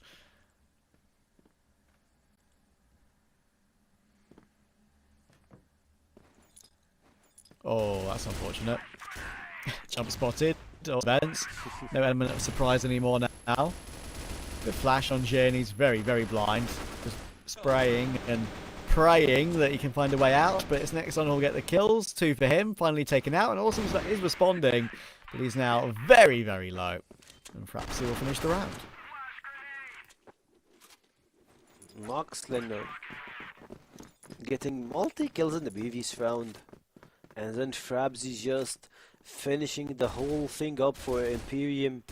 It's again like Moxlin and Dump. Probably we have Frabsy that just like woke up at the last rounds for Imperium, so now that's their luck, like that's their best suit scenario that we can see them in. Rez dropping 2 kills here. You can see the full squad rushing the A side, using the stairs to their side, having some stun here. And looks like Kai has just dropped one of the most important players for them. It's Frabsy and Dump.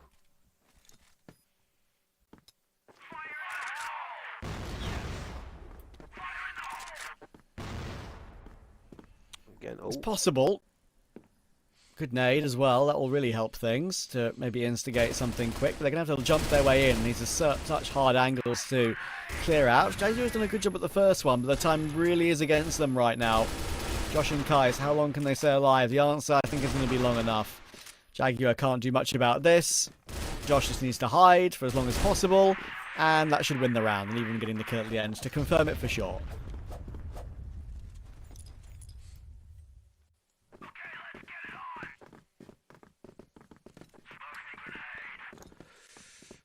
whew. Tough one. For sure for Noxlin.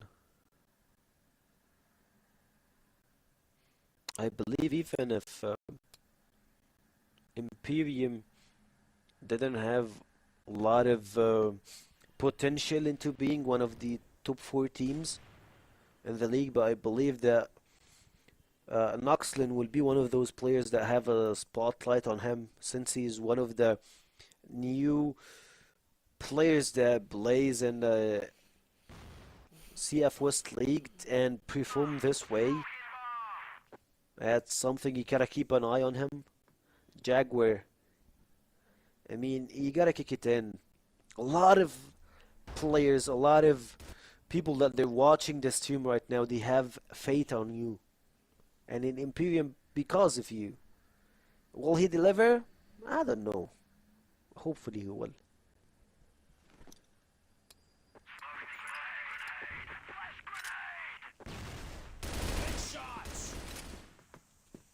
Jaguar does well again, but it's not the start to the round they would have wanted overall, because Damp, oh, I don't know how he's managed to hold on for 1 kill. I don't even know how he's alive still. He shouldn't be.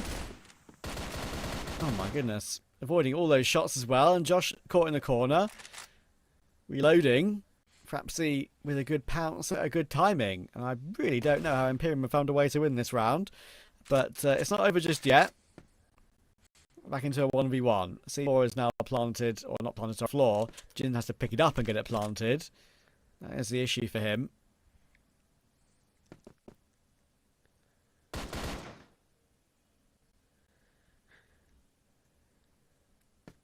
Figured out where Frapsy's playing from, though.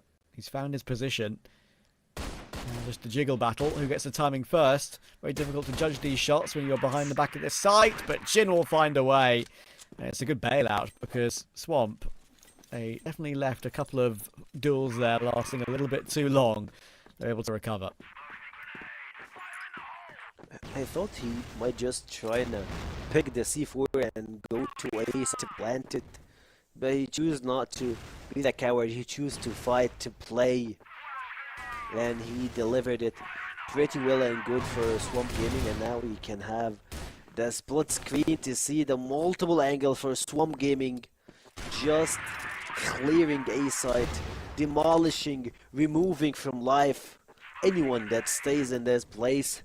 And now you can see them pretty separated. Holding the place.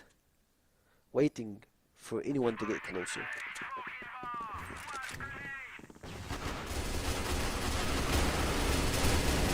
Frapsy. Oh my goodness, this is a very aggressive push down the stairs from Nexon and Jaguar. Also, when Josh are kind of in an awkward position now, they were forced all the way back, and they should get run down, you would think. They will get run down, and there is enough time to defuse the bomb on this occasion, unlike it was in the earlier series we saw. So, good job. They didn't take any prisoners there. They were a lot more aggressive on the retake, and it worked out for them. I love their util chain of using. You had like a really good usage of nade and also trying to reclaim your property. They did it pretty well, like LSN taking Noxlin through the smokes. It feels like we kinda jinxed him. He has been performing for a really good amount of rounds, and he's just starting to drop down multi times. I believe he died 3 times this game as a entry kill, or probably 2 times. And still he's one of the top performer players for Imperium. Jaguar got back a little bit, but we're still pretty early in the game to judge who's got the best out of those teams.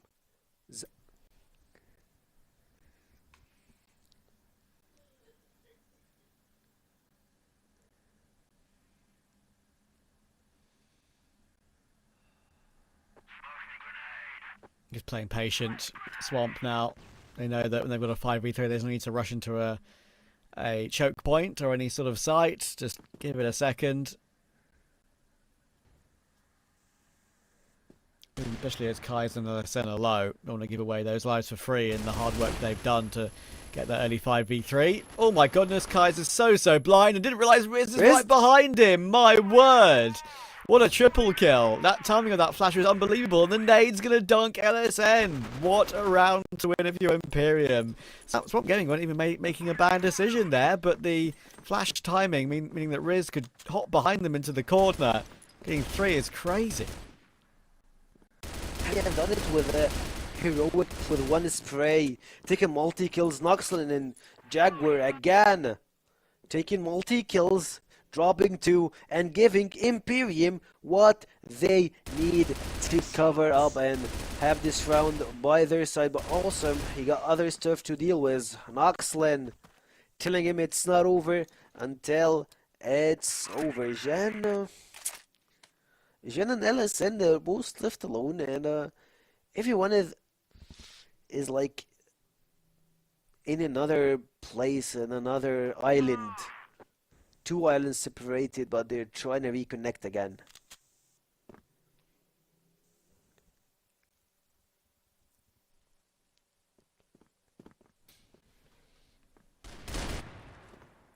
Oh.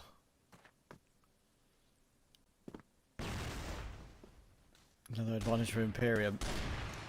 A little bit peaky though. Maybe there's not any need for that, but thankfully with Damp peeking, they at least had Riz in the corner to swing off of his contact, so that works okay.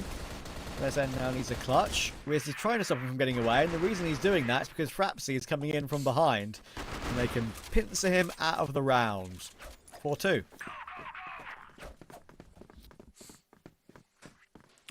It looks like the Egyptian side is coming out of Imperium.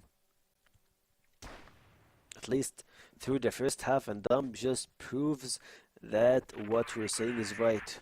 Grabs the opening kill for Imperium here. Also trying to use the double door to his side. Noxlin holding the roof. A lot of information been given to Imperium, and they're still playing default. I love it that they're not trying to rush the round after dropping LSN.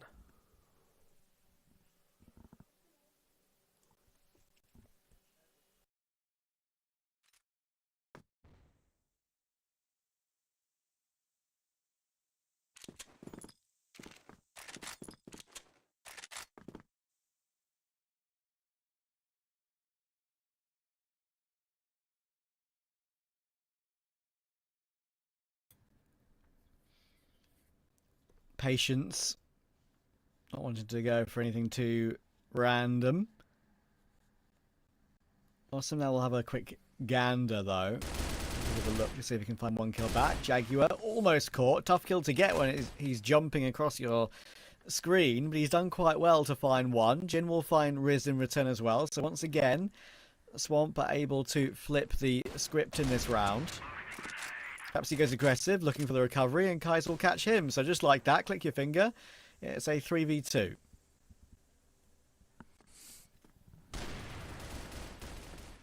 Seconds on the clock.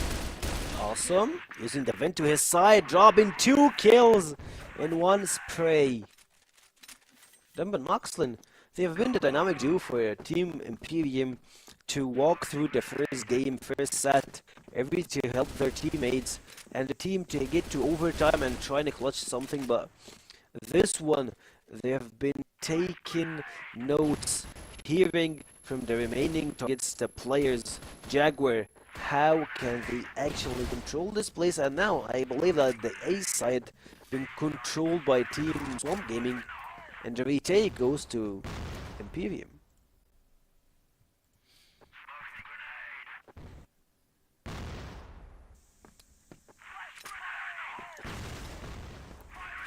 Will they make it? Oh, they're smoked off. Going through it is always difficult. The Riz has done well. Again, finding a second kill at NSM, which didn't seem possible. Now Jaguar He's going to find one more. Josh is very, very stuck between two angles, and he can't get out. So, great job. Another recovery from Imperium. They're going to confirm at least some kind of a lead on the first half here. Last round of the half. If they got to the double amount of rounds, will help Imperium pretty good. On the other side, speaking of having something here, Jaguar and Noxlin, the dynamic duo, both pick here in the connectors, stopping Josh, and Kai is 2 for 1. A really good and aggressive one. You need to double down. You had to double down on this pick to confirm and secure your kills. Swamp Gaming left with number disadvantage. Again, it looks like it's the same scenario and over and over and over again. Deja vu.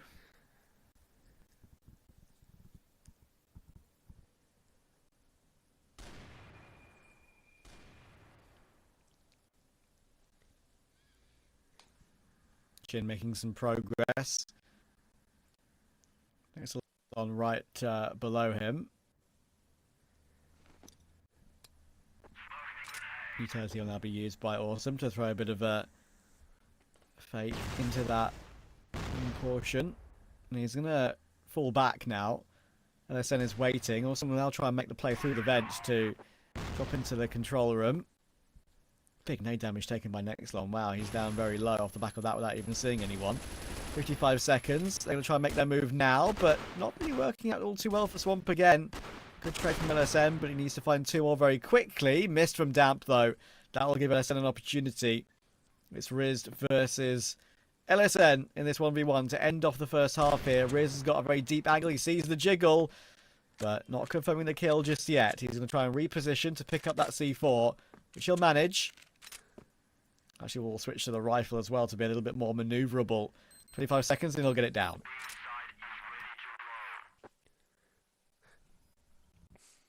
As there's holding the different angle here, but at the same time LSN, they're both at the same place, checking on multiple angles, and LSN just sprays him down. They get one more round to Swamp Gaming and make the difference a bit closer and closer in rounds. It feels like that's a replay to the first game. 5-4 in the scoreboard, I believe that was the last game. We had the same score. They were pretty competitive. And now they're doing the same thing. Different map, same playstyle, same result till now.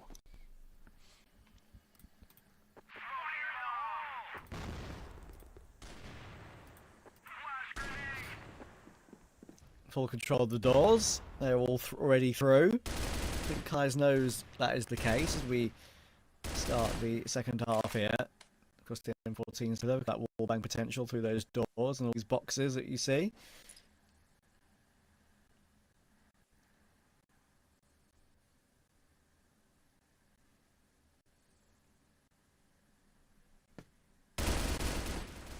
Oh, that's a bit dangerous. Didn't see Frapsy on the right. Definitely went looking for a bit of information. Thankfully, Josh is there to get the kill in return, and Kais will hold on and fall away.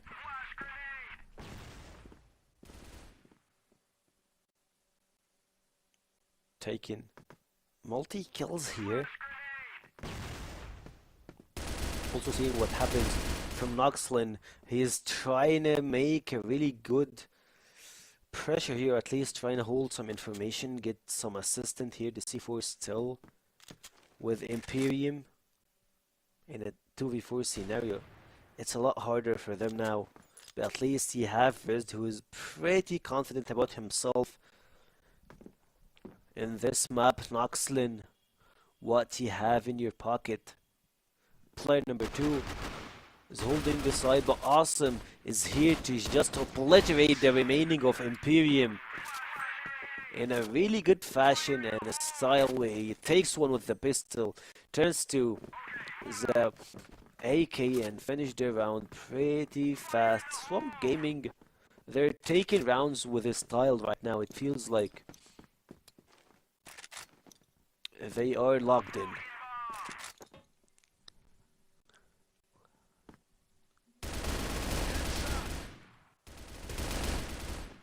Well, to get the Wonders Kais in the end. Surprising result, but Jaguar was able to find 3. Kais was going to get... Kind of could see it coming, right? He was very obviously going to get overrun in that position. But in the end, even though getting 1 was good, there was no way he'd get more than that with how many players are running at him. They try and make their way down, but Ellison's been tagged up very, very low. And Awesome just trying to tap away, hoping that Imperium makes some errors, but won't be the case. Immediate swing back. Bomb was planted with 2 minutes on the clock. Very quick play from Imperium. It works out. Yeah, they're taking this round pretty fast, and Imperium just picks one more. Naxlin, a really good entry kill here, pretty fast one. The round just started, and Josh left out the play. Stomp is doubling down here to score, giving Imperium the edge. Awesome. Still trying to turn the tables around, not to fully give it to Imperium on the other side. I love that Kais was just checking the stairs and he sees Jaguar in front of him. So at this point it's a 3v2 position, but Kais is pretty low in HP. Never mind, he's down.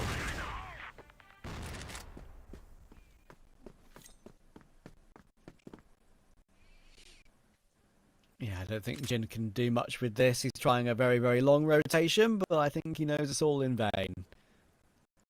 It's not like he's just going to try and keep his KD at this point.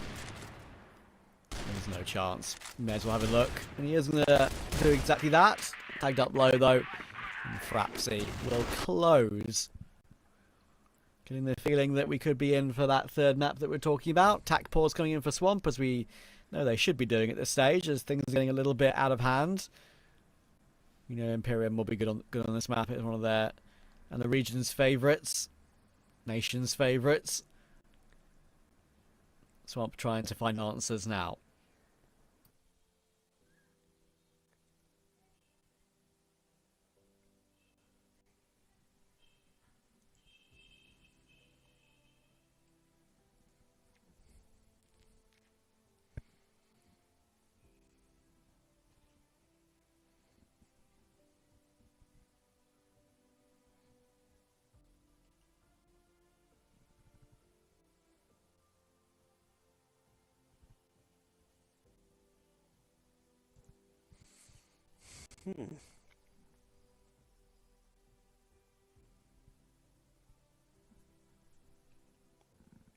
Taking a small time out to think, to see, to try to figure out how to break Imperium.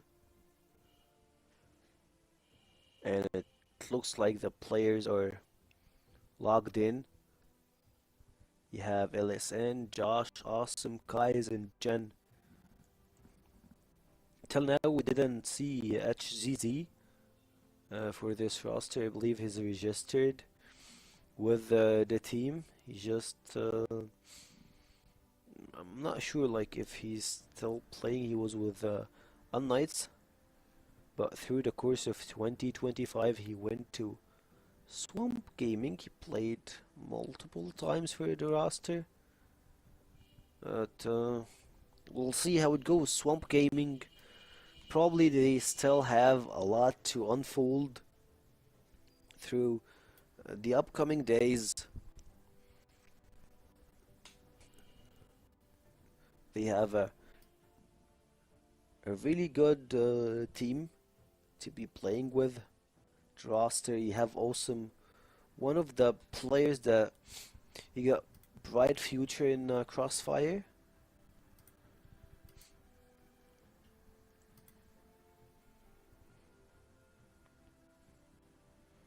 He won the CF West League multiple times, but that was back in 2023.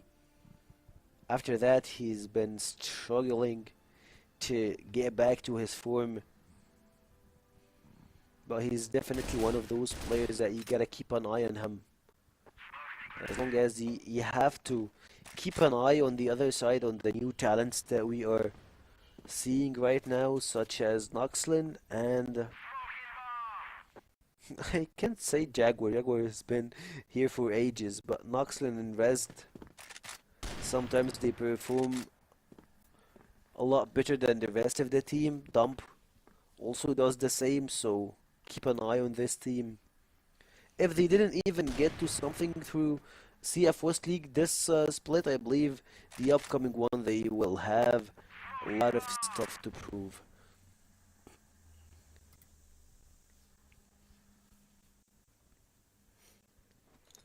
We'll see how that pans out for them in the future. We've got one more series to come later this evening. Stick around for that one. Should be one of the pretty close ones as well, actually. I'm expecting that to be the difference between Nemesis and unKnights. Wouldn't be surprised at all if all three series go 3 maps. Look at the one from Imperium here, though. Don gets himself 2 as he drops down, and there's just nothing that Swamp can do in this round at all. Comfortable as anything. And Austin will go down immediately. All 5 remain alive for Imperium. It's how dominant that round was. And just like that, after the Swamp pause, they change something up. It falls flat on its face. 8-5. It looked like they got run over by Imperium's power fighting here. Awesome. Take entry kill, but it's so hard to face 1, 2, 3, 4 player face an Noxlin. Just down Swamp Gaming, making them cry one after one, taking triple kill guys, Josh and SLLS, and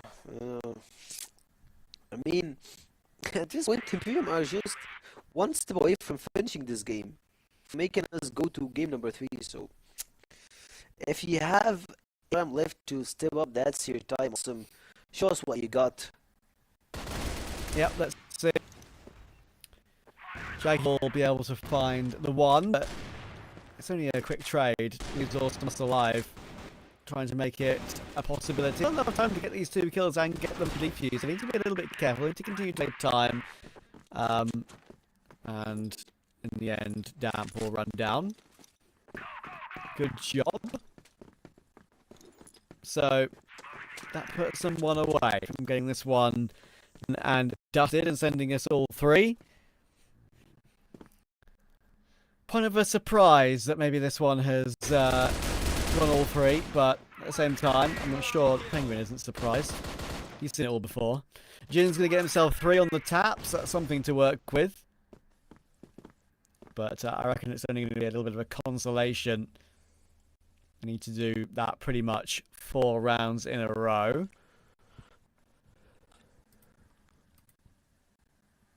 Mm-hmm.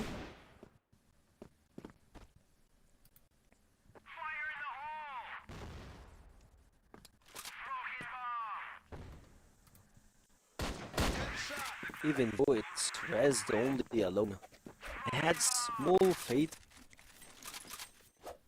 in him doing a really good clutch play here, but it goes to Swamp Gaming again, and one more round to them.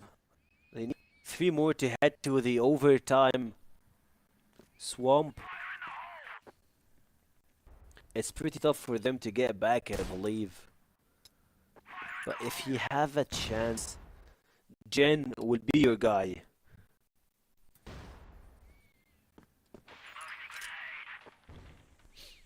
Yep, more often than not, that is the case.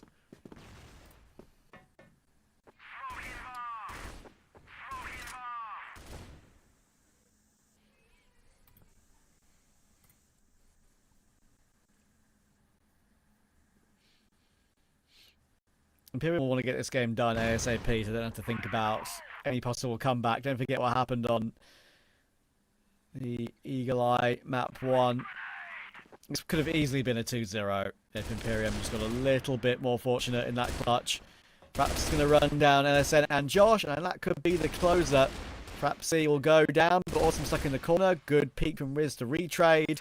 The next one will find Jin as well. This one is going to be done. And a third map, a decider of Black Widow, will be to come. It's going to be very impressive from Imperium to see if they can actually win a series this season. And Swamper, of course, these players have been regulars at this level. It'll be very impressive. This is the game they're able to find. As I said earlier, though, in these sort of situations for Imperium, if this is the game they are to win, they've done a great job because they know that there'll be tougher tests over the course of the season, right? So this is one of those games which is vaguely winnable for them, and they're already showing up. But of course, we do know it is a favoured map for the Egyptian teams on sub base, right? It can happen. It can look like that.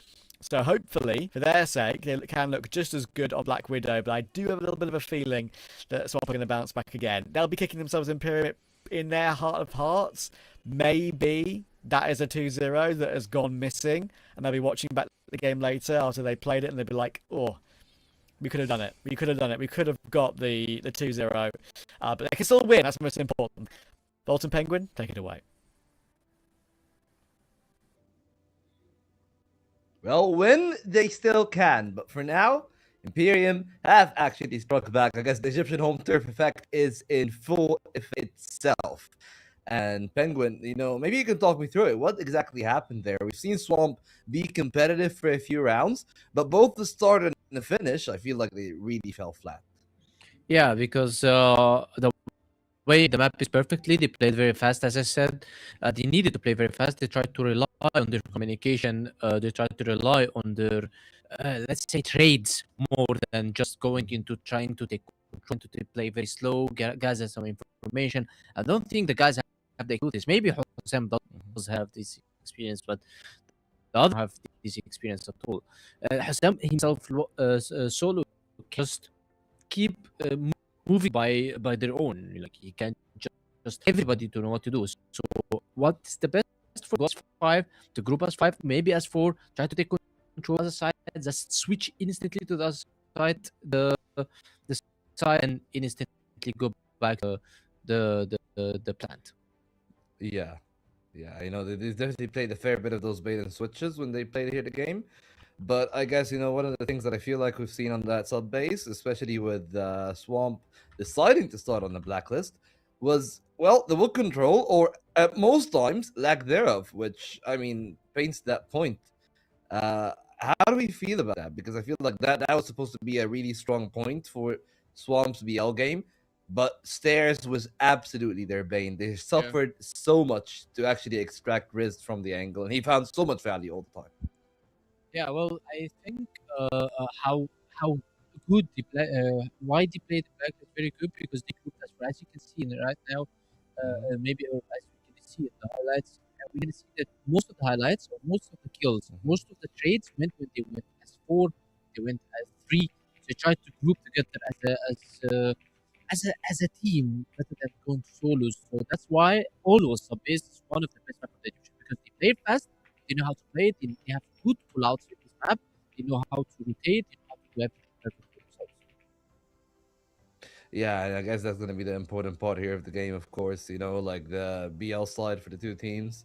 That was the deciding factor. We've seen moments where the game could have been close, but even with the best attempts of the side of Swamp, they actually were not able to, I guess, push through all the way. And that is going to be the important part here, is actually pushing through when you get to that decider, when you get to that third map. Are they going to be able to do that or not? Because that's going to be really the big part about it, right? We still got that Black Widow, as we said.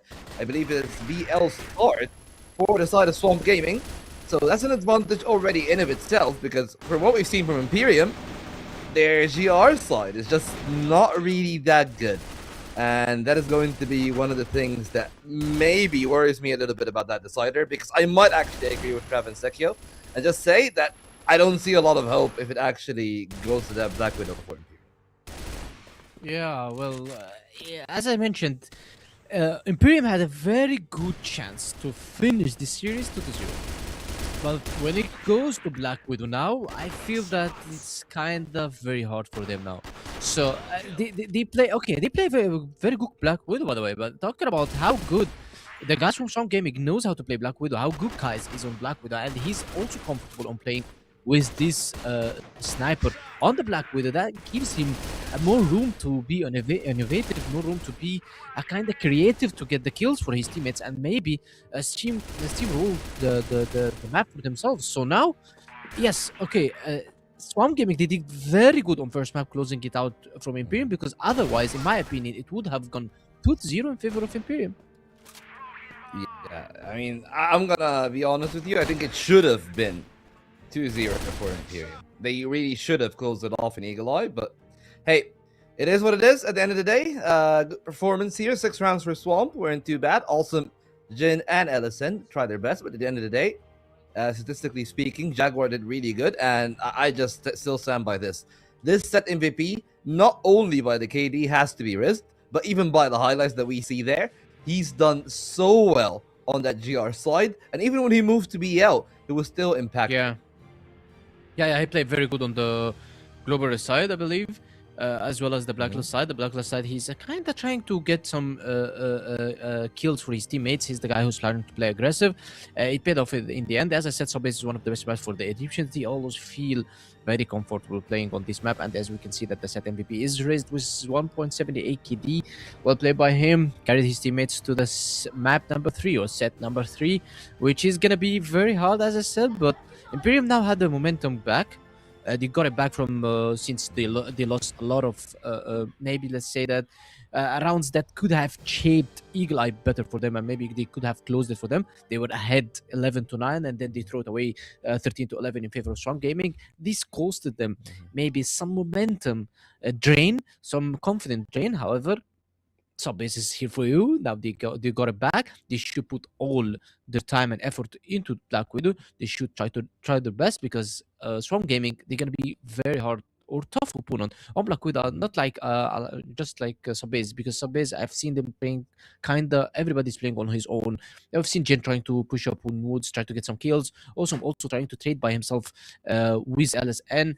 That the team wasn't playing really well on the same line. However, on Black Widow, I think that even if they continue playing by this way, it might even pay off for them, because the Europeans and the North Americans, unfortunately, this is one of their best maps. Black Widow, they know how to play it. Yeah, they know how to play it. You spoke a lot about the double sniper setup that they're going to be able to utilize in there. So, again, that is the refresher. That is why we think, actually, Imperium might lose. We're going to go to a brief break, and then we're going to be playing Devil's Advocate for our home team, at least for me and Penguin being the 2 Egyptians here on the desk. But, as we said, 3 minutes, and we'll be back with our next final map.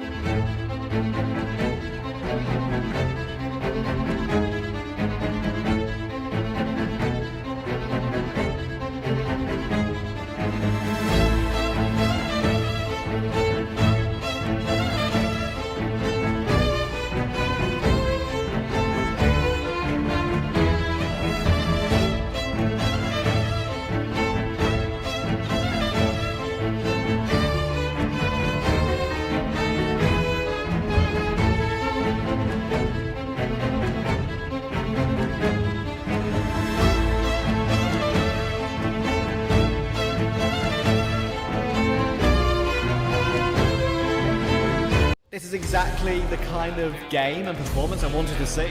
This is the Hail Mary. Every individual player is bringing their A game right now. That's what I'm talking about. I've had enough of being quiet. I want to get things moving. The Nemesis not able to get Free! Oh my word, straight down through that smoke just station. Zane has what about Risk here? Yes, Trevor very scared going for that tweak.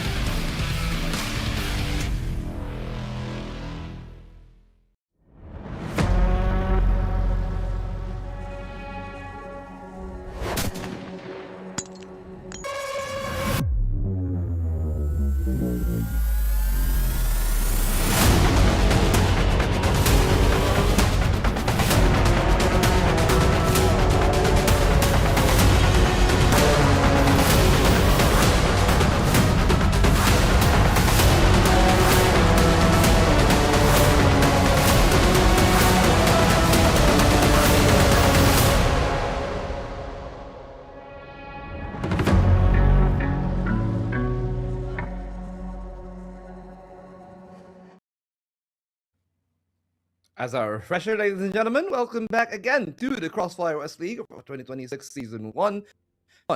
If you've just tuned in, you've missed us talking about why it should be the game for Swamp Gaming here on that Black Widow Decider as our third map. Just as a quick course here, it's all about that double sniper setup. They're so good on it. The players have more experience in comparison to Imperium, and especially at a higher level.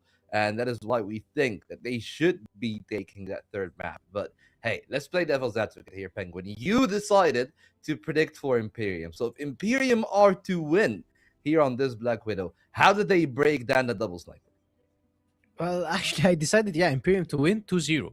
By the way, I didn't mention going into a third map at all, because that Eagle Eye should have went Imperium sides. And if they played this map 1 million time again, they could have won it. They just did some throws for them. So now, Black Widow, they need to play also as a team. However, one or two guys needs to split. So if they go like try 5-man, I don't think it's going to work for them.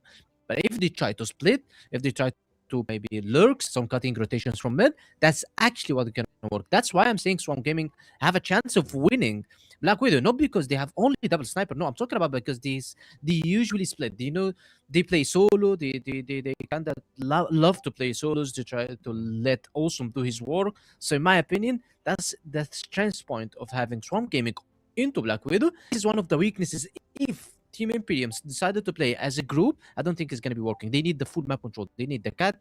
They need the barracks. They need the bridge. And when they switch to global risk, they need to deny one of these controls. Well, let's see if they can deny the control or if it's going to be taken over by the Swamp. We're down in the mud right now. And it is time for one team to extract. Unfortunately, one will be widowed after all. So let's take it to Travansekio. Yeah, I do think Swamp will get out of that mud and get out of the mire, but I think Imperium have impressed, and I wouldn't be surprised. Look, Penguin gets most things right. He knows about the league for a reason, having played in it and spent years and years watching it at the same time. Yeah, he predicted Imperium. We predicted Swamp because we have only seen glimpses of what Imperium can do so far, and on this map, it really could go either way. I really think it is a bit more, I would say, 55-45 favouring Swamp, not really a heavily favouring them at all. True, but the thing for Imperium that we have seen them play in Black Widow 2 times, one versus Vitality, and they managed to keep the game competitive for a small period of time. Versus Vitality, the best team in the league, also they have done the same thing versus Nemesis. I believe like that was versus Egyptian teams, so versus Europeans, that will be the question for me. They deliver the same amount of consistency over rounds. That will be pretty important. And speaking of being consistent, Noxlin is one of the players that have been consistent through the entire series. He has indeed. Yeah, don't forget how good he was on map 1. I think what did he get, 24 kills or something? Maybe even more as we went into overtime. Good pick from Kais. That's a very clean one. Good recovery kill as well. You had to do it to get them back into a 4v4. Clawback.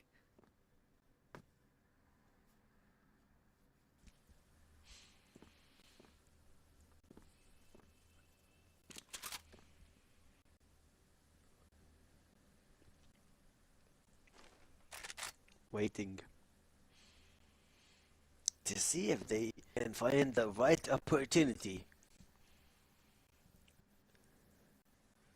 Trying to capture what's them, but Razd and Noxlin just rushed them down. Josh, pretty low HP. Awesome, also the same thing, so making the upcoming few seconds a lot easier for Imperium. Can Jaguar do something here? Hussam is, you got a lot of stuff to carry through this game. You have Razd. He performed pretty well in the previous round, previous game. Also Frabzy, you're in a 3v2 situation. Sorry, 3v3 since Awesome and Josh are pretty low in HP. Make it 3v2, I'm sorry. Not with your game.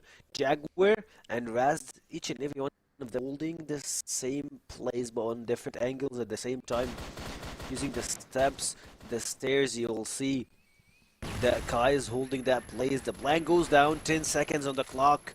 And now make it even harder. Jaguar turning everything around. Wow. Swamp Gaming, they went from 5 versus 3 to 3 versus 3 to 1 versus 3. And it's just like the same 3 players remaining for the entire time. They were all so low. They were tickleable. None of them got tickled. Managed to grind that round back into their favour. Was a grind as well. Was not clean. Anyway, the immediate response from Imperium in the following round is good. Awesome realises he has to play aggressive to get that back, and he's done exactly that. Next one will get the treatment, the awesome treatment. But not treatment that he'll enjoy. Even if it is awesome treatment. Kai's will work his way through middle, almost getting the pick in toward the B-Doors player. But right now, a very normal split for Imperium 2-2. They're checking mid now as a group.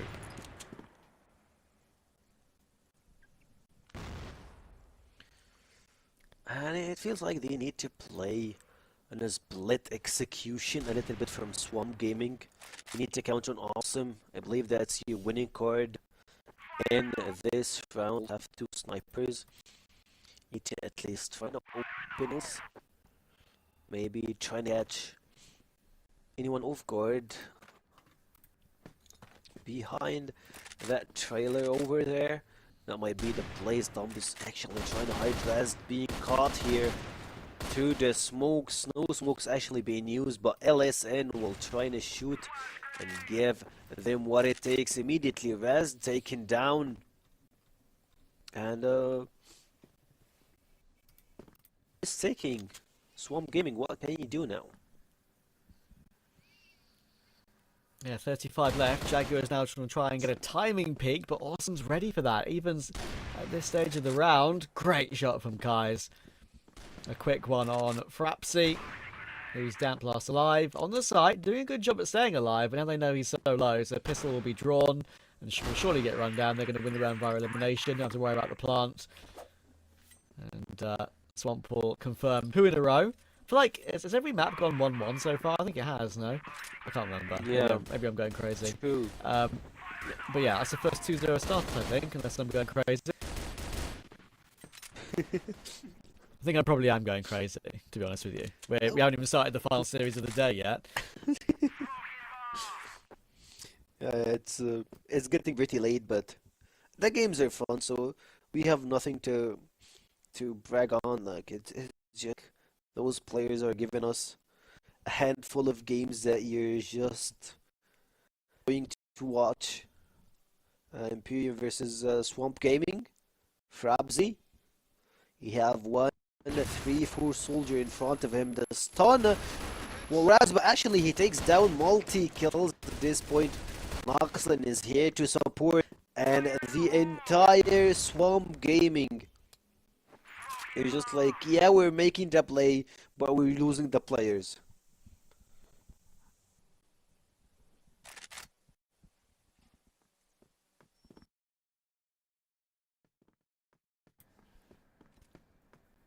Someone's still going to be patient. Got plenty of time to try and catch one of these pieces of aggression from Imperium. Jaguar will fall his way back. Actually, I'll tell a lie. He's still fighting, and because of that, he got punished for it. Good pick from LSN. And Swampert going about their business here pretty calmly and confidently, bit by bit.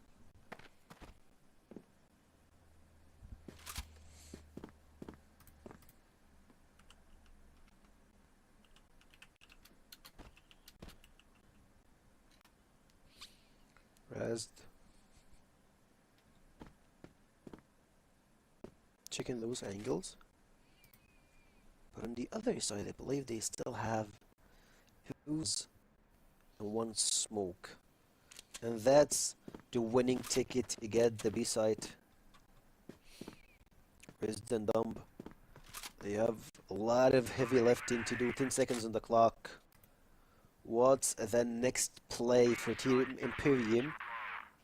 Rest? I believe he got spotted here. LSN! No way.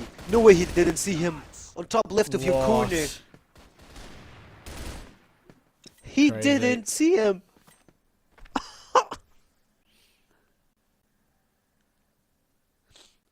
I feel no more moments like that for Imperium over the course of the game. Damp will go down eventually as that bomb got planted, but the angle was held. And I think, as we probably rightly see at this moment, Imperium will call attack pause because things are going awry very quickly to begin map 3. And you were right, Sekir, what you said earlier, right? Like, we got in these positions for Imperium, we've gotten close, and they tend to fall away. And right now they are falling away a little bit. Indeed, it feels like that's your specialty. Like, if you're special at something, Imperium is dropping games after making wonders, after doing plays, winning aim duels and having your strats executed perfectly for a couple of few rounds, and then they're just like, nah, we don't want to keep doing that. Let's just, like, I mean, they can't win. Of course they don't, and they just start losing multi-rounds. They lose the momentum, they lose faith in each other, and that's a huge problem. When you're playing in a game team, you need to rely on your team. You need to know how to play with each other and not to, like, I don't know, it's weird for me to watch what they're doing. See a bit of discussion there, a couple of smiles on faces. We don't get to hear the comms anymore. I think that was because they kind of rejoined and or left and rejoined earlier, which is why they had the mics able to be heard when we were actually watching the game. I think that was intentional, but it was nice to hear that briefly, to hear how they communicate. We're starting again very shortly.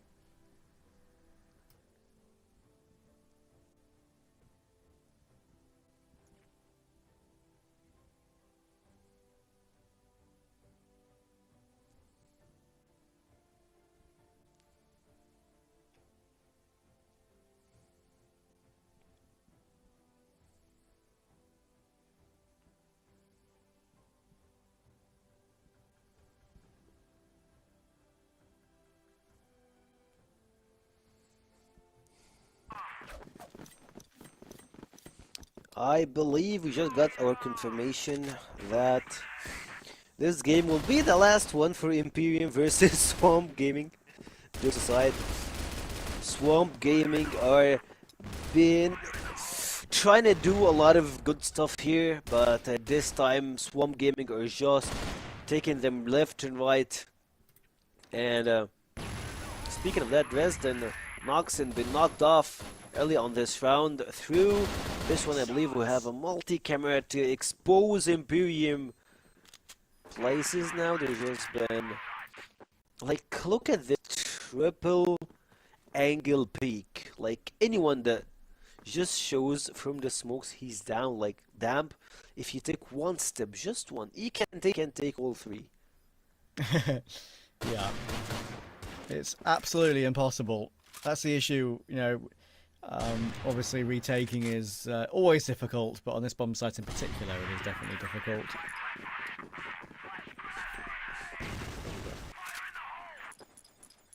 And there's no way in, as you can see.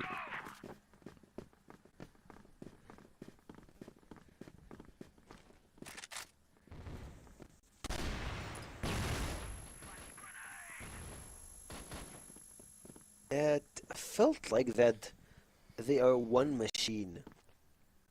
They walk together, they play together. 4 players just each and every one holding one angle, and they know that the remaining players like they have only one player left, so it felt pretty impossible for him to make this clutch. And for this time, it looks like that they might be going to A. Jaguar and Frapsy trying to hold the line.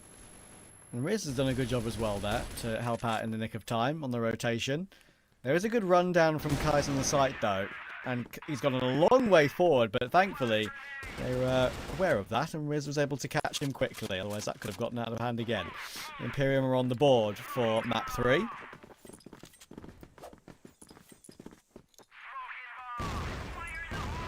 First round goes to them. Playing on a defense spot, they need to find a really good angle, lay a little bit default. It looks like they are trying to take spaces, trying to get closer and closer here. If you can look at Noxlin holding the stairs, he might go to the tunnel here, walking through waters. And it seems like he got to conclusion that he can't just do that. Speaking of doing something like that, Kai's through the smokes, through everything, just takes Jaguar down. And yeah, that's your most knowledgeable player. That's your Anubis leader. And he's just been taken down to the grave.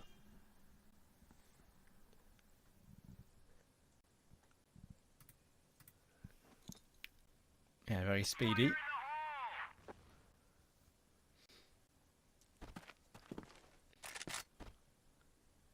LSN. Oh, the tight angle. I wonder if Dample, yeah, as I say, if he swung a bit wider, there was a chance he could have maybe seen an arm if LSN stuck on that position for a bit longer. We'll make the progress forward now. Damp will get himself one onto Kais, and he's still standing at the back of the site. He's done a brilliant job, Damp, in this round to hold on, actually. Look at him dancing around the APC somehow. He's wasted so much time, and Awesome is in a very tough position. He won't be able to do anything about it. His next one's going to take him down. So Imperium are finding a way back here, finding a little bit of progress, finding a little bit of rebuttal. A good way to start to redeem yourself. Trying to get some confidence in, trying to jump in SWG, and that will be this round. Like the last 2 rounds for Imperium, making progress. And it looks like Swamp Gaming. The players learning not to just try to rush, and Imperium, by any case, they need to take their time. They have all the time in the world to just play the game correct. Have the lineups, trying to look for early pick, and play afterwards. That nade was really close, but doesn't do any damage at all, because I think the box absorbed it. That's one. Oh, we've left the server. Okay, this is definitely not a live round. I imagine that's due to a... I think I'd imagine in this situation it's a case of that is a dead round. I don't think it's going to count. And we one player disconnected, and because there was no damage done in the round yet, they might decide to reset it because there was no like advantage really. So we'll see. We don't know yet. They all did just kind of disconnect. So.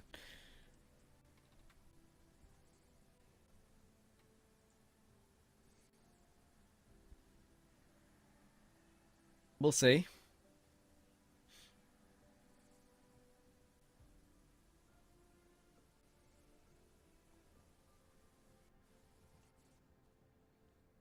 I think we'll probably reset. I can confirm.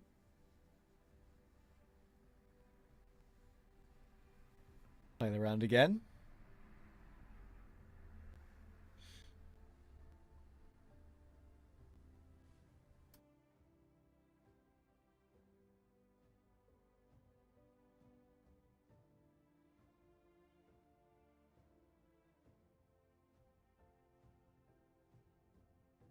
Yeah, there is a risk, as our host Volt has said in our little Discord chat with each other. It could be a power outage for the team as they all disconnected together. There's always a risk of that.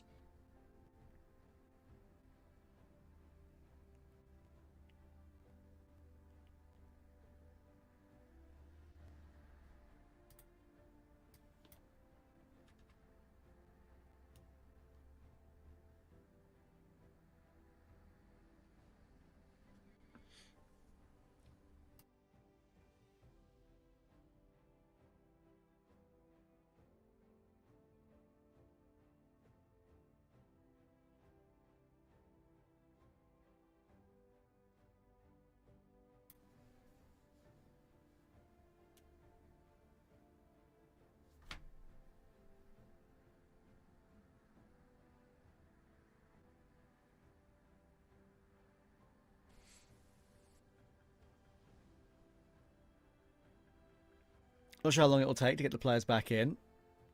Dealing with some issues on both sides, I think, right now. Not just the players, but also the broadcast. So we'll try and figure it out as soon as we can. Don't you worry. We're on top of it. No, just like normal stuff. Normal things happen in a day broadcast. Seeing Swamp Gaming being ready here. And I believe we have some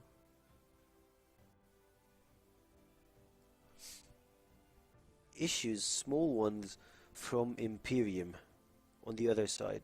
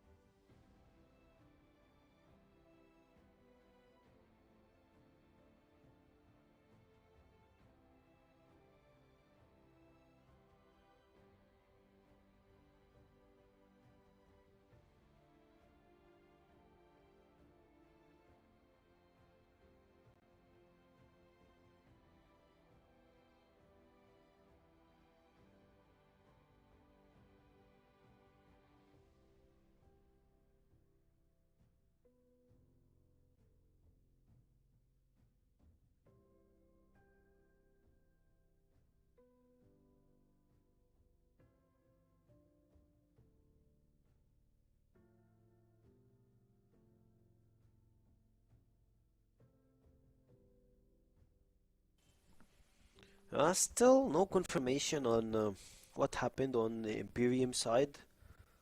I believe we might have a small issue when it comes to the players. I believe we just see all 5 players disappear from planet Earth. Saved. Okay. They've landed back on planet Earth. They found the pod. They climbed back in and launched their way back to Earth. Okay, we figured it out. After some chat behind the scenes, we figured out what's going on, and immediately on their return to the server, Nexon shows up with an incredible triple kill. That was beautiful. A good way to take a pause. Just give us a fake assumption that the team did nothing like that, and then boom, they're back in the game and they're rolling, taking 3 players into only Noxlan.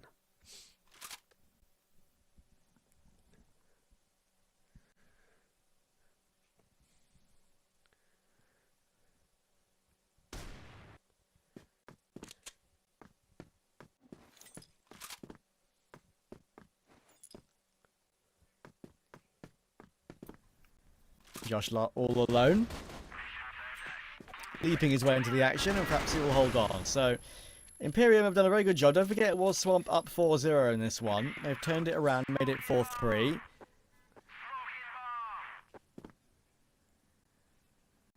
Good job to not let Swamp get away and to keep themselves competitive in this one.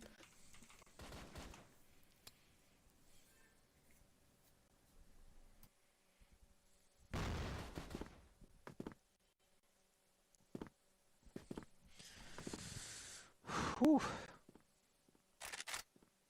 It looks like Swamp Gaming are going through a tough patch here. They just had a 4-0 starting through this game, and boom, Swamp Gaming just giving up round after round after round. Imperium stepping up, Noxlin doing the best that he can in the remaining parts. As we can see now, Rez is in a pretty good spot here. I'm gonna just use this walls towards his side to try and get it as a shield and at least take a pick and turn back. At the same time, Waters, you will see that player number 4 is there, awesome. And Jan removing Josh. Rez being hold by Kais. If you just try and be could do anything, you will immediately get spotted and drained down.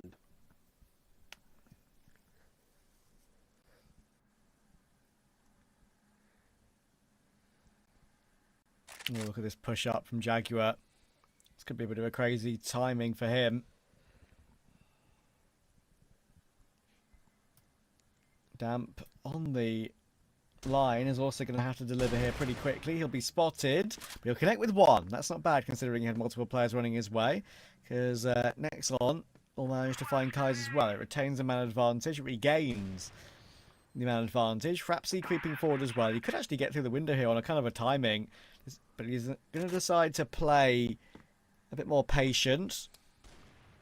I think he probably could have definitely got through there if he caught the bomb planter.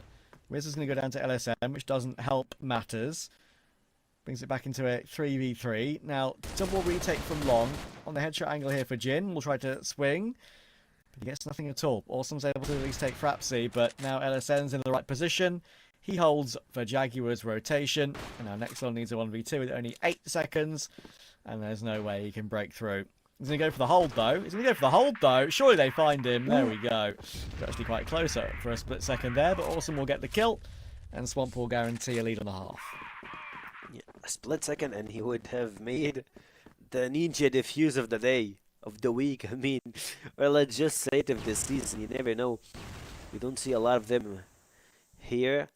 And speaking of that, you don't see a lot of gut shots through the smoke. Actually, we see a lot of them from Dump, from a lot of good snipers here we have in the league. LSN is considered one of those players that you can watch, you can see. But on the other side, at least for this series, Imperium, they need to get one more round if they made it. This will be a really good upset, like starting by losing 4 rounds and then slowly getting back on the scoreboard. Oh, sorry, Rest. That was a bad knock here, like he tried to give you an ankle to get up, but your hand was pretty open there.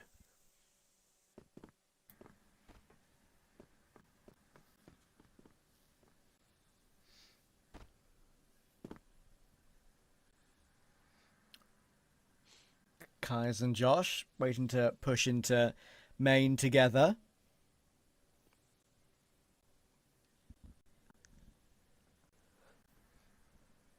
C4 is waiting there too. We've got the lurk of Jin in middle, just waiting to see if anything goes awry. You can have a little bit of a flank lurk to come through toward Beers. They make their way in now. First couple of kills go the way of Imperium though. They're holding on really well, and there's no progress at all here to be made by Swamp.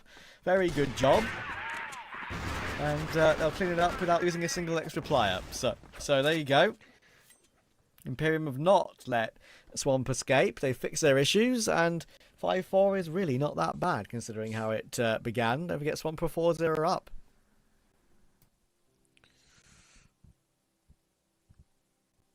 A good way to finish the first half.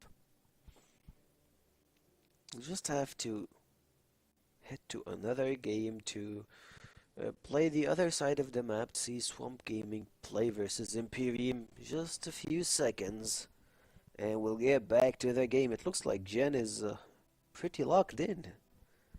He's a pretty serious guy. Oh, funny enough, that's another guy having his hat underneath his headset. Yeah, true. Was that like a little 4-leaf clover hat? It might be. I can't tell. I'm trying to lean into my monitor right now and see the screen, but I can't tell. It feels like he got the Irish thingy on his head. Oh, that's not it. I think it might be. I don't know. It's either that or like a very wide plus. I think it's the 4-leaf clover, shamrock. I think so. Also, it looks like Jen loves black. Like, look at the colors of his curtains, chair, headset, hat, everything. Everything is in black. He loves to keep the room dark. Indeed. I don't really like too many like bright colors, really. Like my preferred colors are like, you know, blue and navy, burgundy, purple, like maroon typey colors. Dark green as well as a nice color. I'm not really one for bright colors when I wear in the clothes I wear.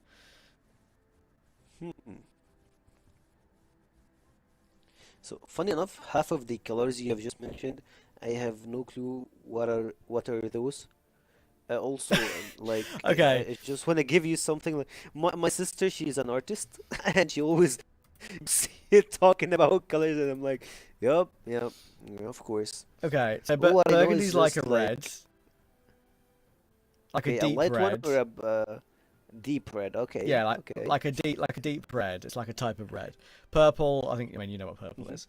Yeah, But of yeah, course. maroon I think is kind of similar, but it's like a mix between, I would say, a deep red and a purple, maybe a bit like a red wine, I would say, something like that. I don't know. Okay. So I can't really think of any way to describe it, but Funny, like, I love colors. Like, don't get me wrong, but for me, there's just like black, red, green, yellow, whatever the color is. It's just like the primary raw colors. Like, yeah. I don't. Yeah. I don't just like get in details. Like, this one looks good. Like, do I know what's cool? Like, nah, but like, I like it. I have this conversation with my sister a lot. Like, she's an artist, and she draws a lot of stuff, and she makes for? some figures, and Cool. she shows me multiple colors, and I'm like, yeah, they the same thing. She's like, huh? There is a huge difference. I'm like, nah. No, Sekyo, it's not the same thing. How dare you say that? We always have this conversation. Okay, we've switched sides. Took a little bit longer than it should have done, but we're ready to go now. And we'll get to see who's going to finally win this series. Couldn't guess it. I said earlier I kind of favour Swamp Gaming 55-45 on the percentage, and look at that, they're 5-4 in front. So I've got something right today. We'll take those. NSN is going to hold the line as they try and cross onto the A-bomb site. It'll get 2 kills very nicely, but the response from Frapsy and Dap is excellent. They might have taken a lot of damage, but they will get a plant. You love to see Dump in action. Give him a TRG, and you know he is gonna deliver, and deliver pretty hard. Oh, I'm sorry if I just jinxed you, but we're remaining here 2v2 position, getting pretty close and tight. Traz is left alone at this point. He's pretty stunned. I believe he's just trying to change his weapon, but at the same time trying to dodge bullets. Doesn't know where Kai's is, and he just goes with the jumping shot, taking his head out. Another round goes for Swamp Gaming, but actually it looked pretty close to Imperium to finish this one up.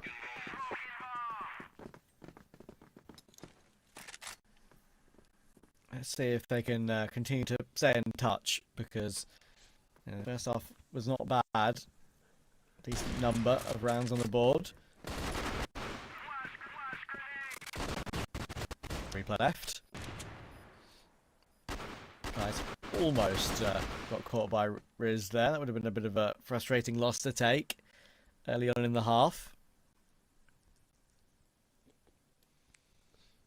SM playing exactly the same position, hoping that Imperium do exactly the same thing.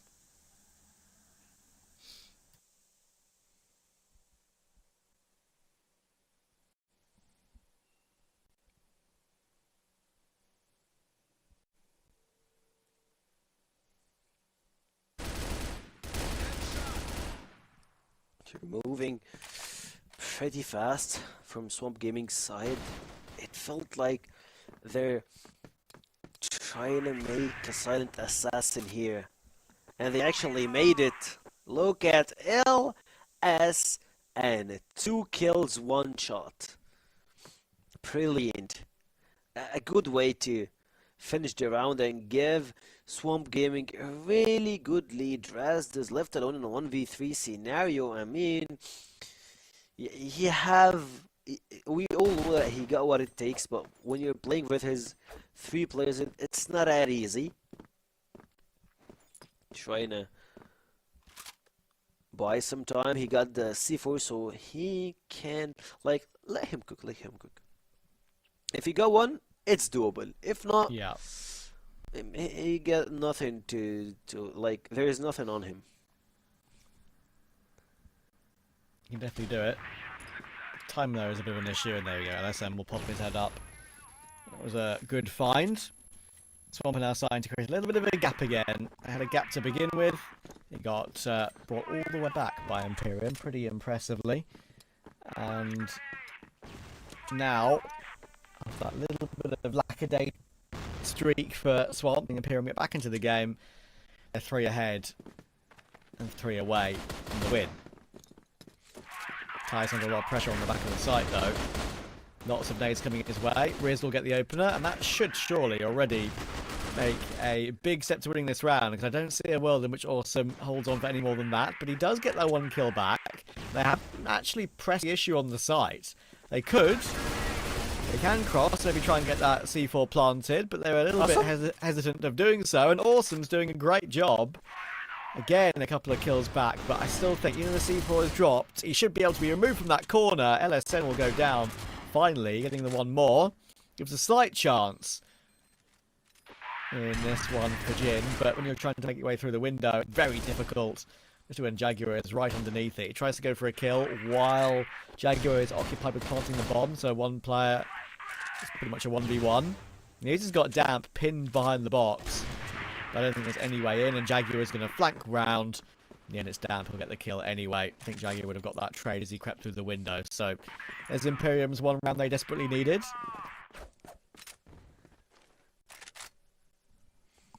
And it's helping them to get back into this race.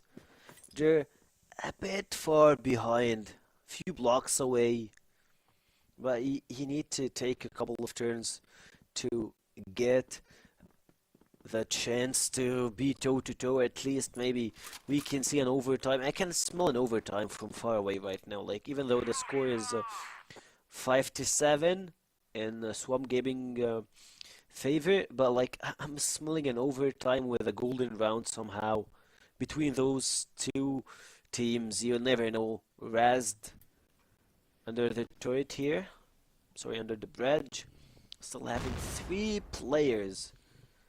They're trying to seek for extra space.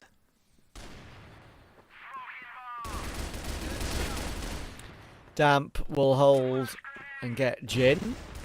Kais will manage to go 1 for 1, but again, Swamp have lost control of this B bomb site.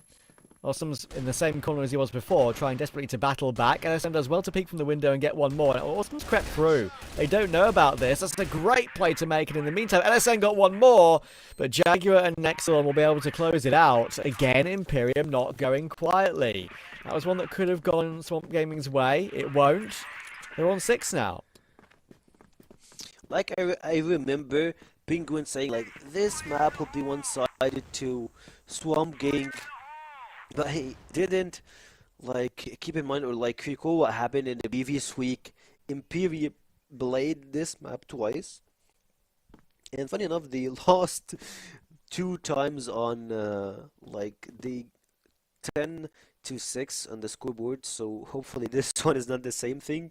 It looks like they have the momentum and everything that it takes to trying to vice versa, trying to change the scoreboard, have something for themselves. And that will be seen here. Jaguar just like having a really good shot over Josh. He had multiple targets, they didn't know where to aim and immediately dropped down. Jaguar also getting sniped by LSN in a pretty good and small pixel shown of him. He just went down. Son's having a great game. Start of the second half, up to 10 kills already. Look at his teammates. The closest player to him is Awesome on 4. And they're doing a good job on this retake, it seems. Utility available. They can now get one player trying to tap that bomb to draw another player out. Very blind is Awesome, but I don't think it's going to matter. They're all going to get the kills. And they'll confirm an 8th. So a good little reset. Little relaxer of a round. Now they're 2 away and 2 ahead. Like they were at 7-4, except it was 3.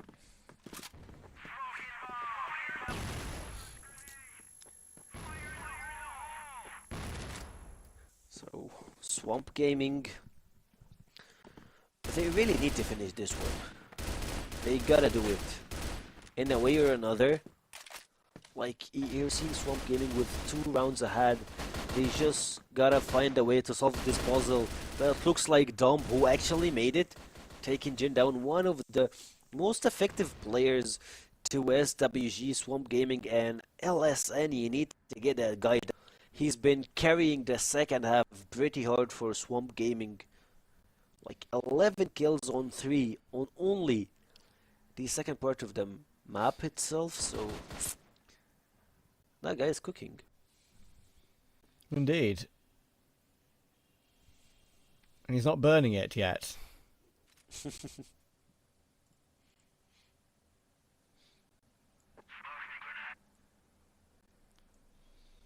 Look at the damage done. Swamper so close it feels like to that that 9th, and they can afford to relax maybe a tiny bit. Maybe you can never relax in Crossfire. So many comebacks are from come from that particular scoreline, but this round is not over despite the fact they're a man down. Jin has no say. He's going to have to hope that Josh can do something on the side. He's got long range support from Awesome all the way back on long. The thing is, he's going to feel pretty alone right now, and he's going to get punished for that. And Kais is still having a duel with Riz outside B, which is not even the place where the ball's being planted. So there you go.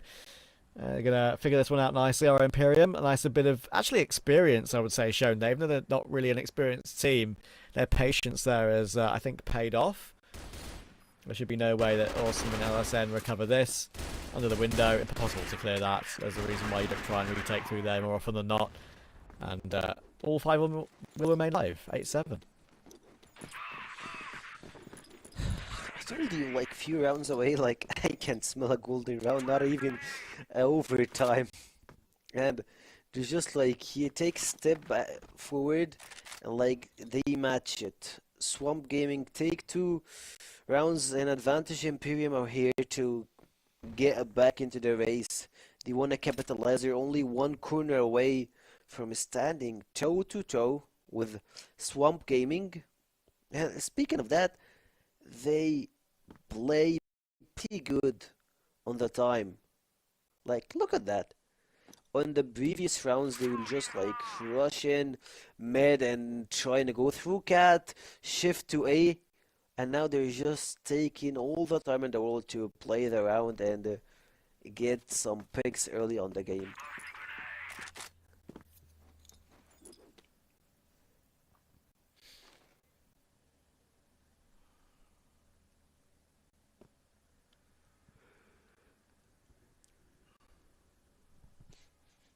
one of the slowest rounds yet. They've only just taken a bit of mid-control now with the whole minute used up, maybe more. And they'll finally make their move. Next one will get himself a couple. Josh will have to drop into the underpass position, and that is an incredible double for Josh, looking for more. He's going to be able to deal with all of them. That is an incredible play to make, and a great timing for it as well. Very impressive. Just need to make sure they deal with Jaguar cleanly now, and they can confirm what is a deserved ninth. Swamp have countered exactly what Imperium are trying to put into play there. And they'll hit 9, 1 away from the win. Funny enough, Josh didn't have that lot of kills early on this game, but it looks like he's trying to say sorry to his teammates, to his fans. He's like, guys, I'm here. I'm sorry for the poor performance, but I will help and give you the clutch that you might be looking for. And look at the replay. He just jumped it off. He started swinging right and left and went to the top of the wedge to take each and everybody out of this equation. And Imperium, they are on the edge of losing the game. 1 round separates them. Can they make it? Can they win one more round at least? Or like, I called the overtime before, but I'm not sure. Can Imperium clutch 2 rounds in a row?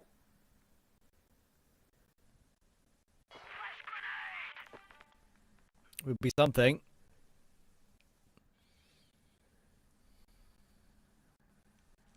But surely Swamp will drag this one over the line now. Look at this, that's awesome. Is he finally going to be spotted? I think he is. I think they know about him. How does he survive from there? The answer is he doesn't.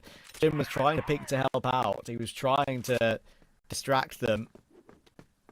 But look at Nexlon. Is he aware of Kais being in this position? No, he's not. Kais is so far pushed up. Look at the presence. And look at the sprint up the middle, actually, of the other Swamp Gaming players for a split second there. They were like, okay, do we come and help? Do we wait? Leave you alone? In the end, they make a call to fall back and play properly as 4v3. They try and confirm the game rather than do anything rash, but they do swing together, continue to come a trade. That was actually pretty well thought out. Now it's all down to... Oh, look at this. Our timing here is really good, I think, for Jin. He's going to play behind the box with such little time remaining. This, you would think, would be enough to secure the game. Frapsy and Damp trying to work their way forward. There isn't a very quick rotation. He's going to need to try and get his 1 kill, but considering he's being overlooked, it should be enough. That's the C4 dropped on the floor. I don't think there's any way Damp can get this one in time. This one's cooked. The other players just need to survive, make sure they don't peek, and the timer will expire. And that won't even be the case. It will be a close from Jin. And Swamp Gaming have managed to pull it off. It was a very, very long game. A really tough game. And Imperium did not embarrass themselves in any way, shape or form. But the team you kind of expect should just sneak it, did sneak it.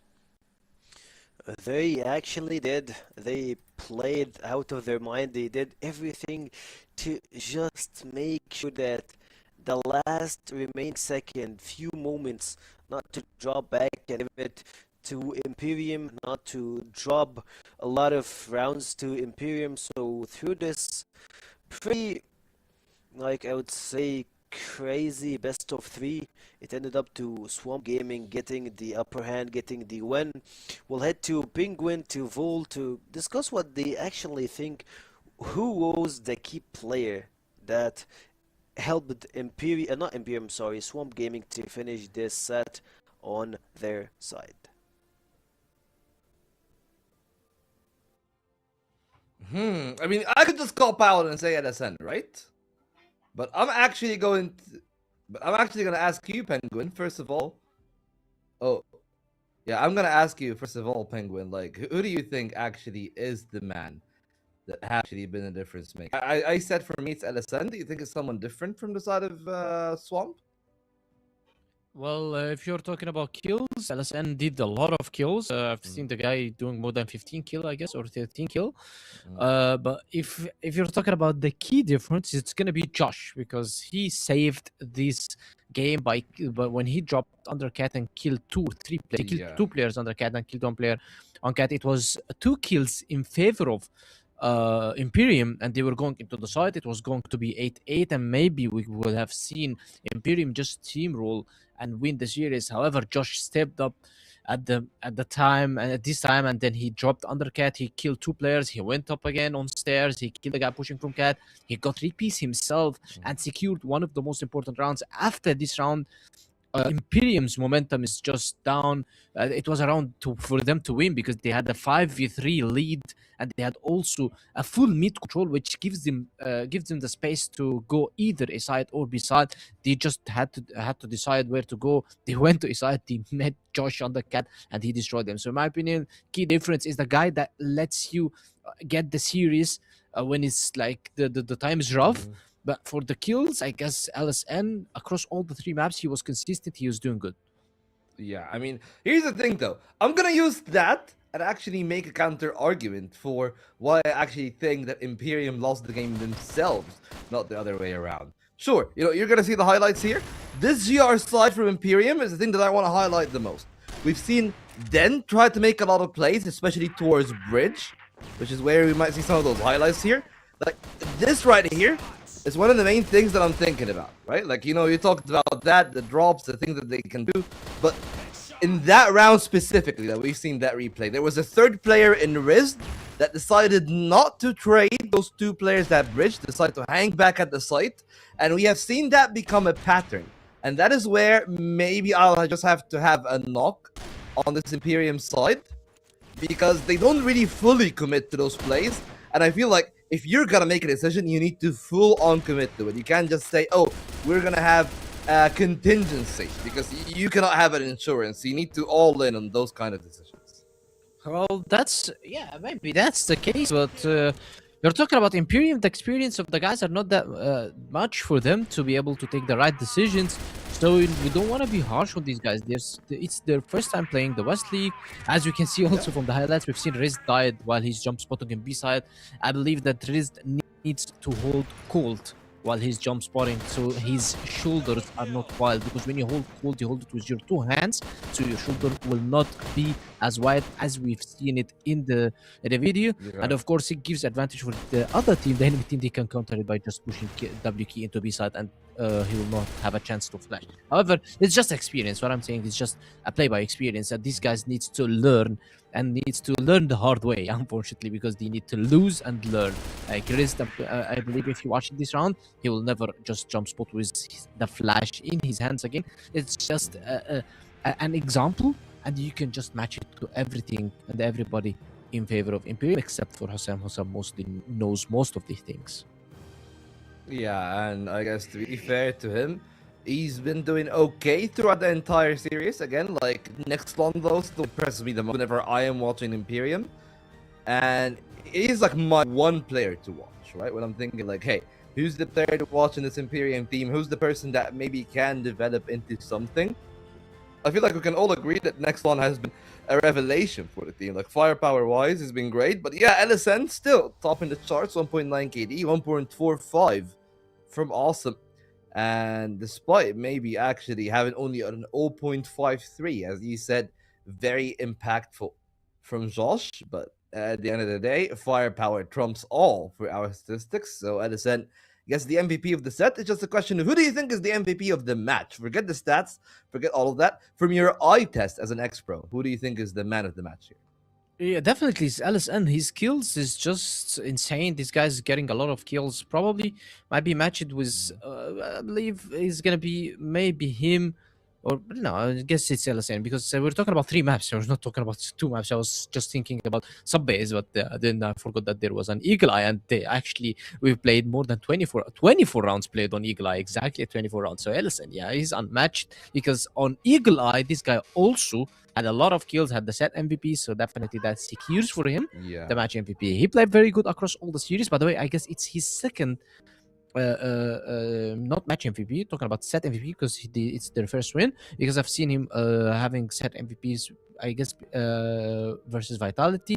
I believe that every time Swamp is winning, these guys can be either the first, which is going to be in the MVP, or the second guy. He's just one of the best players on this roster, and Kai is stepping down from the sniper rifle role and giving this guy The lead is just an insane decision by him because LSN is the guy that gets you these wins, that gets you these W's when it matters the most because you are playing Imperium. You want to be showing that, okay, we might be not that good with you guys. Hey, guys, we're not going to the relegation. And even though if these guys went to relegation, I believe that the open teams will be in trouble because they will have to play versus them.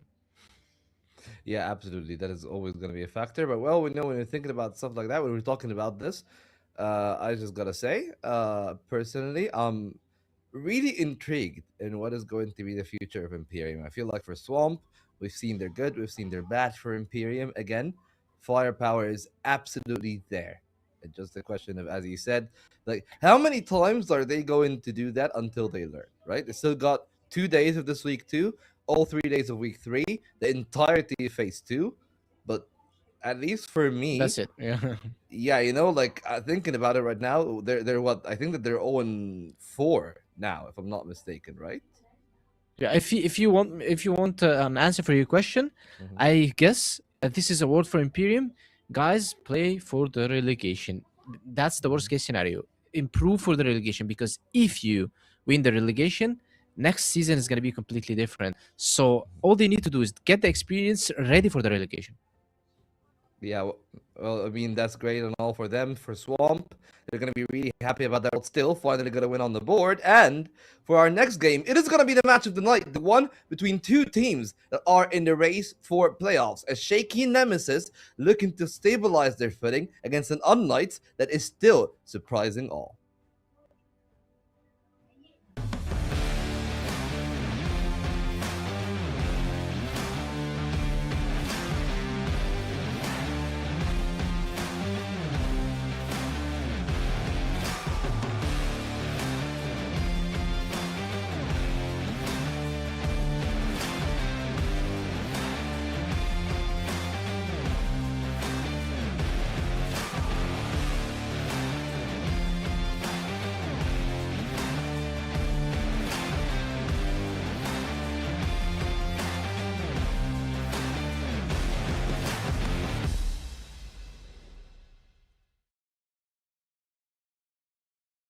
Welcome to the first season of CrossFire West League 2026. See this year's start of the Western League as 8 participating teams from all over the CrossFire West region battle it out in March to May in order to claim the throne and compete over a total prize pool of $228,000.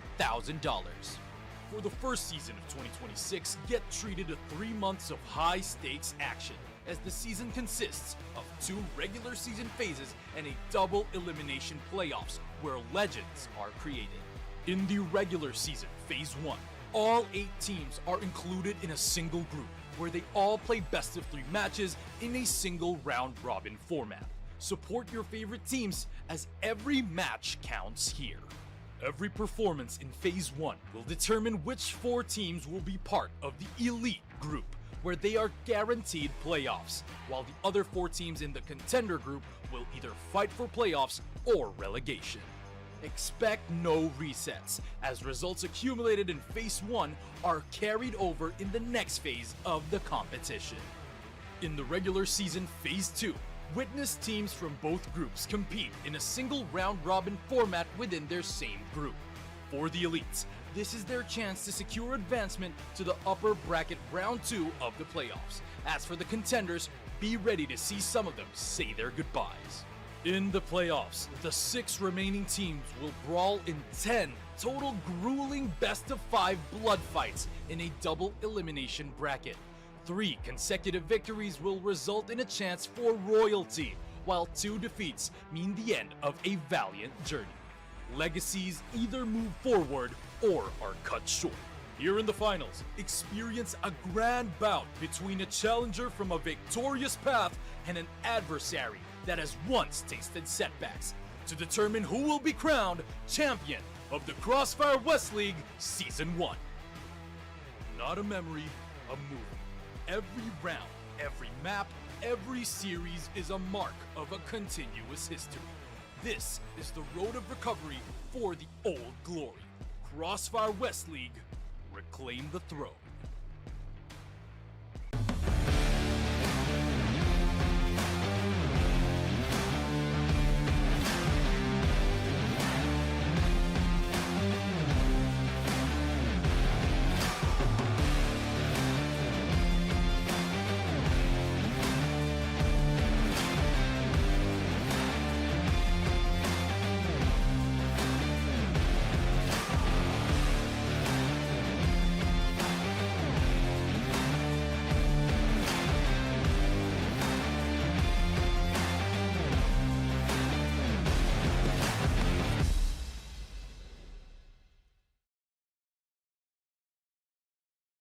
Welcome to the first season of CrossFire West League 2026. See this year's start of the Western League as 8 participating teams from all over the CrossFire West region battle it out in March to May in order to claim the throne and compete over a total prize pool of $228,000.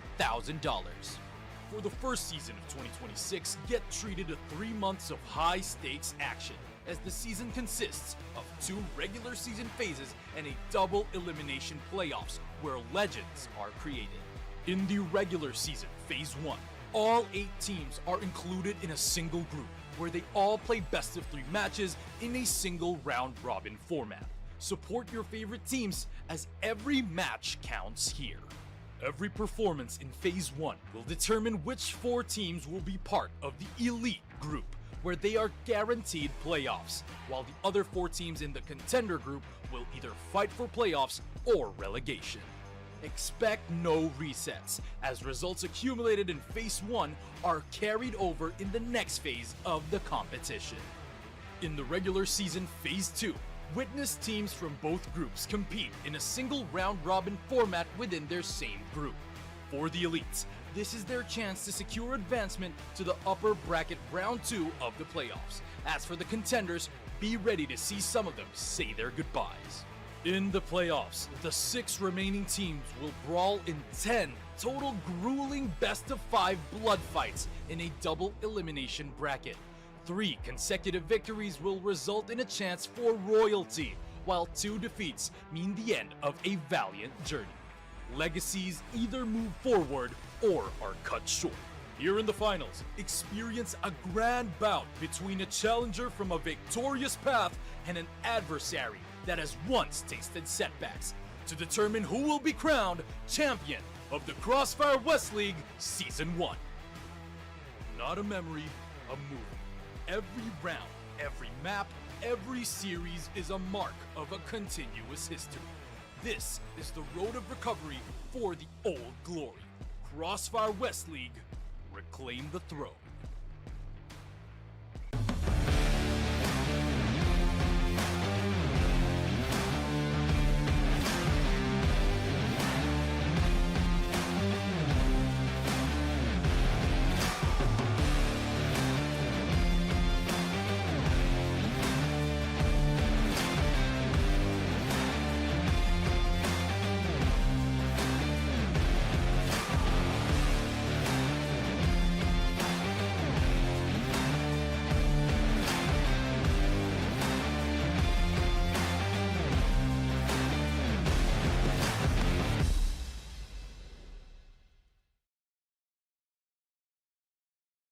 Welcome to the first season of CrossFire West League 2026. See this year's start of the Western League as 8 participating teams from all over the CrossFire West region battle it out in March to May in order to claim the throne and compete over a total prize pool of $228,000.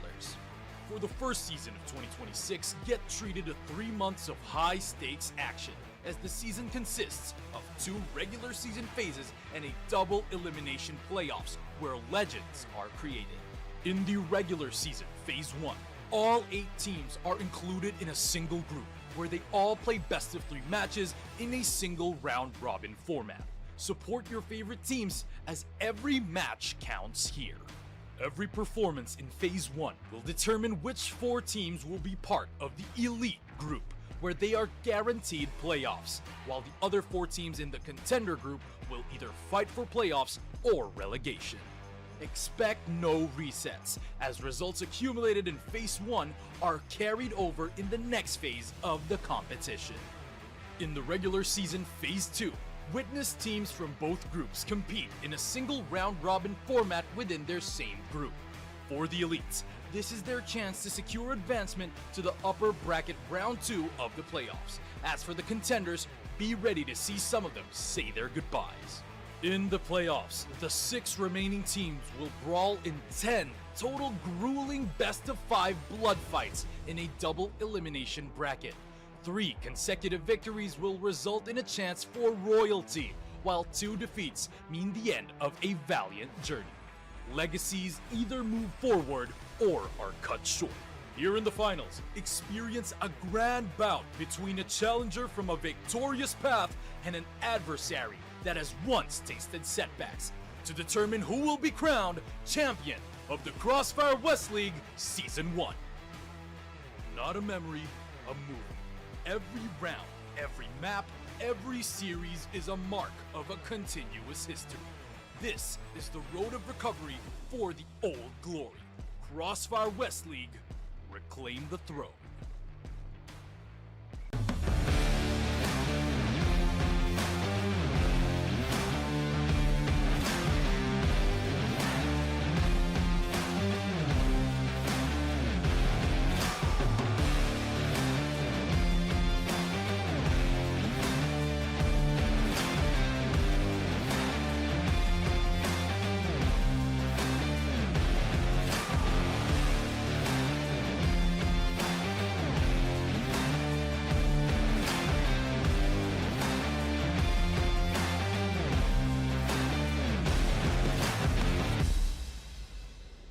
This is exactly the kind of game and performance I wanted to see.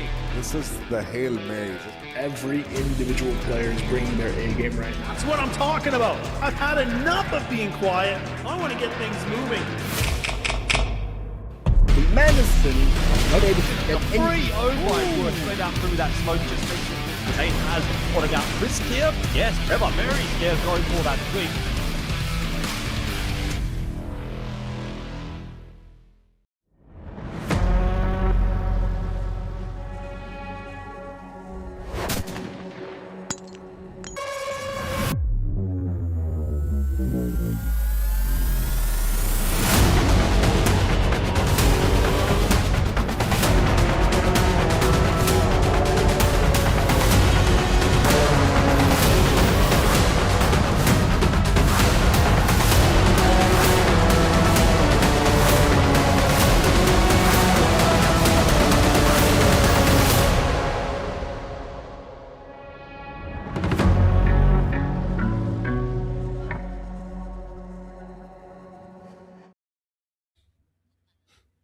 Welcome back, ladies and gentlemen. We are finally at our last best of 3 here at the West League for our first season of 2026. Still, of course, accompanied by the lovely Penguin here. And Penguin, we've had 2-3 mappers for games that, honestly speaking, I don't think that we really expected them to go on for all 3. And again, maybe for Vitality, there's always like the whole practice snap shenanigans. But that was a really good fight from Imperium. Unfortunately for them, they're still going to be winless. There's finally a map on the board for Swamp. And today, we shake the hierarchy a little bit more. We kind of have shaken the Vitality LCK game. We've seen such a close game, 2 overtimes and a 2-0 win for Vitality. And a golden round, which was the first of the entire league. Now, we take a look at the game that, at least on paper, feels like it can go anywhere, and there's going to be great ramifications for the 2 teams. Yeah, you're talking about 2 teams. They are actually, I want to say that they played together. We're talking about HDZ, he was part of unKnights. Talking about Petro, he was the IGL of unKnights. So it's just they all played with Beck and Alucard.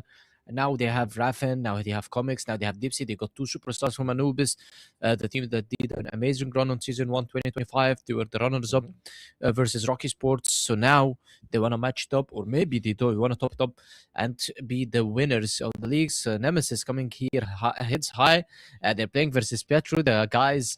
And yeah, as we can see right now, the guy that already made this unKnights core roster, now he has LSOI and Snox as a new additions, alongside with Famous, one of the best players in the game, if not the best right now, and HTZ, the sniper of Team unKnights. So it's a matchup of who's going to be having a stronger mental.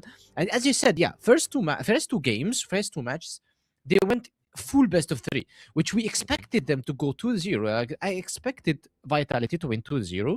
I expected Imperium to win 2-0, and they were very close of winning 2-0.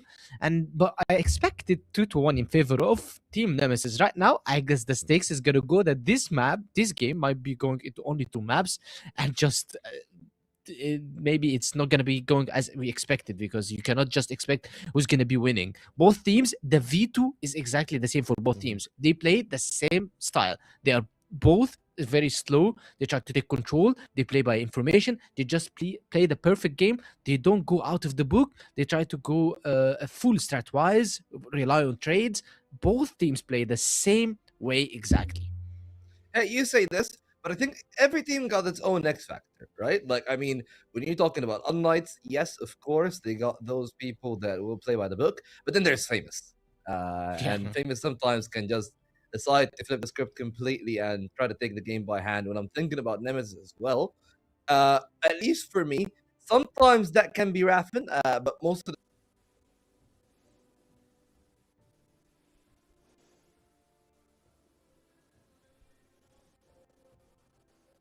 to do. But again, like Nipsey is the one that is most impactful, and I feel like impact is going to be the most important thing here. Both teams got players that can frag out, that can be the MVP of the set at any given moment.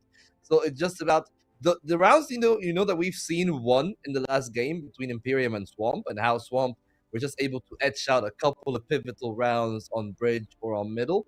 I feel like this is going to be the difference here again, because the two teams on paper are on the same level. I would say, though, on form, maybe I'm a little bit doubtful of Nemesis. unKnights, of course, we walked in. I at least walked in with less expectations of unKnights comparison to Nemesis. I feel like a lot of pressure is on that Nemesis for to make it to the top 2, to try to claw their way with LCK and Vitality. But yeah, for unKnights, as we said, with the team not being truly full-time, there's always that little bit less pressure. But to be fair, their performances on the server reflect some great gameplay. And as you said, the veto lines up really well for two teams. Both teams have had a great Ankara, but new compound, though, one that maybe have me a little bit worried. Because I felt like Port would have been the pick here for unKnights, but again, against Nemesis, I feel like maybe Compound is a better pick, because we've seen them struggle a little bit more on that.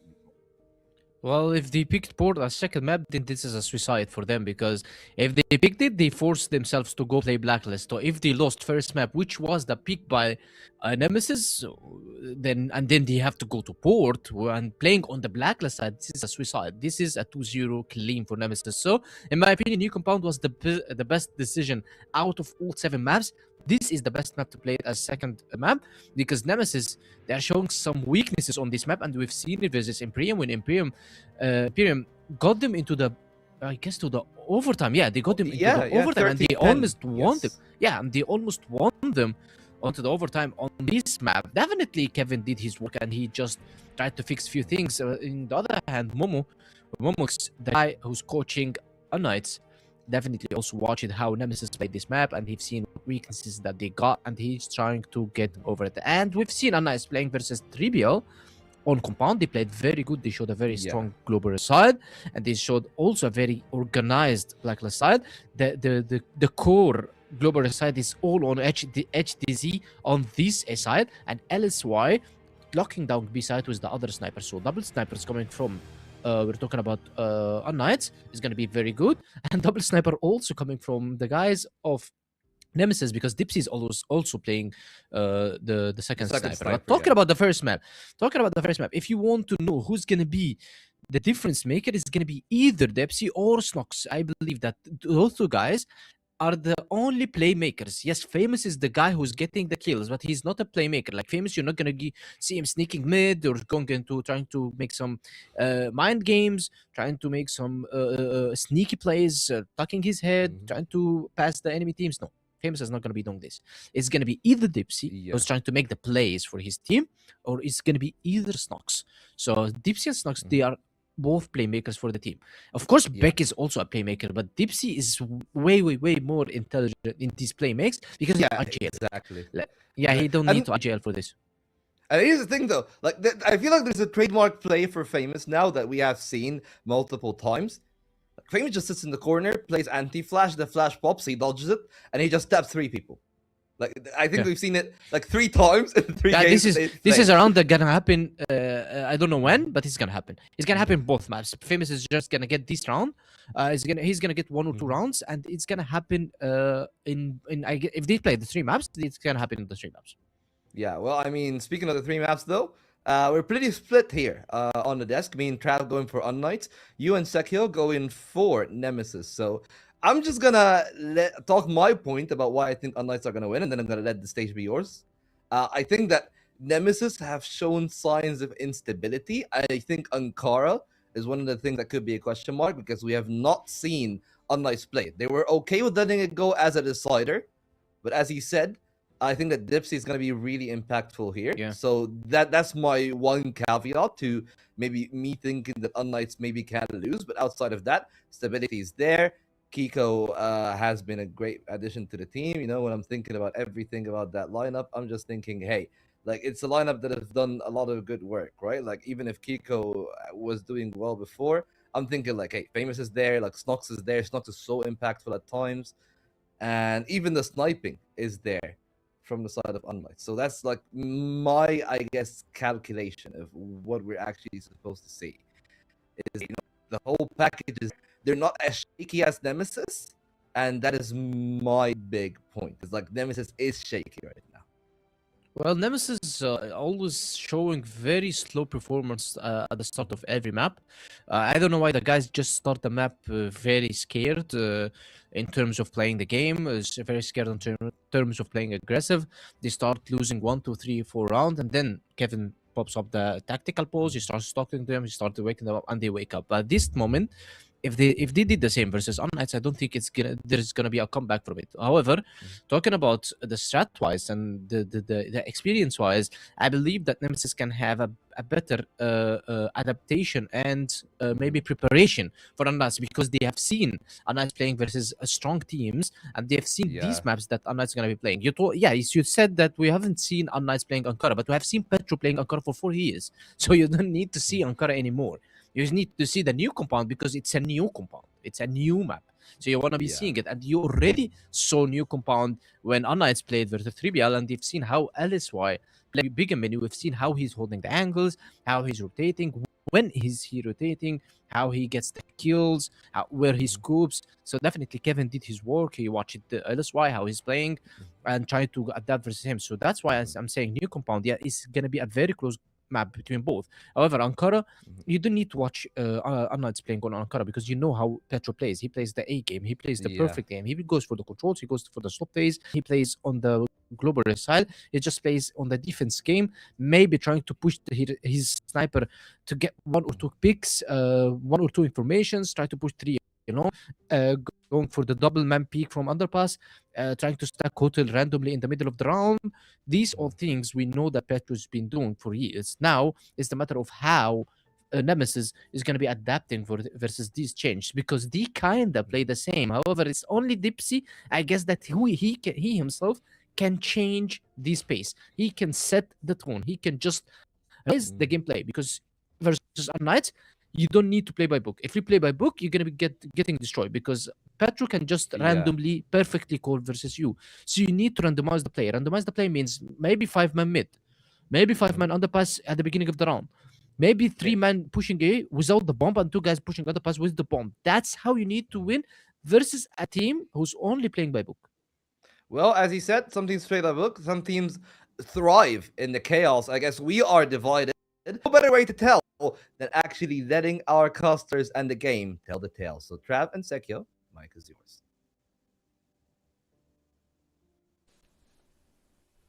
Yes, sir. I'm actually really looking forward to this game because I think that it's going to be a bit of a banger. I think we've already seen 2 2-1s today. I think this is going to be the most entertaining of the 2-1s. I think it's going to go 3 maps again. That's my feeling.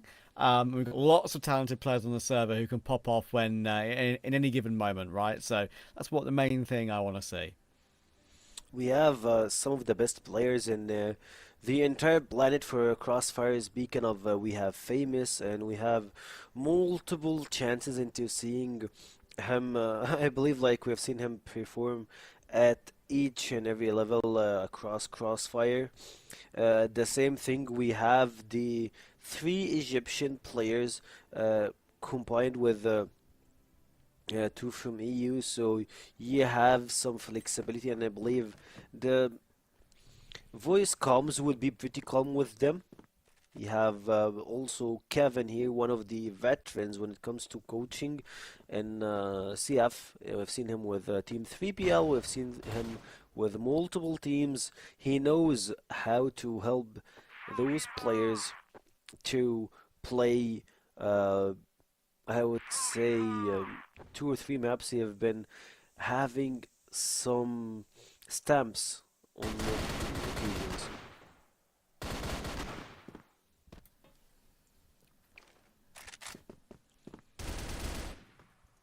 LSY will try and push forward, but he'll be the first death of the game. I think TZ will be able to grab, I think it's a duel, but Raffin will hold on nicely.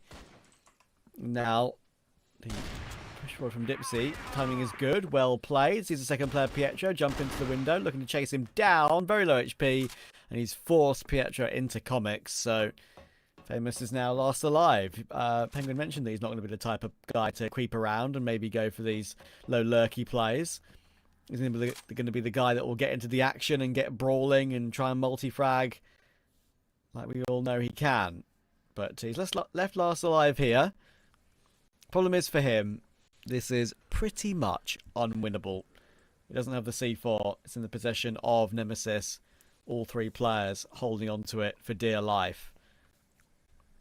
And Famous is trying to at least find one clean duel, but as you can see, every angle is being covered. Every player is holding each other's hand to make sure that they complete this first round. 30 seconds. Push through will now come through from Famous as he tries to close the gap a little bit. He knows what's happening. He knows there are multiple players in here because he's seen nothing the entire way. He knows it's going to be so damn difficult to recover. Comics might get caught first because Alucard is jiggling the angle a little bit weirdly, but yeah, as soon as Famous charges his way in, we know what's going to happen. Comics will get the kill, and Nemesis will lead.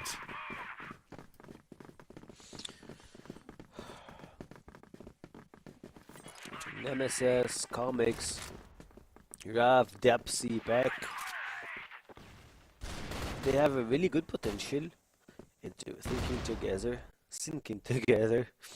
Yeah, but we will see, like, they might do some weird stuff here and there. Team Nemesis, they had their ups and downs, and yeah, actually, I believe that Volt had a good argument over that. Like, they don't necessarily perform by the same level across the, I would say, the entire series. So they'll put them in a really bad spot, but at the same time, you gotta believe sometimes on the players, the formation, and in their good day, I would believe that they can go toe-to-toe with unKnights.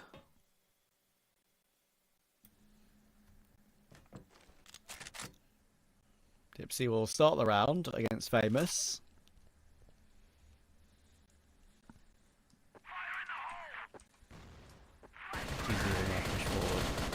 Get a recovery kill. Raffin's in the corner. Actually, he's going to need to press the issue because his teammates are getting killed by Raffin.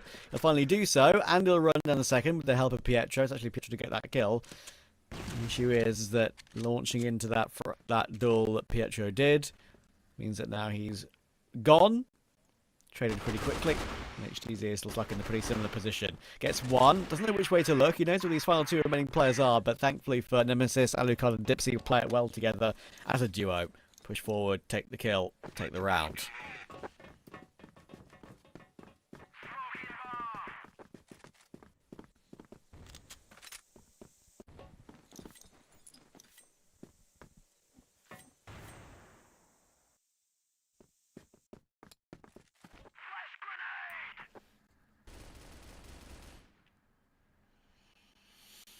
Pietro will wander forward.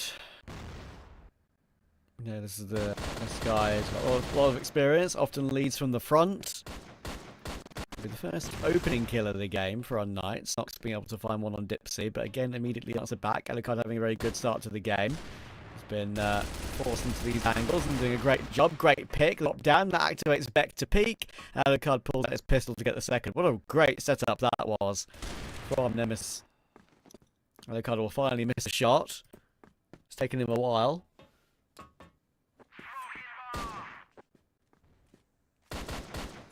Now Pietro's last alive.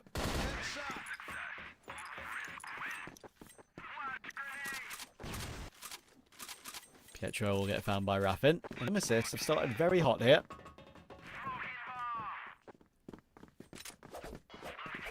I don't think it is unfair to say that Nemesis could be the favourites, because of course they are a team that maybe has less changes than unKnights, and unKnights obviously hard for them to practice with players from different regions.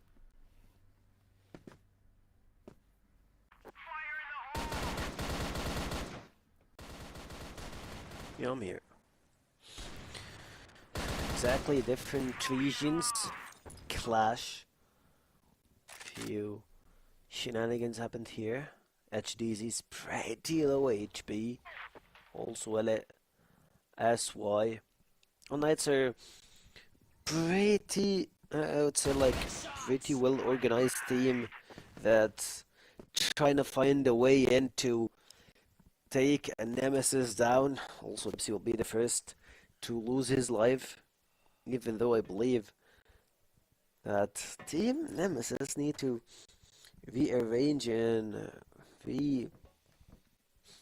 evaluate their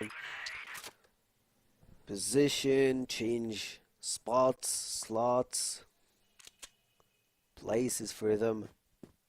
Wait for unKnights to unfold the truth here. Raf is losing most of his HP, and now unKnights, they have taken way much land than they should.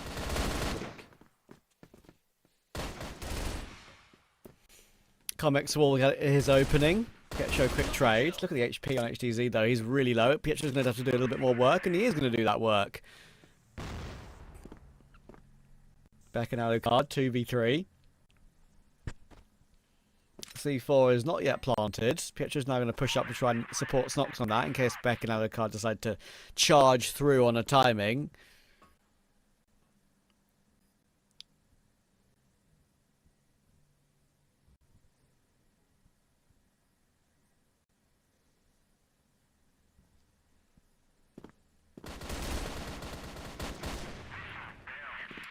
And they're going to hold on.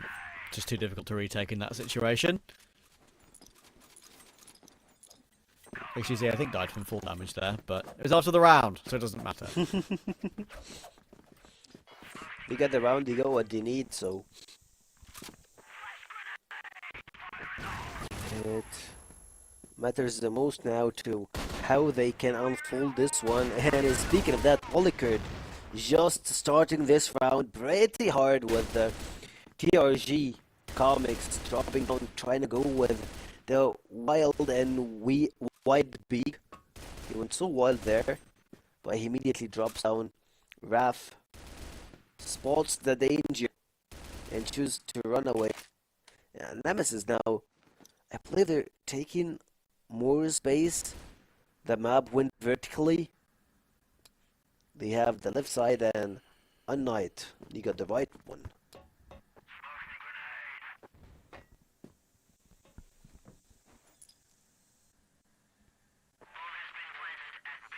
Bomb will be planted.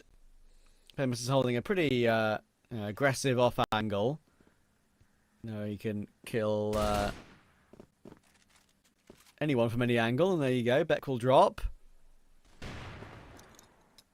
Oh, bit of a reface to try and get that kill in return, but Pietro managed to stay alive. Nemesis can now peek in another random timing to maybe catch up a couple of these players. I think it's Dipsy and Raffin are doing most of the work on the site. There's going to be a smoke on the bomb. That could make a big difference here. Dipsy's going to start to hold it. That bomb is being defused under the noses of the opponents. Oh dear. unKnights should have been a lot closer to that one, and Dipsy stealed it. He just sticked it through the fires, through everything, just ignored it with one smoke, and he just like used his teammates as bodyguards, and he got round number 4 for Team Nemesis. They have potential if they can live up to it. 2 more rounds or 3 more rounds, and I believe that Team Nemesis can run with this first map. Ankara, we've seen both teams play it before. Volt and Penguin mentioned that they need to play a little bit chaotic from Team Nemesis side, but it looks like they're well organized, and unKnights, they can't unfold. They can't find a way to solve this puzzle, find the secret sauce to just put Nemesis down.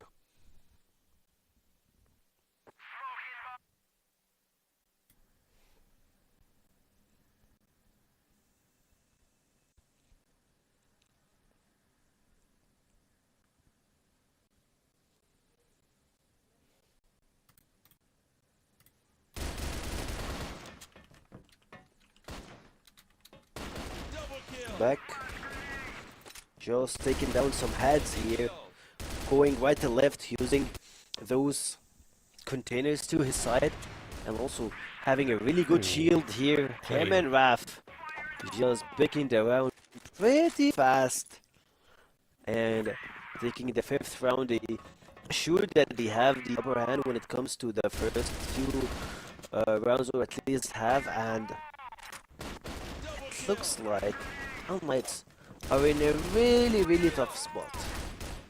And also, speaking of tough spot, I just got informed that Team Vitality just lost in a local tournament versus Team 3BL with a score of 3-2 on the qualifiers, so that's the thing to keep an eye on. Team 3BL winning versus Vitality in best of fives, that's something, even though that we're still early in this season, but this will be interesting to see if Team 3BL can make it to the playoffs even for CF West League. Yeah, we'll see. We will see. Now a bit of an underdog this season. Dipsy, waiting to see any pixel of a player crossing the angle, and he will get some information.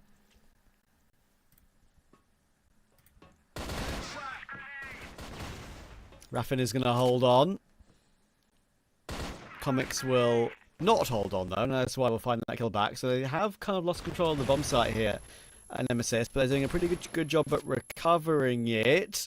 Raffin will find another response, and it's not because that's why now I can't really even get the bomb planted. Unless one of the Nemesis players makes a mistake and overswings here, there shouldn't be any risk. They will get it down now, but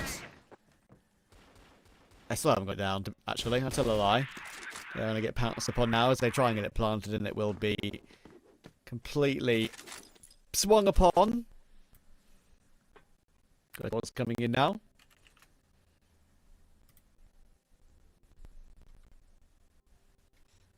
And Knights need it, because Nemesis are all over them right now.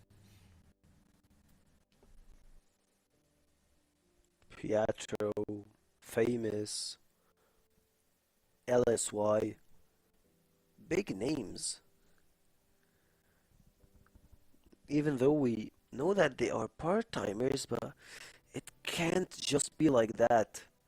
Dempsey, I saw on his camera, after he got the clutching kill, he just went to stretch as if it's a light work that he's about to sleep from the game being so boring for him.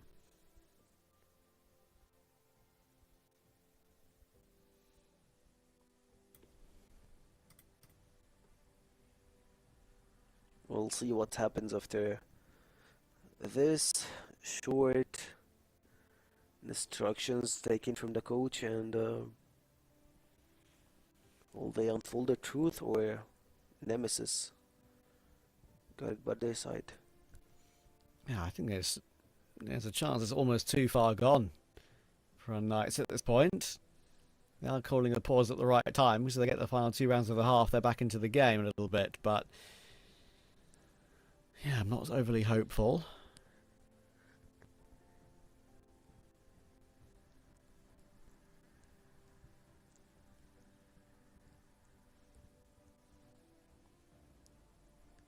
Is Famous cold? He's Looks like he's cold, by the way. He's hugging his arms together there. Worst feeling when you're a gamer and your mouse hand is cold. You could be like sitting in a room that's like 20 degrees, totally fine temperature, and as soon as you start gaming, freezing hands out of nowhere. Classic.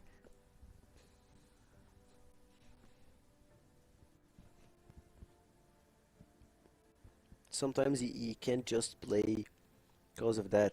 Your hand is pretty like you feel the movement is pretty heavy, and your brain is not helping you to recover from this situation.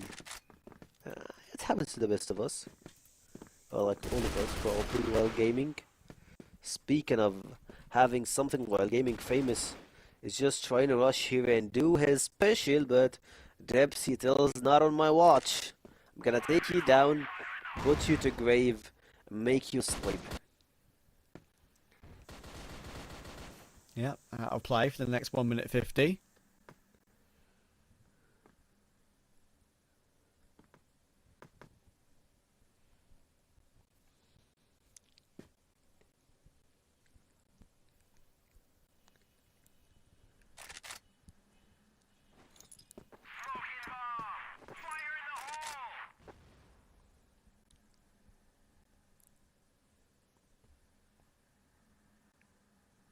No team really doing any moves right now at all.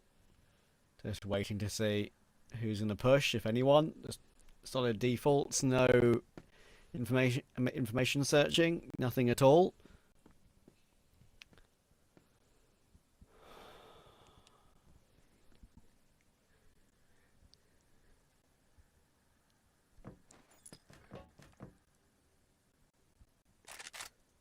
Finally, we're going to get a bit of a move from Alucard, going for an aggressive peek. Pietro's waiting though. Oh, what a fast flick that is from Alucard. That's a very good reaction. Thought Pietro for sure knew what was coming there. Alucard started really sharp in this series.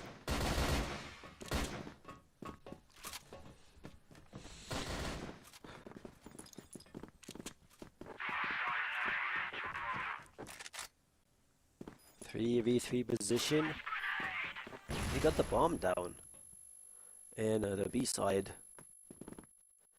Pretty familiar. Nemesis trying to retake here. Using this window towards their side. They need some smokes to try and enter. Also, stuns goes in. That's the perfect time here. But Snox drops down and lay down all three of them. You have your stuns, you have your lineups, you have everything. But unKnights, in one play, he just bring it back, and Snox with the quad kill in the previous round. Yeah, that was beautifully done. They needed something like that. They needed someone to step up. They were all getting kind of just farmed in the current moment. And guess what? I mean, the recovery in this following round from Nemesis is excellent. Comics and Dipsy will get the opening kill. Famous will tap one back, but Nemesis changed it up very quickly as soon as unKnights going to be a success. unKnights need to find some firepower themselves to force their way back into this game, and Snox provided it in that previous round. But they need more, otherwise Nemesis are going to be walking away with this game. Famous is waiting, does get one more, that's pretty good considering his position. And it'll give LSY and HDZ the information that they can take the B-bomb site again. LSY will tap down Raffin nicely. Bomb will now go down. 2v2, very winnable. 6-3 is also recoverable.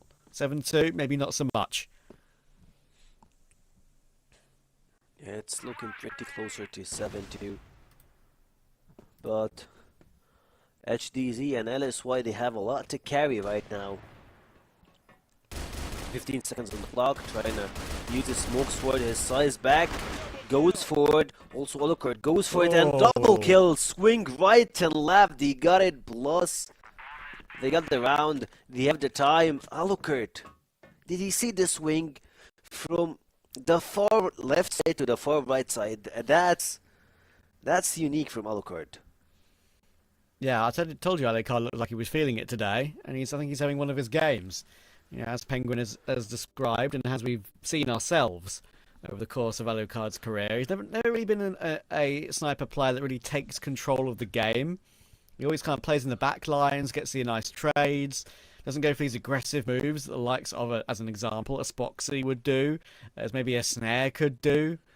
But here he's being a little bit more proactive.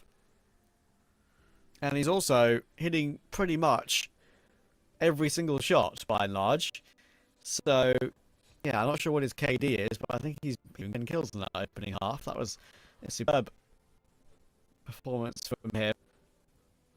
Even entry on a couple of occasions too. That's the yellow card we know can perform excellently. He's got his Nike jacket on and he's feeling himself. He knows he's got the talent. He knows he's got the quality.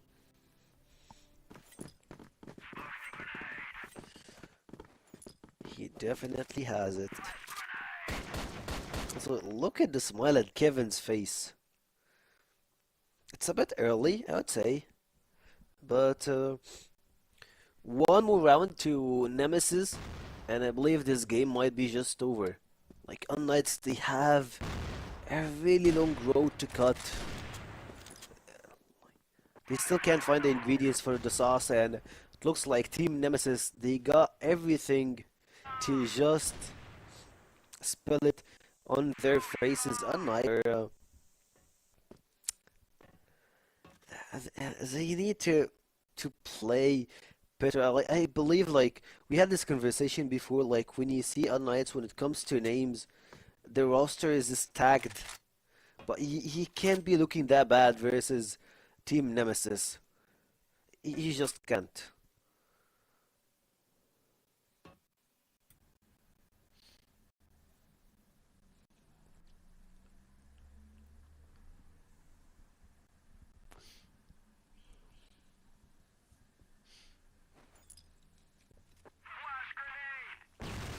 No decisions made by Nemesis yet in this opening round of the second half on their blacklist side.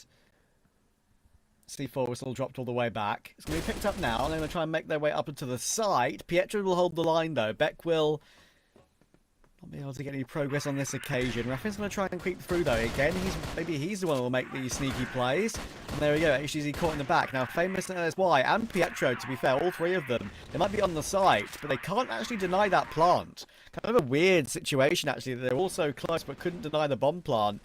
Comics is now going to have to push and help out pretty quickly because they're all over that bomb, all over the site. Flank is pretty impressive, though. Comics can get 2 taps in the back, but he can't connect on the second.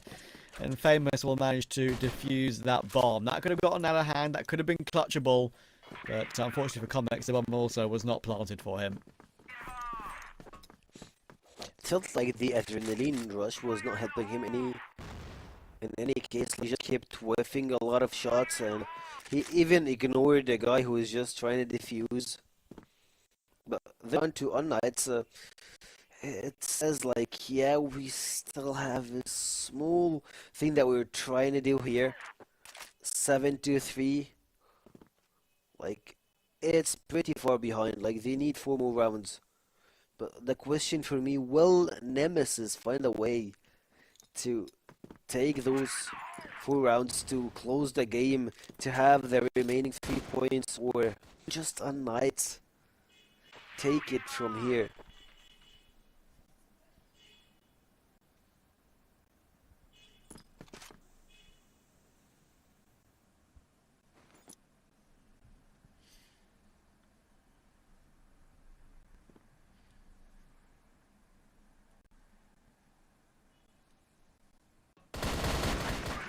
Looking into the vent, Comics will manage to get the entry on Snox very nicely. That'll really be the cue to go, won't it? Look at the launch. As soon as they get that kill, they say go, go, go. And no one says no, no, no. It will be a 5v3.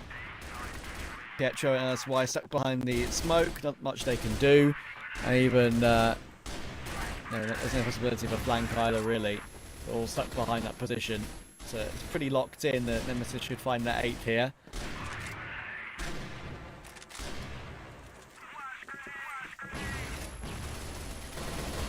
Look at the spam. They don't really need anyone to get closer here, and in a blink of an eye, they all get lined up, and another round for Nemesis. It just goes like that. You blink, you have your teammates pretty separated, and each and everyone is covering a really good angle for himself, and he just boom, they take it off. Raph is actually trying to push here. Perhaps he's also on his side, trying to use the pixel toward his side, but at the same time it's just chaotic left and right. Alucard is a 1v1 situation. He got the C4 and a small, I believe, one wrong move will lead to his death.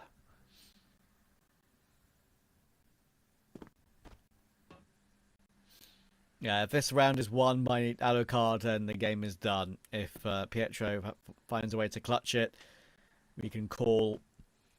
There could be a bit of a chance there. Alucard's going to clear out absolutely everything. He's had a brilliant game so far. This will be the cherry on top of his brilliant game. He's got the C4. He's clearing out absolutely everything. Little does he know, Pietro is miles away.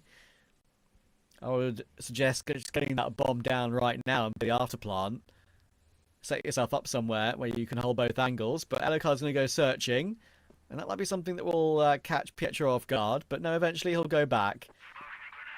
Is he finally going to use his util and get the bomb planted? He is. Okay, Pietro's now going to force the issue, but Alucard can hear it, and Pietro will manage to get it done. So Alucard, they're guilty of just overthinking that one way too much. There was no need to go looking for the kill. Of course, he's wary of Pietro chasing him down if he's anywhere close, but he checked everything.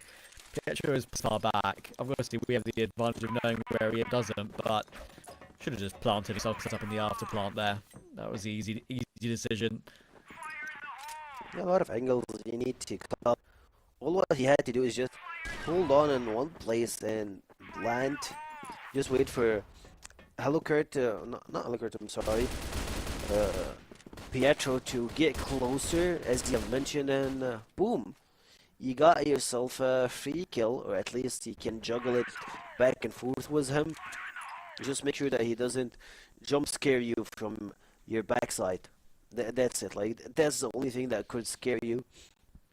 But I would say, like, his performance across this series will just like be on the side of him, since he's just like one of those players that carried on the first half, as you have mentioned, as we have seen through the course of this game.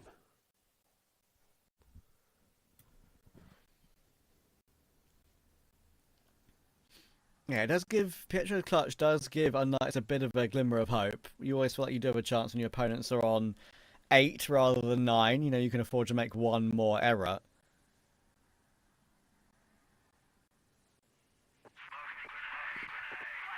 Pietro needs to be careful though. There's about to be a whole legion of Nemesis players coming his way. Oh, how's he going to get any? Yeah, it doesn't get any at all.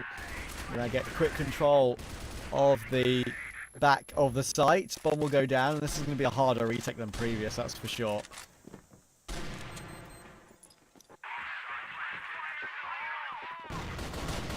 Taking a look at the front side.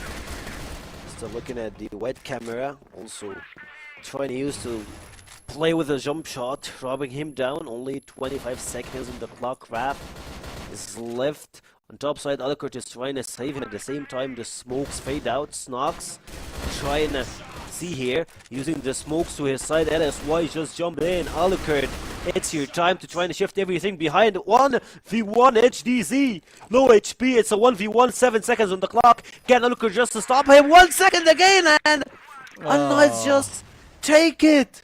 Alucard had to just jump in. He ran away because he was so low and didn't realise that, okay, unKnights were going to say, I see what you're doing. You're running away. I'll just defuse the bomb then. You're going to let me do it? I need enough to do. That's the second time that's happened in this game. It was, actually, is it the third time? Famous got one, but that was when Comics couldn't get the kills on the flank. Doesn't really count. Yeah, Famous is always going to defuse the bomb. Definitely happened earlier. And that wasn't the second occasion. I'm pretty sure it was the third. First Depsy and this one. Yeah, I think Getting you're right. information from Volt. Thank you, sir. Okay. My brain isn't too scrambled that I forgot one out of nowhere then. That's good. Good to know that it's still in there somewhere. Rushing quickly in towards A, and the hold from unKnights isn't too bad. They do go 2 for 2. There's one more player on the site as well in LSY. He's going to get one very nicely, and he knows where the second player is coming from. Beck's going to go for a big flank round, but unfortunately, Alucard can't stay alive long enough to make this flank really effective at all. I think they're now wary of Beck going to commit that position. They absolutely are. It's happening. They should get the kill. So all of a sudden, these close rounds are being won very often from unKnights. It's gone from 8-3 to 8-6. Yeah, I can rethink it off. They had really good early rounds of the second half, and after that, they just started running down with the game. Doesn't have the perfect execution. They just rush B side, play the same strat, use the stuns to enter. After that, you have the smokes. You gotta go for comics to check the behind the boxes on the second floor, and you have the same formation over and over again. So Team unKnights, they're just like, okay, since you have only one strat, I'm gonna strike at you, and we know how to counter it. We have veterans, we have really good players, and boom, it goes like that.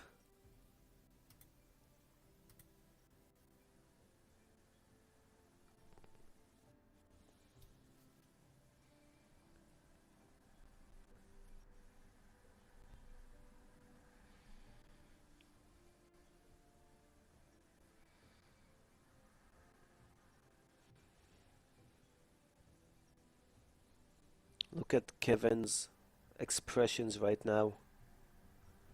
First Yeah. half finished, it's a lot different. Look at that.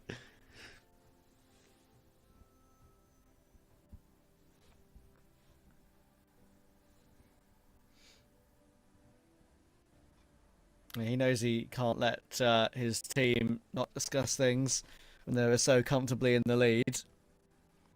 This would be a really bad map to lose with Nemesis if they did find a way to chuck it.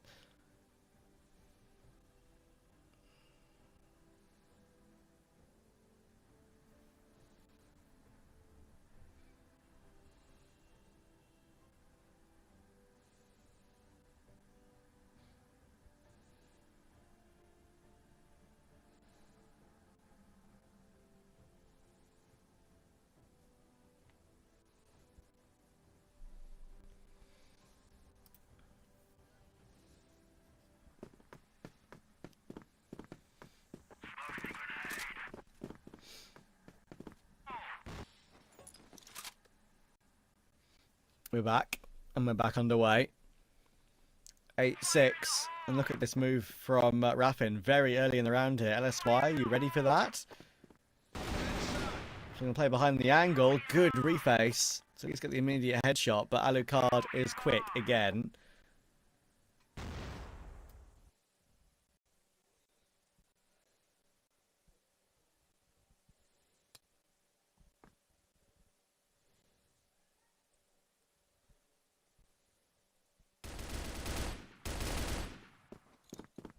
Alucard knows how to find those angles, and now Team Nemesis are finding a good way into controlling middle.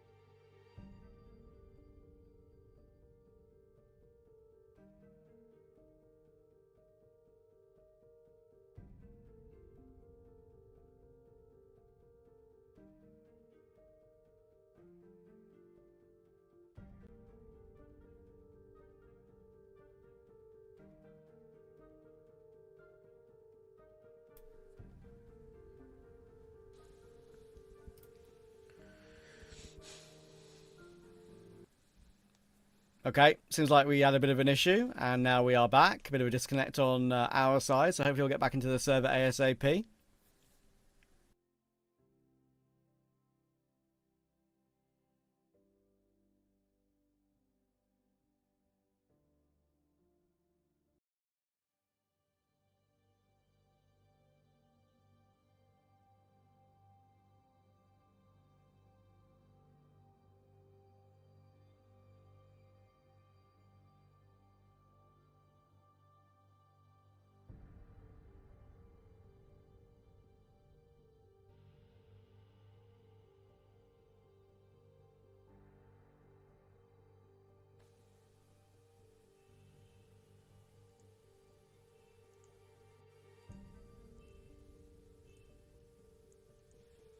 Are we waiting for game result, or they will just recreate the lobby?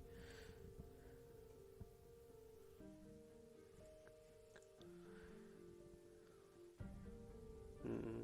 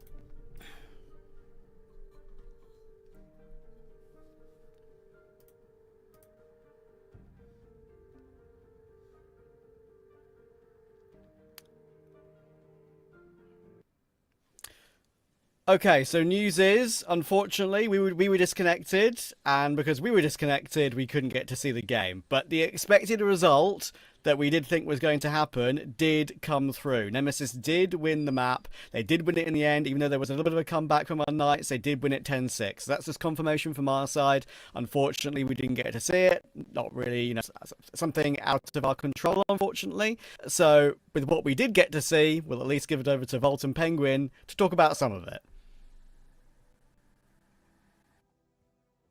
Well, as the Seraph has actually said, that is the result that I feel we expected from the game. The result that we talked about, again, I was camp on unKnights initially, but let me actually rectify my ways, okay? From what we've seen from the team, the people that did actually matter were the ones that did step up when it came to be.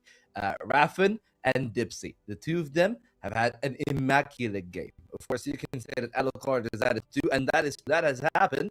But really, Dipsy was the difference maker, and he was the reason that they won a lot of those rounds initially on the BL side that maybe they shouldn't have won and wouldn't have made the half that easy. Yeah, and we're talking about also how good Team Nemesis played at early game, because we mentioned that they usually had a weak early game. They start very, very slow, maybe losing 1 to 3 rounds.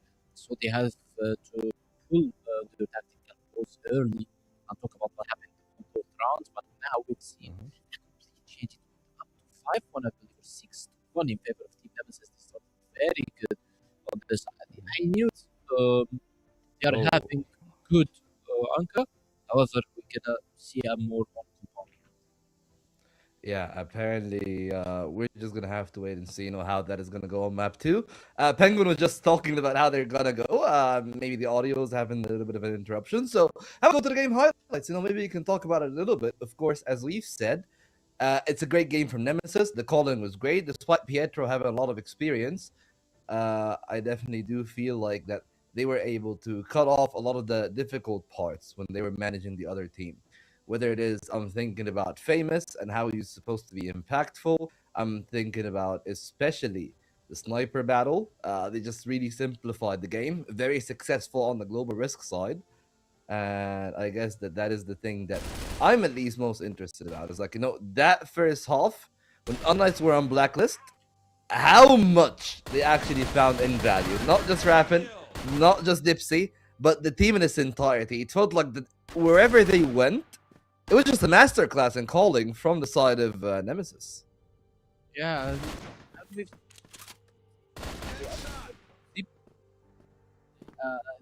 map, I've seen a bit great from so okay, I believe yeah. that they have more here. Yeah, apparently for Penguin. Just waiting to see how the audio is gonna go. And that was one of the rounds that kinda got me off guard because Raffin actually moved ahead of the pack there.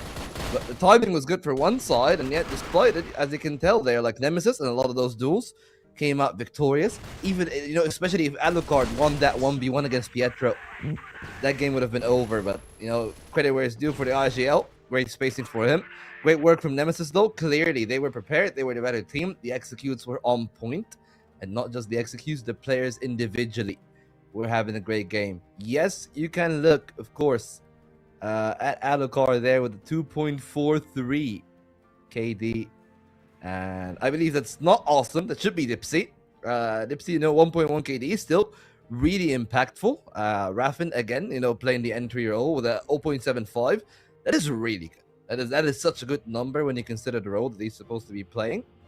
So that is the one part that maybe my eyes are fixated upon. But Alucard definitely excelled in the output, but the rest of the team were the ones that made it a lot easier for him by simplifying a lot of the other variants. Well, yeah, as I said, Alucard played very good on this game. Yes, Dipsy did the plays that I told you that he's going to be doing. However, it's always Alucard who claims the set MVP because this guy is always on the right place, on the right time, getting the kills for the team, trading at the best, clutching. Yeah, he lost the clutch to Petro. This would be the game ending for team unKnights if Alucard won it. However, in the end, just Nemesis won the map. They played very good. We knew that their Ankara is super good. We knew that also Petro knows how to play Ankara. However, right now we are going into the second map, which is going to be compound, I believe. So map 2 is compound. Nemesis are starting on the global side. And here's the thing, with that in mind, I feel like the stage is set for him to close it out in a 2-0. And we talked about it, right? We said, hey, we've seen the 2-1s in the games that should have been the 2-0s, and we might get the opposite. Alucard on the GR side, and how good they were on the GR of that first Ankara gives me a lot of confidence. But as we've said, it's a new compound, more game tape on the side of Nemesis that to be studied by unKnights, which is probably why they decided to pick that one. And we'll have to wait and see how things are actually going to go. For now, though, as I said, like a lot of intrigue from my side, especially because there's still a port that could be a decider. But Yeah. at least for my expectations, I think with the way that they are playing right now, if they carry over the exact same form from the Ankara, it should be a 2-0. Well, yeah, it should be a 2-0 based on the performance that we've seen from Team Nemesis on map number 1, because they played very good. They didn't slowly start as we expected them. They improved strat-wise, mental-wise. The guys are doing just so good. They are super focused. And we've seen also the good tactical timeout coming from Kevin. Yes, we didn't get to watch the 2 rounds that they've won, but Kevin took a tactical win. It was 8-6, 4 rounds in a row in favor of unKnights, and then suddenly 2 rounds in a row in favor of Team Nemesis secures for them the game. I believe that he told them just by simple. I've seen Team Nemesis rushing the win, and this is not good. They're trying to take control into the side, trying to get a kill over of the underpass, trying to sneak around hotel. You just need to go push aside. Maybe you try 2-3 times. It's gonna work at least one time. So play simple, win games. I hope that's what have done by Team Nemesis, because they closed. Now it's compound. They're gonna be starting on the global side. Dipsy had a lot of pressure to be playing and locking down the B side tunnels, the B mini, the B big, and also the servers of the B side.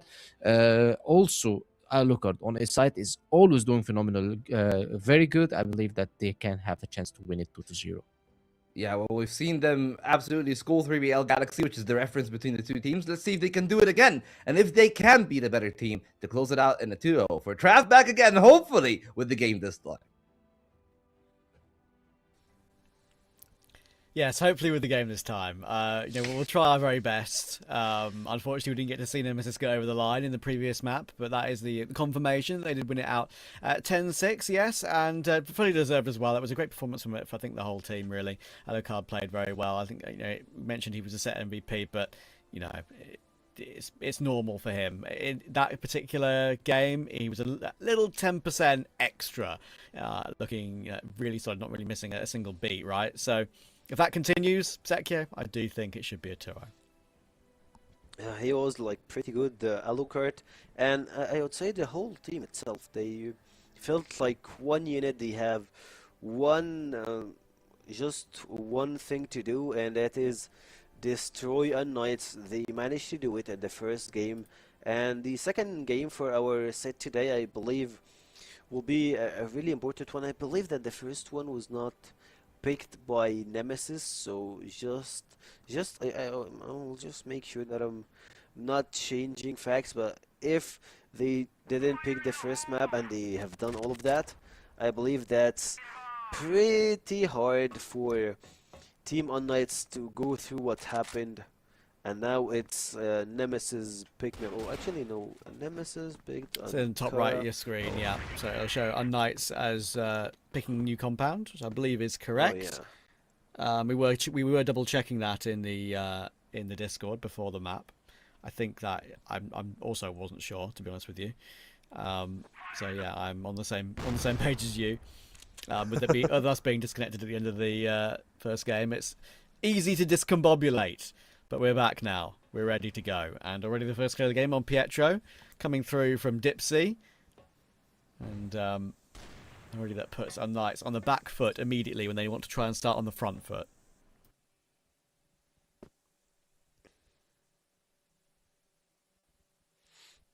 Looking at Dipsy here and Raf, both are just trying to juggle here, trying to get information, but at the same time, Famous trying to have a boost here, getting closer. Looking at Raf here, using the double boxes to just rush in. Raf rushing down backside. Footsteps, he knows what's coming for him, so he just run backside. unKnights trying to unfold the truth. 50 seconds on the clock. It's their time to shine. They have all the time in the world to just jump in, use their util, but Alucard, what he got in mind now, first shot, he doesn't even flinch, goes for the second. Him and Rafa just like the dynamic duo that take unKnights down, unfold the truth, unKnights back to their graves. Yeah, nice clean up.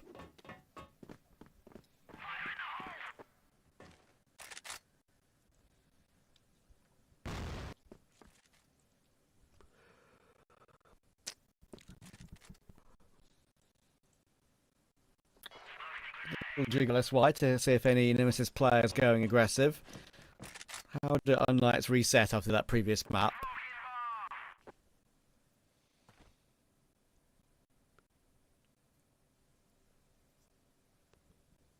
Both teams do like to play this map. They are pretty comfortable on it. Ankara already taking a tag early. Now they'll try and put Dipsy under a bit of pressure. 3 players coming his way. Dipsy does try and fall back and does just in time. Only just in time, though. Gets the smoke down.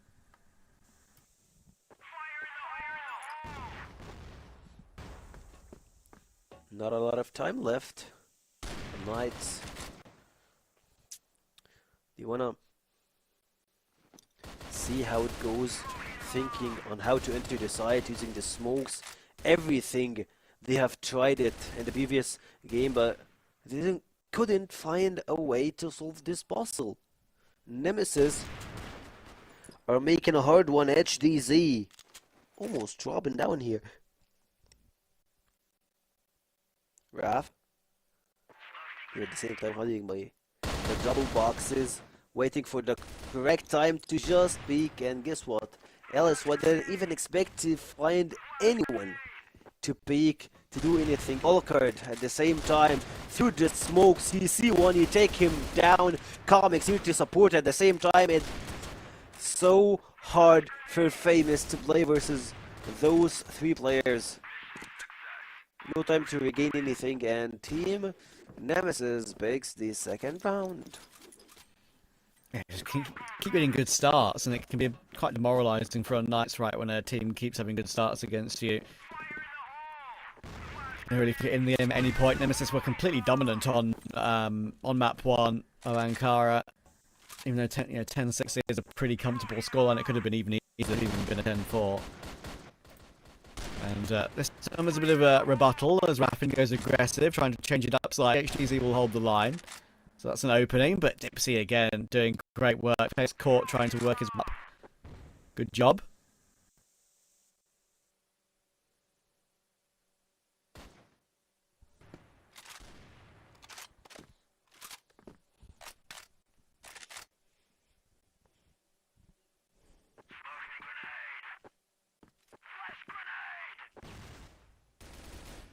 Snox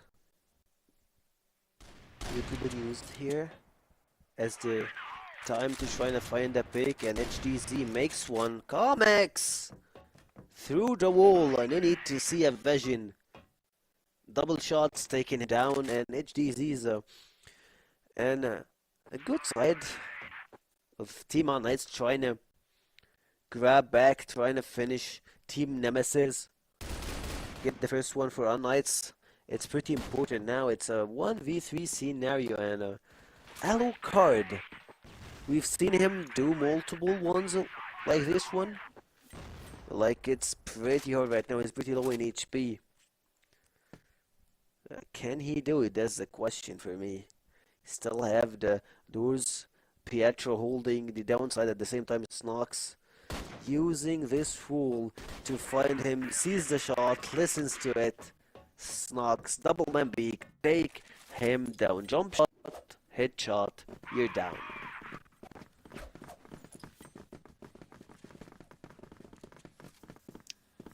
There we go. Bit of progress. That was a well played round.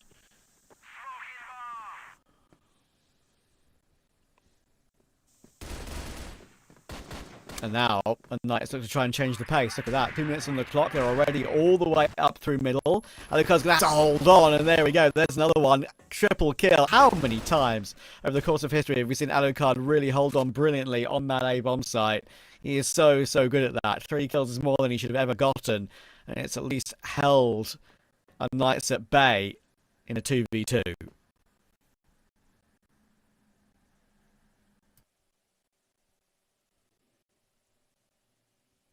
Pietro and Famous.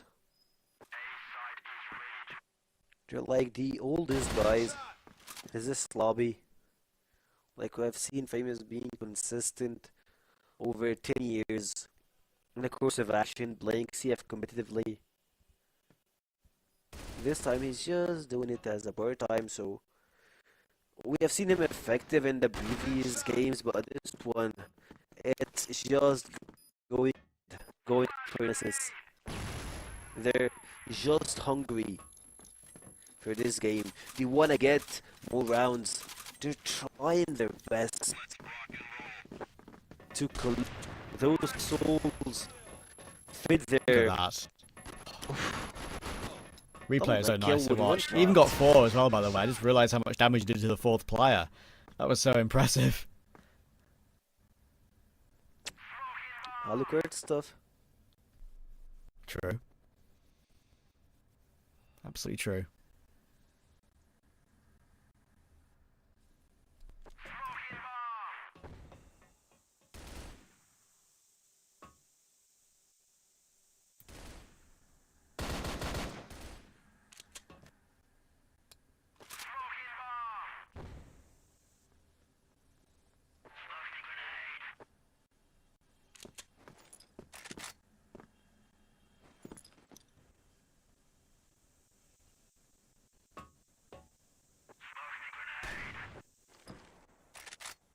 Good catch from Dipsy again. Not the first time we're going to see that like in this map. Rafa and Alucard already up to 12 kills between them. Are only in round 5. That is impressive. Doing a lot of the heavy lifting at the moment. Comics hasn't really been called into action at all. Sometimes that can be the case when you're one of the global risk players. You can just play a bomb site and never have any opponents go to your position. A bit of a boring game. Did you just curse him? Maybe. Like, Oh, looking that's at the him. first time seeing Alucard with a shot like this one. At least for this game. True. Definitely not a caster's curse. They don't exist. So, no, I promise. Promise you.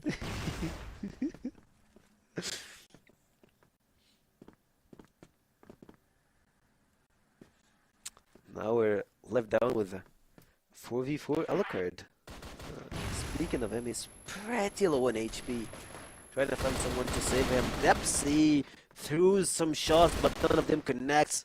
Back is the left to go, and it goes to Alucard in a 1v3 position with a stun HP is just gonna fall down and drop to the wind here. I believe like a really good option for him to just like get back, trying to use those 30 seconds to talk to his teammates, to have a small timeout to help.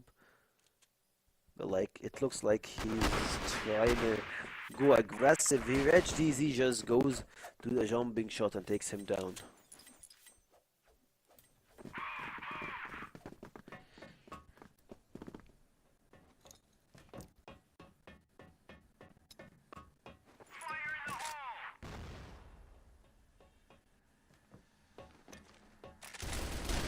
Oh, Dipsy. Not expecting that aggressive move from Pietro this time. I mentioned how he's going to be going for those picks more often than not, isn't he? But, yeah, that was a little bit bold, a little bit too deep too quickly. Pietro does well to catch him off, though. Fair play. Pietro does like making those fast moves early round.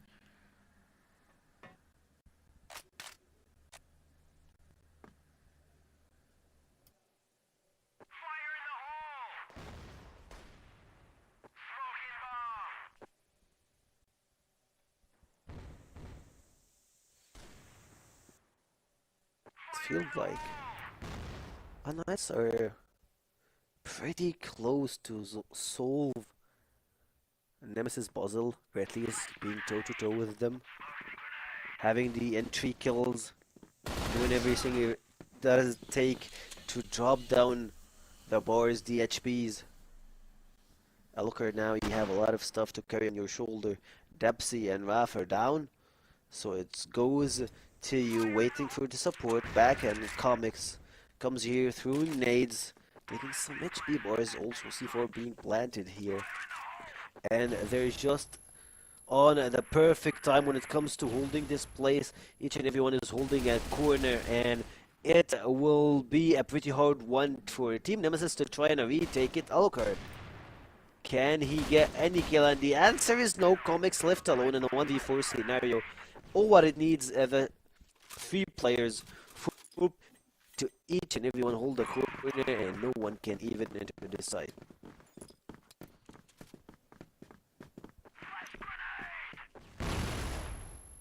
Oh my goodness. That was a big nade on Snox. You know, that's a very common aspect of compound, whether it's new compound or their old compound, that nade battle in middle, how much you delay your push to either avoid them or get past them at the beginning of the round.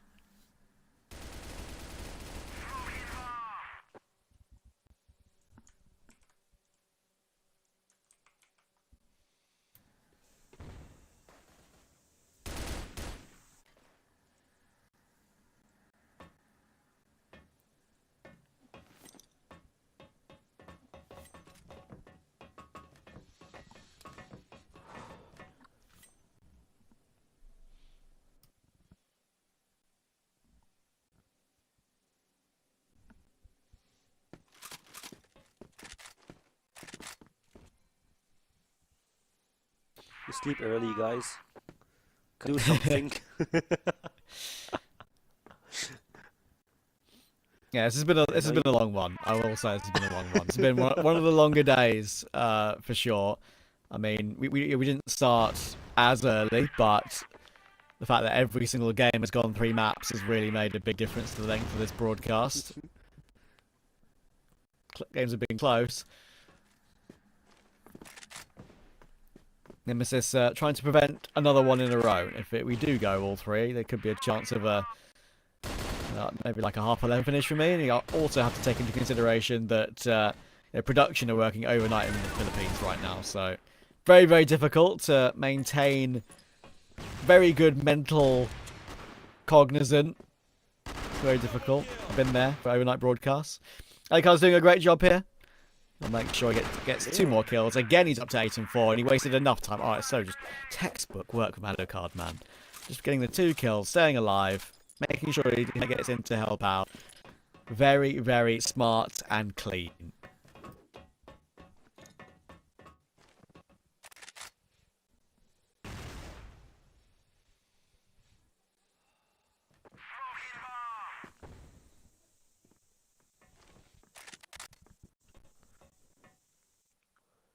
Final chance. Or at least they still have more rounds. unKnights on the attacking side. Comics sees the entire place being ripped over here, trying to just survive here. Also funds Beatrice in front of him, so he's just like, oh man, thank you for being here. Takes him down. They still have multiple smokes and stuns, so that might be helping them a lot into retaking this place. It's a 3v4 situation, and you have a lot of angles to cover. Comics is here trying to go rush. HDZ is waiting for the cover. Dempsey is just running here and gunning, taking 1, 2, 3, and Alkert here with the save. 1 more round to Team Nemesis. They're making the dreams come true for Nemesis, Pro Production, and everyone who's working on this podcast. Just kidding. Please. Yeah, you're not lying, my friend. Oh, say that out loud.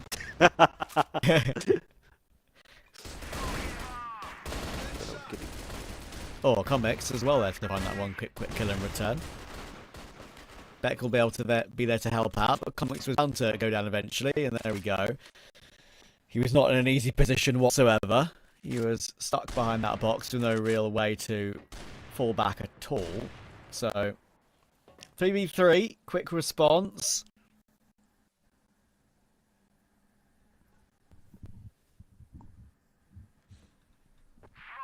unKnights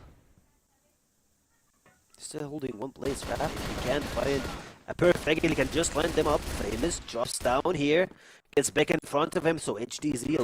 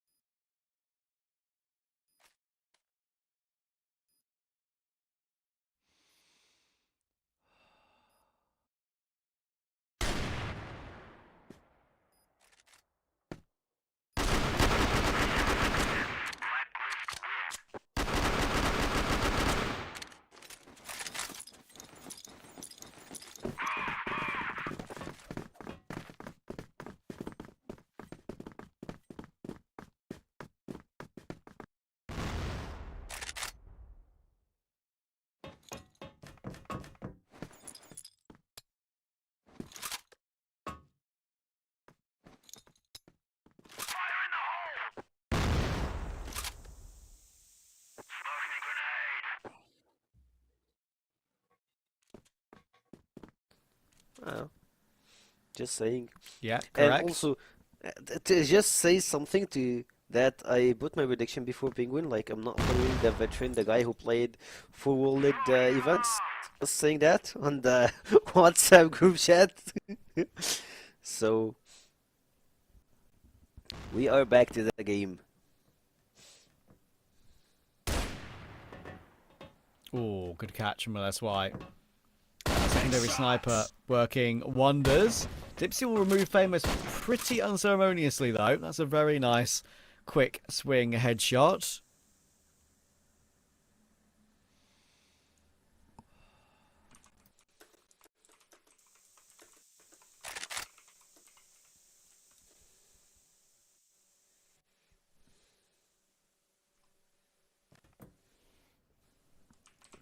Can HTZ do what Ankara was able to do in the first half? Nice tap from Snox. Dipsy will go down, trying to make his way forward. Nemesis are fully in control at 7-3 of this game. They need something on this global risk side to unKnights to feel a little bit better about themselves.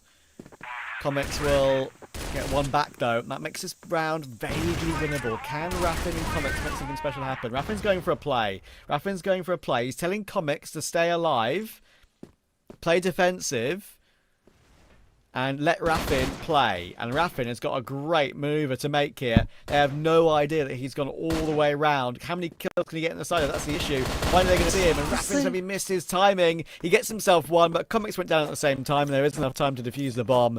Nice try, honestly, in a 2v3, taking a gamble like that on the rotation. Good call, but it didn't work out. I have a problem with him that he fired a bit earlier, like I would say a few seconds early. If he just waited for the right time, the right call, he would have taken at least one or two and give Nemesis the advantage over this. 2v3 spot here. He had a really good distraction. He needed to just wait, just have this discipline, this like you gotta be like holding your balls a little bit further, but Raph just fires up. Famous lines up 1, 2, 3. A lot of blood from the throw from this guy. It took us a while, but we finally get our first Famous round of the day. There we go. Volt said it in our Discord as soon as I said it. Great minds think alike. I was about to say. There you go. All three of us. We were overdue one. He is kind of quiet today, but he had his moment finally. Beck will manage to deal with Snox though. That means the round is back into a 2v2. Definitely a good chance at making this recovery. And then a point forward as well. HTZ will need this return down. They're both trying to come in from the big flank right now. Really their best stop. Really focused on where Beck is playing from now as well. They're going to have him check that flank at some point. Pietro and HTZ won't be heard until the last second. Alec will continue to hold that line. You read positions, but maybe not easy to get kills from. I tell a lie, maybe he can get kills from anywhere. Beckwing, come up and help out, and Alec will figure it out. Once again, playing great as a team. And then this are up now 8-4.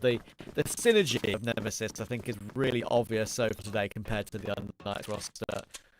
True, and the previous round it felt like not a famous round. It felt more of, how can I say it, an Arsenal round. Like you do everything that it takes for you to win the league, or at least win the round, and boom, at the last seconds you just lose it all.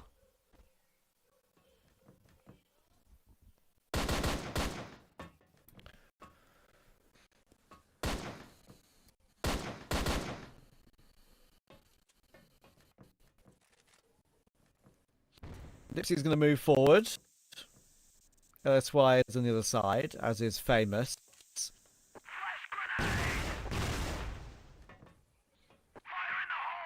He's playing right on the others.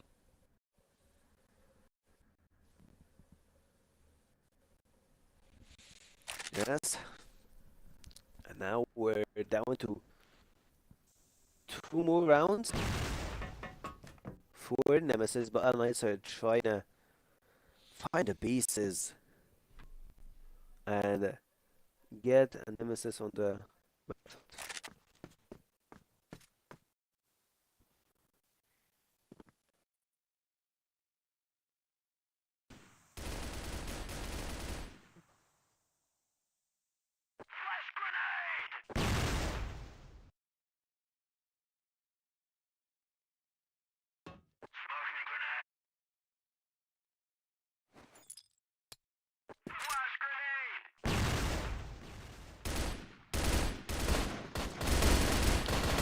Back is the line, and then gets completely removed Pietro. Nothing with a quick trade though. With Comics finding HDZ, there is a chance for the recovery, and that very quick recovery.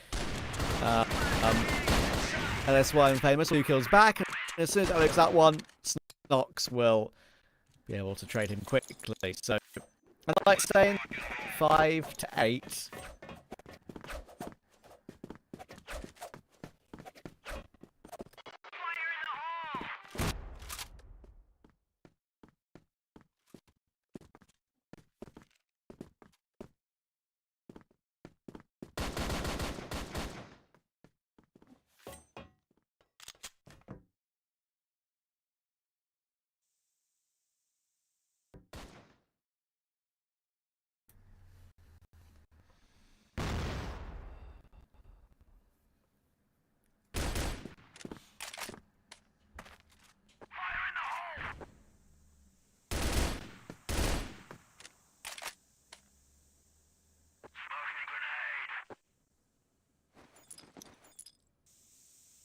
Got Dipsy are playing together. Famous is on the angle, ready to swing with maybe a bit of a flash, but Alucard's holding for that possibility. That is a good maneuver to make. HDZ will manage to trade Dipsy, which at least is a good thing for them. Just want to try and keep Nemesis exactly kind of like how map 1 panned out. It's going to be good to hold on, but there we go. Beck and Raffin will manage to deal with it. Raffin gets a very quick second, and it seems pretty similar to how it will pan out in the end as map 1. HDZ will respond with trying to play out this 1v3. Beck and Raffin on the side, and unfortunately for him, he's going to go right into the lion's den. There is no way out of that one.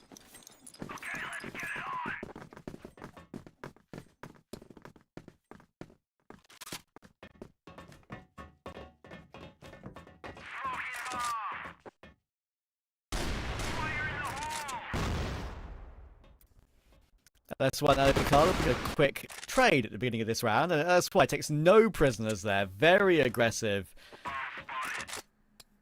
C4 on the ground, and a little bit of a fallback now for LSY. He knows he's managed to get complete control of this. Kind of a weird situation, actually. An unusual round in this one.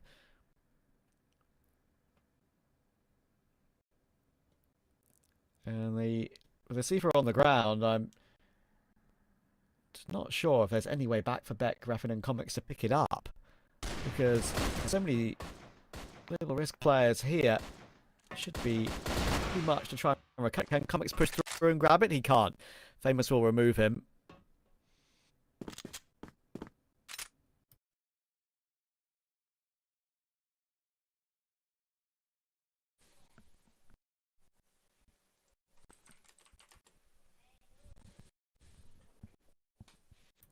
(2v4), and again the goal is to pick up that C4, and I just don't think LSY is going to accept it. Pietro will get that kill, and Beckley nothing to do in this round from here.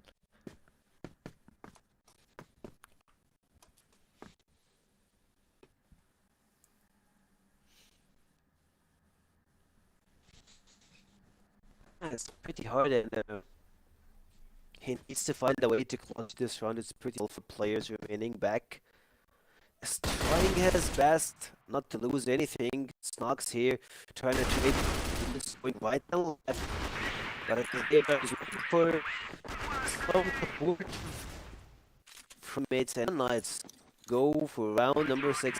It feels like that unKnights are but in front of the back, but people they still need only one round to finish the whole series. Look at the damage early on this round, though. Those early round nades are really becoming a bit of an issue.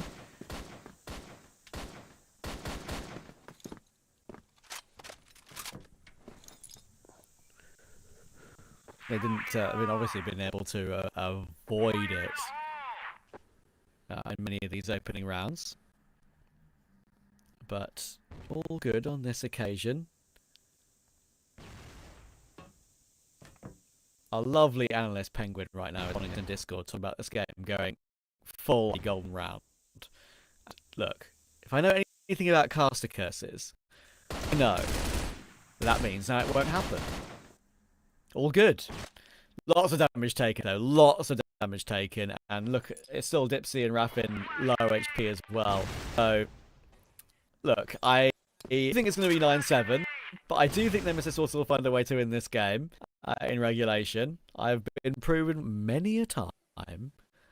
We'll see. This round, crazy thing. Comment now a card could pull off a bit of a stunner to recover this. Yeah, we shall see.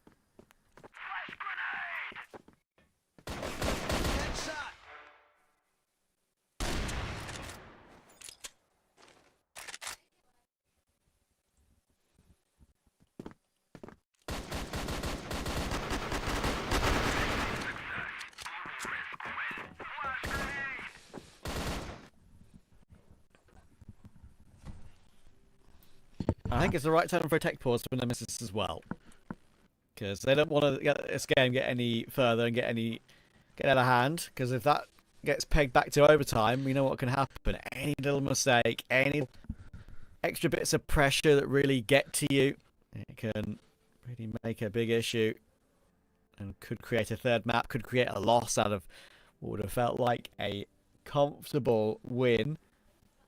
They've been in control the entire series so far.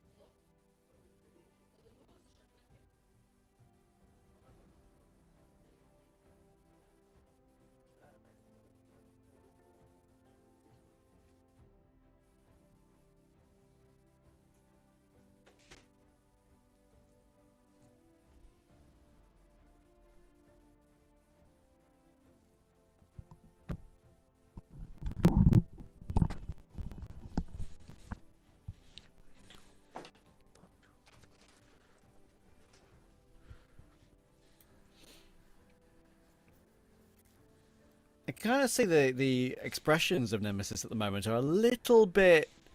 You can tell they're concerned. You can tell they're a little bit on edge and wanting this game to be done. There's a couple of, hands on heads and stuff like that. So they're going to need to try and reset mentally to get this game sorted.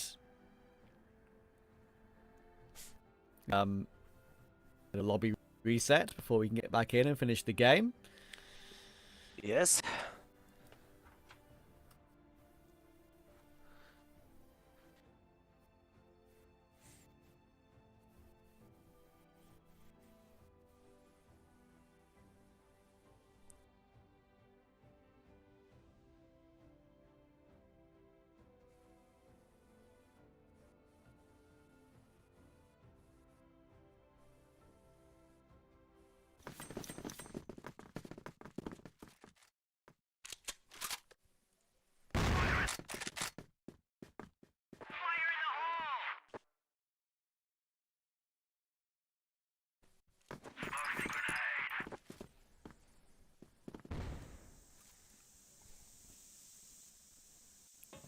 Famous playing underneath the window, trying to hold on. Oh, I think he just got flashed off the line there completely. And that could be the breakthrough that Nemesis needs. Maybe this is where the game comes to an end.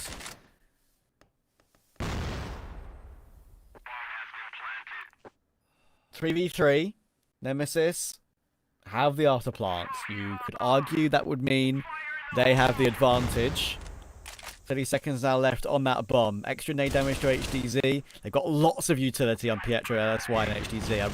Honestly, that is the main thing that's on their side, try and make this retake happen. But it's going to be very, very difficult. Beck, and that more damage taken, more damage dealt. Honestly, incredible trade from unKnights considering, and Conclussion is able to get that kill on HDZ. Finally he will, and he reacts well to LSY. Very good job. And Nemesis will eventually get that game over the line. Deserved victory, 2-0, fully expected for me. And we'll see what Volt and Penguin have to say about it.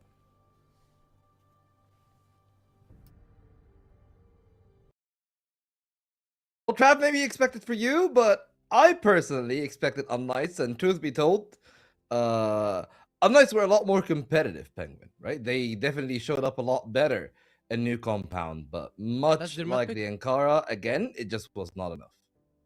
Yeah, that's their map pick, so they definitely should do better than Ankara.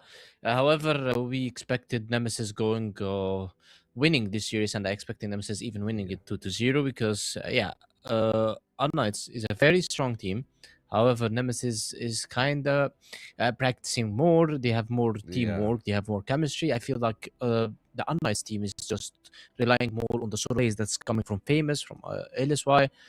And this is not the case versus top tier teams like Nemesis, like LCK, like Vitality. Is going to be too tough for them because they need more teamwork. Yeah, I definitely agree. And we've seen that both maps here, where we see a lot of play between... I mean, I feel like everyone in the team really is trying to chime in with their little own pockets. But really, the GR start was fully based around the two snipers. And I think that Dipsy, despite a shaky single round here and there, like there was a couple of rounds where he just gave away a steady death. But for the most part, when he was stable, it felt like both sides were really impossible to play because Alucard is holding the mid cross from the inside of the B site, and then Dipsy in the A side is also making it very difficult to cross into there too. Well, I guess what's making Dipsy feeling more comfortable in this map and maybe more getting the kills, more confident is Alucard himself, because Alucard is locking down his side. So he's usually having only one guy with him on A side. That makes it two guys playing onto B side, which gives the confidence for Dipsy if he wants to go for an aggressive peak, if he wants to go for some multi-frags, he's free to do because he has a backup on the A side. That's why you've seen Dipsy sometimes slipping out of hand and just dying without getting any trades behind it. However, in the other hand, if they go to A side or cross to mid, usually Alucard is speaking of one or two players before going to B side. And if they're pushing aside, he's the guy he's locking it down. In my opinion, he's the set MVP, I believe, and he's also definitely going to be the match MVP. And it's usually when we say Nemesis is winning, Alucard should be first or second. He's doing a phenomenal job for his teammates. He's one of the best players in the West League till now. We've seen Spoxy doing very good. We've seen also Snare doing very good. Flex as well. Flex and Snare are getting mostly the same kills, 108, 107 respectively. Now Alucard is doing a very good job as well. He's stepping up to the play, and I guess he's going to be on maybe top 5 players onto this league. However, Nemesis, they showed a very strong performance now. They totally, we've seen an improvement coming from them, and I said that Nemesis is going to improve by time because the guys are still playing the first time together onto West League. But they can improve more and more. We're going to see a different Nemesis as well on the playoffs because I believe that they secured their elite group. Usually because the fight was with them and unKnights in case we have a Dark Horse coming into top 4, but I don't see it happening. I see that it's going to be Nemesis, LCK, and Vitality 100% locking their spot. unKnights like 60-70% also locking in their spot into the elite group. Yeah, Nemesis' only other game in this week is against Vitality. That is also going to be an intriguing one. We've seen how close LCK pushed the champions. And Nemesis, you know, they're looking really sharp in some of those highlights, but there are definitely still a few moments where you feel like unKnights played into the element that we were talking about, right? We said that unKnights needs to make this game chaotic. for the game to work for them. And there were a couple of moments where that chaos did end up working. But I feel like the one player that did actually go very step on that was able to have that chaos. I say one, but there's really two, which is both Raffin and Beck. I feel like the two of them were the stability needed around an explosive Dipsy. And I would just have to say it, as great as Alucard is, he's a very different player to all the other snipers stylistically. And I feel that they really benefit from having riflers that can do both parts of the equation. When you're looking at Beck, when you're looking at Raffin, they kind of can do anything. And that I feel like is the biggest benefit for them here. Yeah, as we can see that Beck stepped up very good, and Raffin as well in this map. We've seen how good his entries are on compound, and I said Raffin needs time with the team in order to just show everything that he has. Yeah. And he stepped up to the play in one of the strongest maps for unKnights, by the way, because they picked it. We've seen the very good performance from them versus 3BL. However, right now versus Nemesis, which Nemesis showed weaknesses lately versus Imperium. On this map, they still showed an improvement and they deserve the win. Set MVP is going to be definitely Alucard, and match MVP is going to be definitely Alucard, because I believe he's going to get the match MVP with over than 2.0 KD. This guy's just doing an insane job. He's the dark horse for Team Nemesis. He's the guy that you should not take the fight against. He's not going to be able. He's not the guy who's looking for the fight, but when it comes to fighting, he's always ready to fire. Yeah, I mean, but that's the thing though. That brings up a very intriguing discussion for me, right? It's like, you're talking about Spoxy, Snare, of course. When you're looking at unKnights, there's also HTZ. I feel like Alucard is a very different kind of player, and that kind of morphs the team around like the identity of He's a team Alucard player. more than anything. Yeah, I know, but I'm like contrasting him to the other guys, right? Like Spoxy, I wouldn't say that he's selfish, but he's very streaky. He likes to go for those big plays. The same thing can be said about Snare at times. Alucard, I don't think that he's the complete exact opposite. He can pop off, but I think most of his pop-offs is just him holding the pistol, being very methodical about the way that he plays. He's not as explosive or, I guess, as abrasive as a Spoxy or a Snare. Yeah, Spoxy and Snare, they usually go for the solo plays. They usually go for the picks. They usually go for the aggressive plays, and it pays off for them, by the way. Like, for example, Spoxy, he fits into the way how LCK is playing, because LCK is playing very aggressive. So you can't have a sniper who's backing up someone, maybe just he's so far from him. But here on Nemesis, you've seen Alucard always grouping up with the team. He's trading them. He's not going first, so they do not lose his power. And I believe this is one of his strongest points, that he's not always dying at the beginning of the round. Because sometimes Spox is doing very good job, Snare is doing very good job. They're trying to go for picks, but they sometimes get picked off. And if they get picked off, their teammates just kind of have some rough times until they crawl back into this round. It's not the case for Alucard, because Alucard is the guy that he tries to stand alive in order to clutch or do the post plans, because we know if it's on blacklist and you have your sniper alive, then the post plan is going to be good for you, because you have a very good pressure control with the sniper. He can hold on one angle and he can pick off one of the guys who's retaking. And also when you have your sniper alive while retaking, he gives you a space, because he maybe just locks in into one angle, gives you the space for you to move while he's just covering you, so you don't get picked up from different angles. So that's why Alucard tries to stay alive in order to get these kills for the teammates. And we've seen it multiple times, especially on Ankara. Every time Beck's trying to go take 100% control, if he dies, it's an 100% trade for the favor of Team Nemesis, and it's good for them. If it's 1-for-1, it's good for Team Nemesis, because Team Nemesis is fighting for the space, is fighting for the control, and they get it. They get one kill and they get the control as well. So that's why it's always in the favor of Team Nemesis. Yeah, and again, like, it doesn't only lead into that. I feel like, really, like, out of all the pistols that we've seen from those snipers, I'm always the most impressed by Alucard. Maybe not for how crisp his aim is, because I think that, like, if we're gonna, like, label, like, Spoxy and Snare at 10, I think that Alucard is a 9. He's absolutely one of the elite in the world, right? Yeah. But I don't think that he's the same level as those two when it comes to pure mechanical aim. But what he makes up and more for that is always his, like, I like to call it being methodical, being brainy. He always picks the right timings for the right duels. He makes it very uncomfortable when he's in the clutch for the other player that is rifling, to the point that I feel like it's not fair. Like, he jiggles an angle, goes to play for the other, has the perfect timing for you to use it from all of his supportive play style and all the experience the timing for the utility, which I feel like is something that the other do struggle with, especially in the 1v1s in comparison to him. Yeah, well, definitely. Alucard is one of the top 3 snipers on this league. Yeah, you talked about Alucard's pistol, but right now Alucard is using USP. You guys didn't see Alucard using Colt.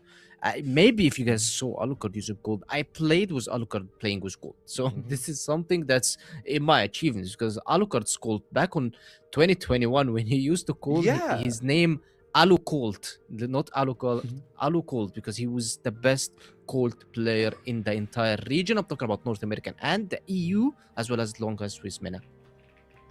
Yeah, I mean, here's the thing, we almost brushed through the standings, so I just want to go back to it here, because, well, most of the teams have played a good sample size of games. The only team that is still a little bit lacking is Anubis, but we've seen a really good showing from them. So, Penguin, a couple of key takeaways here that I want to have from you. We got 3 teams that played 4 games, and Vitality, Nemesis, and Imperium, and I feel like the 3 of them have really shown us such a clear picture, right? Like Vitality, dominant as ever. Imperium, I would just have to say it, I don't want to be harsh on them. Skill-wise, they are there, but as you said, experience is such a big factor in this level, and they just don't really have the adaptation to the new pace of play. Because I feel like they're a lot slower, they're a lot more hesitant when you compare them to the top teams, and even to the middle of the pack teams, like teams like Anubis or Swamp, I feel like they're a bit slower than them too. So once they get that sense for the pace of the game in the West League, they might improve. But I want to hear your takeaways though on the standings as is, and like which teams that we actually have. I believe that Anubis is gonna, the league is gonna start now, because they're still warming up. They didn't face unKnights, LCK, or Team Vitality. 3BL Galaxy have one hard game versus Team Vitality, is gonna be in the last week. Swamp Gaming Galaxy and 3BL Galaxy, they're gonna fight for the mid-table placements, and I believe that the top 4 is gonna remain the top 4 as we can see it. No matter what the standings are, the elite group is gonna be consisting of Vitality, Nemesis, unKnights, and LCK. Yeah, I mean, here's the thing. For me, we've seen LCK against Vitality. Looking at tomorrow's games, though, that is going to be the intriguing part for me, because as we said, like, there's another intriguing duel for Vitality now against the other side of the equation. If LCK is the team that is going to match them in the aggression, Nemesis is going to be the team that will actually play a very different play style than them. And of course, the rest of the schedule, if you've scuffed at it right there, the rest of the games are going to be LCK against Anubis, Imperium against unKnights. And I feel like the first and last games should be a lot more interesting. Unfortunately for Imperium, I just don't think that they got what it takes to take down a top 14 yet. Yeah, it's going to be very hard for them. However, as I said, Anubis, now they started playing the league. They're going to be playing versus LCK. I believe that they can do something versus LCK. They play very good. I've seen a very good stretches from them. LCK is doing also very good. We've seen a very good strong moments versus Vitality, which I believe that 2-0 should have been went to LCK, but the mental resilience from Team Vitality just flipped the table and won the series. So it's the matter of who's going to be better tomorrow on the aim skills. So my opinion, the league is going to be hot on the next weeks, but we can know who's going to be on contender group and also who's going to be on the elite group. Well, we're starting to see some elements of this canvas, starting to see the picture forming. But yet still, at the end of the week 2, maybe we'll have it. We're only 1 day in. Tomorrow, we'll be closing out, as we said, a couple of really important matchups for the sake of the top and bottom 4. Thank you so much, Penguin, for being here. Thank you. This was a pleasure of a day of CrossFire. And of course, a big thank you to both Sekio and Trav that have been here on the commentary side of things. Guys, see you tomorrow. We are about to just take it off. You know, it's not going to be the longest of time. I believe it's already midnight for all the folks in EU. So we should just have our sleep, okay? We need 8 hours of sleep now, so we can be freshened up for another entertaining day of CrossFire. So without any further ado, guys, I bid you all goodbye and good night. This is exactly the kind of game and performance I wanted to see. This is the Hail Mary. Every individual player is bringing their A game right now. That's what I'm talking about. I've had enough of being quiet. I want to get things moving. Madison not able to get Free! Oh my word, straight out through that smoke just Zane has what about Chris here? Yes, Trevor very scared going for that swing.